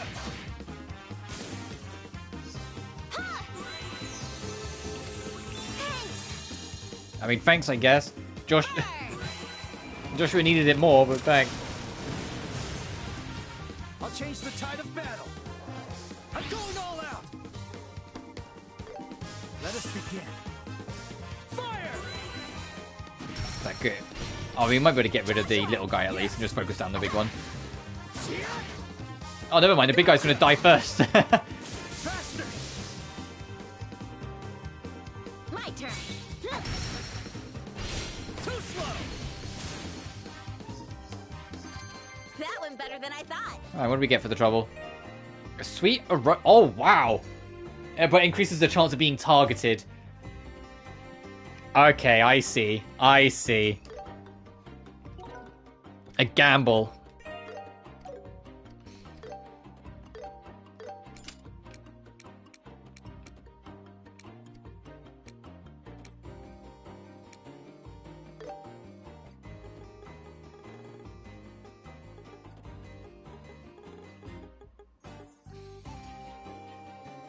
God damn, you'd get everything if I gave it to him.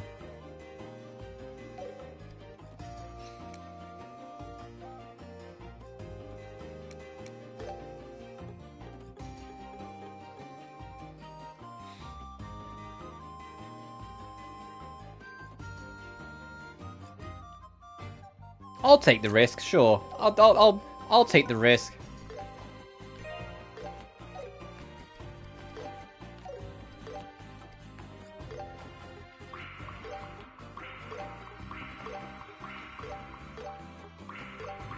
I'm turning Estelle into a magic fucking demon anyway, so why not?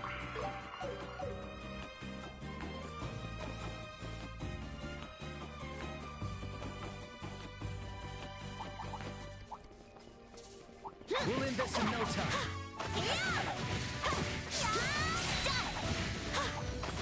Not done yet. Be careful, Estelle. One more.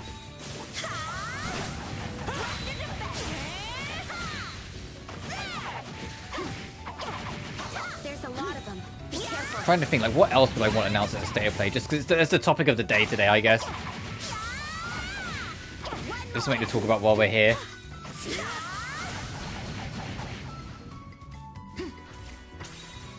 That I haven't already mentioned. Nice.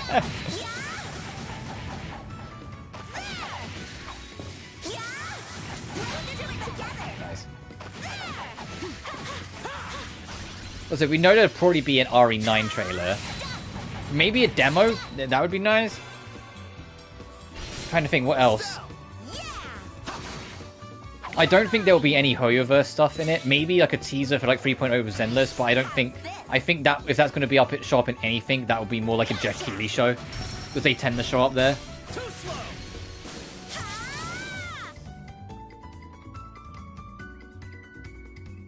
I won't let you. Oh, good miss. I'll be your opponent.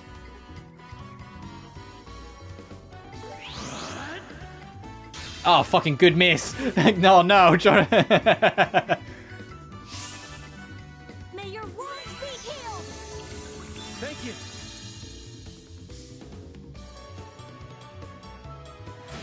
My turn.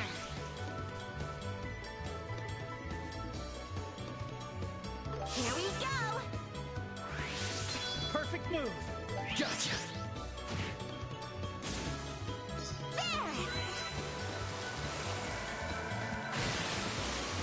Oh, that's cool animation. How do you like that? You did it, Estelle. I'll take you down. We're all superior numbers. Stay on guard. We'll be fine, Joshua. Let's go. Actually, I haven't played as Joshua like properly in ages. Let me actually like play as him for a little bit.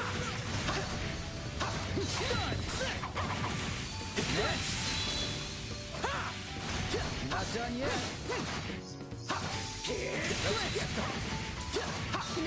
I like how the Johnny Young Boys. I can hear your iconic screams.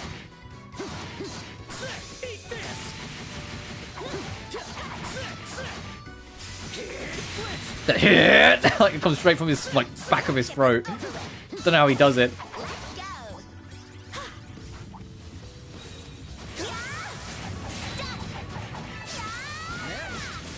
Oh, we're gonna end up cleaning out the entire fucking area at this rate.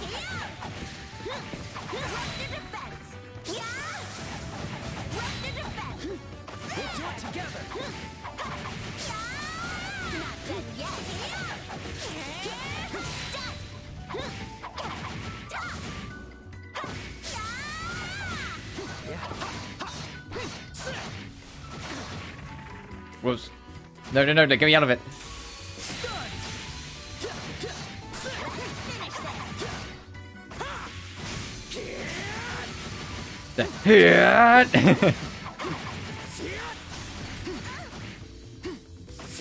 Oh, I remember why I don't play as Joshua. His dodge doesn't feel as good. It's got more weight to it than Estelle's. Let's get moving. Okay.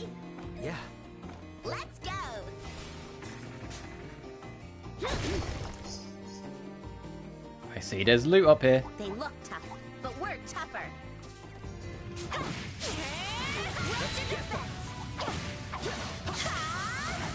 Oh, the other guys came over here, huh? Uh oh. Well, other guys, one of them did.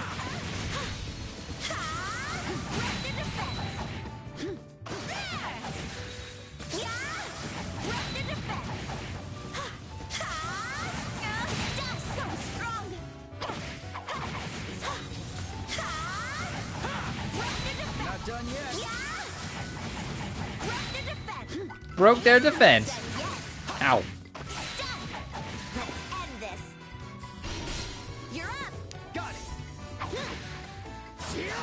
Oh no, you know what I do hope shows up at State of Play? Because I'm not going to get too excited, but I feel it. I feel it in my fingers. I feel it in my bones. I feel like maybe something Sonic is coming. That isn't just, you know, Crossworld's DLC, I mean, if it is just Crossworld's DLC stuff that they announced, I'm still down for that as well, but I think it's about time we saw this Frontier sequel.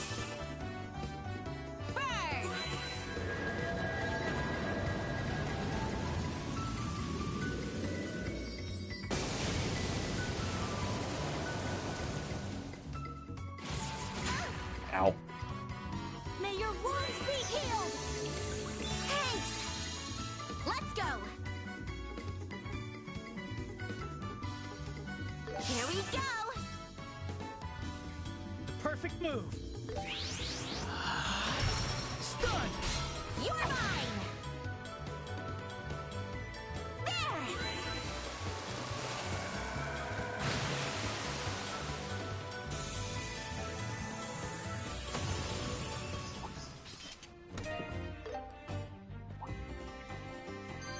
That went better than I Watch thought. for ranged attacks. You did it, Estelle.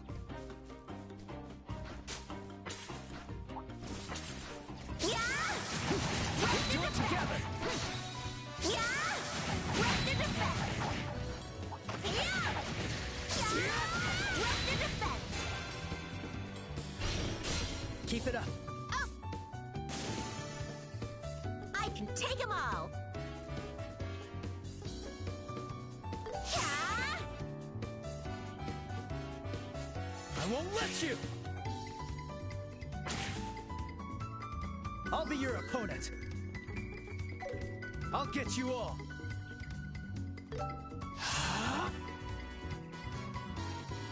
I mean, if they keep on moving in the way, yeah, you will get them all, Joshua. Burn. Right to defense. Keep it up. Yeah. You're mine. Did I get them all? Fire! Now I got them all. May your wounds be healed. Oh no, there's not. There's still one left. Thanks. Now I'm mad. Gotcha. There we go. That went better than I thought. You did it, Estelle.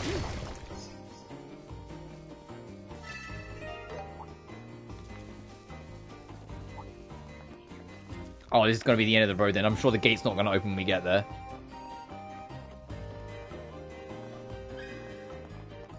Yeah. This is the Ennis Royal Academy, where I go to school. Unfortunately, we're currently on break, so I can't give you a tour. Oh, this place is huge! You really go to school here? It's very different from Sunday school. Of course I don't have a warp at the crossroad. Fuck! Okay, 1 second.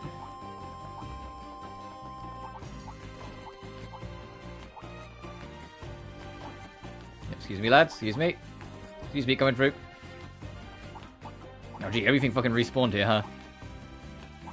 The enemy's strong. Keep cool.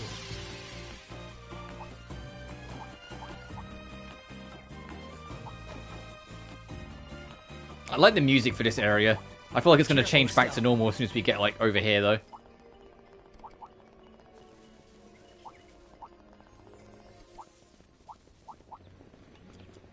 Yep. I'll be your opponent.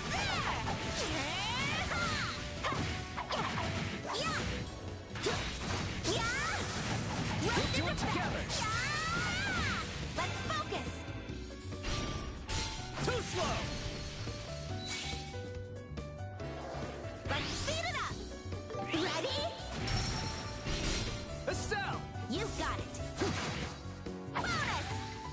Nice. Found treasure. Freeze blade, ooh.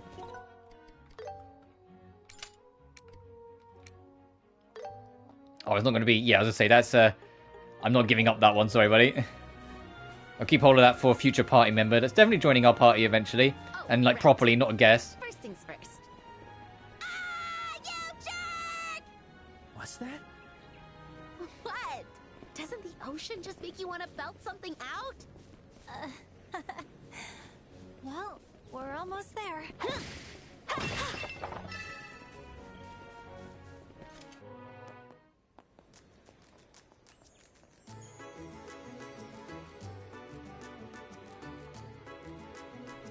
Alright, we made it to the Sea of Ron. It only took me 4 fucking hours. Or be yapping. Wow. So this is Ruan. It's such a beautiful city. The deep blue of the sea, pure white of the buildings. It's such a stark contrast. It really does have a port city feel. There's so much to see in this city. There's a small park with a lighthouse by the sea. And the church at the rear of the city has a rather unique design. But perhaps most notable of all is the Langland Bridge. Langland Bridge? It's a large bridge that connects this block to South Block, across the river. It's a drawbridge that uses a hoisting device. The drawbridge, huh? That sounds pretty interesting.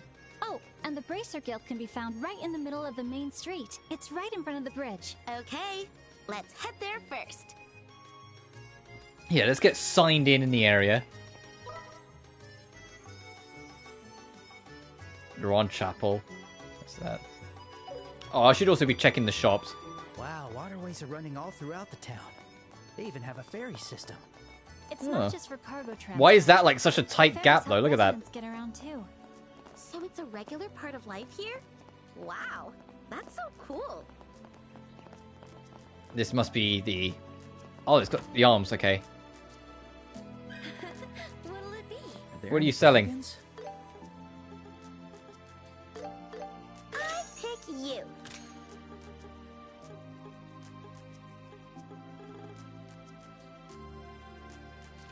Resist death blow. Ooh. Sure, I'll take one. Pick you.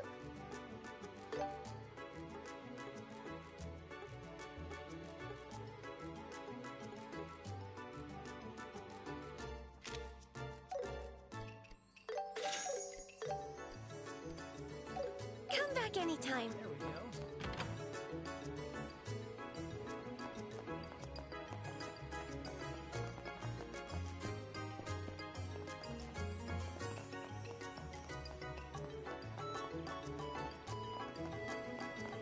Fucking casino? Hang on. Hey, what will it be? Time for some shopping. I made up my mind. Thanks. Is it upstairs? Okay, is it up here? Oh, hell yeah. Where's the fucking door out of it? Oh, this is not the front. Uh-oh.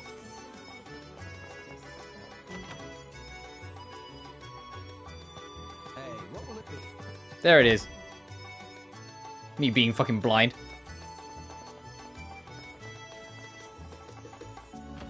Free shop? Welcome to the O'Neill Which one should I Duty-Free pick? Shop. Oh, by the news. I got it. Oh, it's a res item. Oh, okay.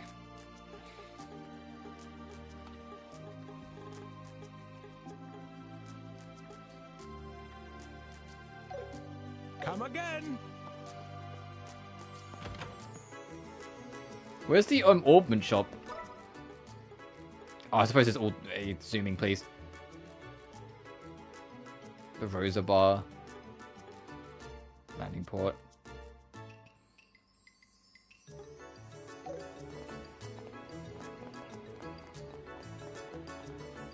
Oh, here we go. It's on the corner. I was trying to remember the color coding. I can't decide. Alright, it's decided. Yes, please.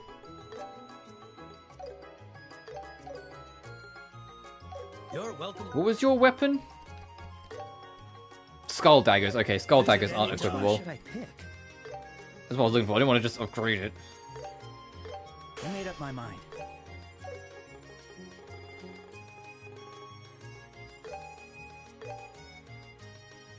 I pick you.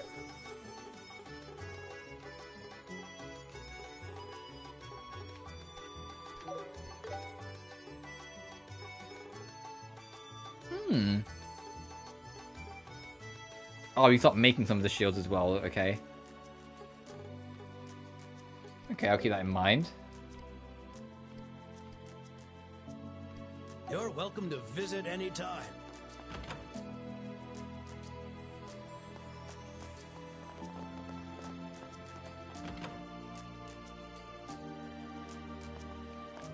Hello, excuse us. Huh? Where's the branch officer? Hey there, kids. Hi! You here to make a request? Fucking ace trainer from Pokemon. Oh! Branch officer Jean is upstairs right now, meeting with a client. If you need something, I'd be happy to help. Actually, we're not clients. That emblem. Oh, you're bracers, huh? My name's Karna. I'm with the Ruan branch. I don't think we've met before. You two rookies? Yeah, I'm Estelle, a junior bracer. And I'm Joshua, also a junior. Nice to meet you. Estelle and Joshua, huh? Ah, you're that infamous pair from Roland. I heard you two were quite the help to Sherazard and Bose. Ah, no, we didn't do much.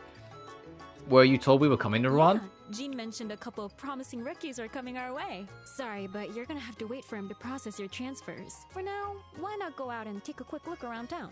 I mean, I was already kind of doing that. Indeed, it seems better than just waiting around here. Agreed. Oh, wait. Do you want to come with us? We just got to know each other. It'd be a shame to say goodbye already. Oh, I'd be happy to. As long as I'm not in the way, I'd love to accompany you. Yay! It's like we're good to go. Well then, I suppose we'll have a look around Ruan. We're back in a bit. Have fun.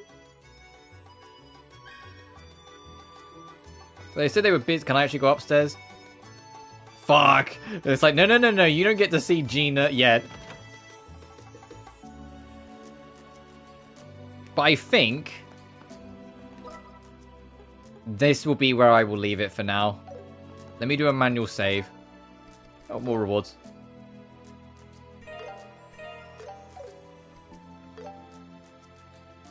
I think I'll leave it there. I might do a little work off screen, just kind of like grind up, maybe rearrange equipment, but as a whole, I'm kind of cozy as it is for this, for today. As I said, my throat is very short, and I am very tired, so I will leave it as is.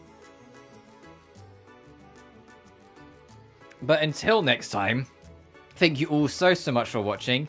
Remember to like and subscribe if you haven't already, it genuinely helps the channel grow.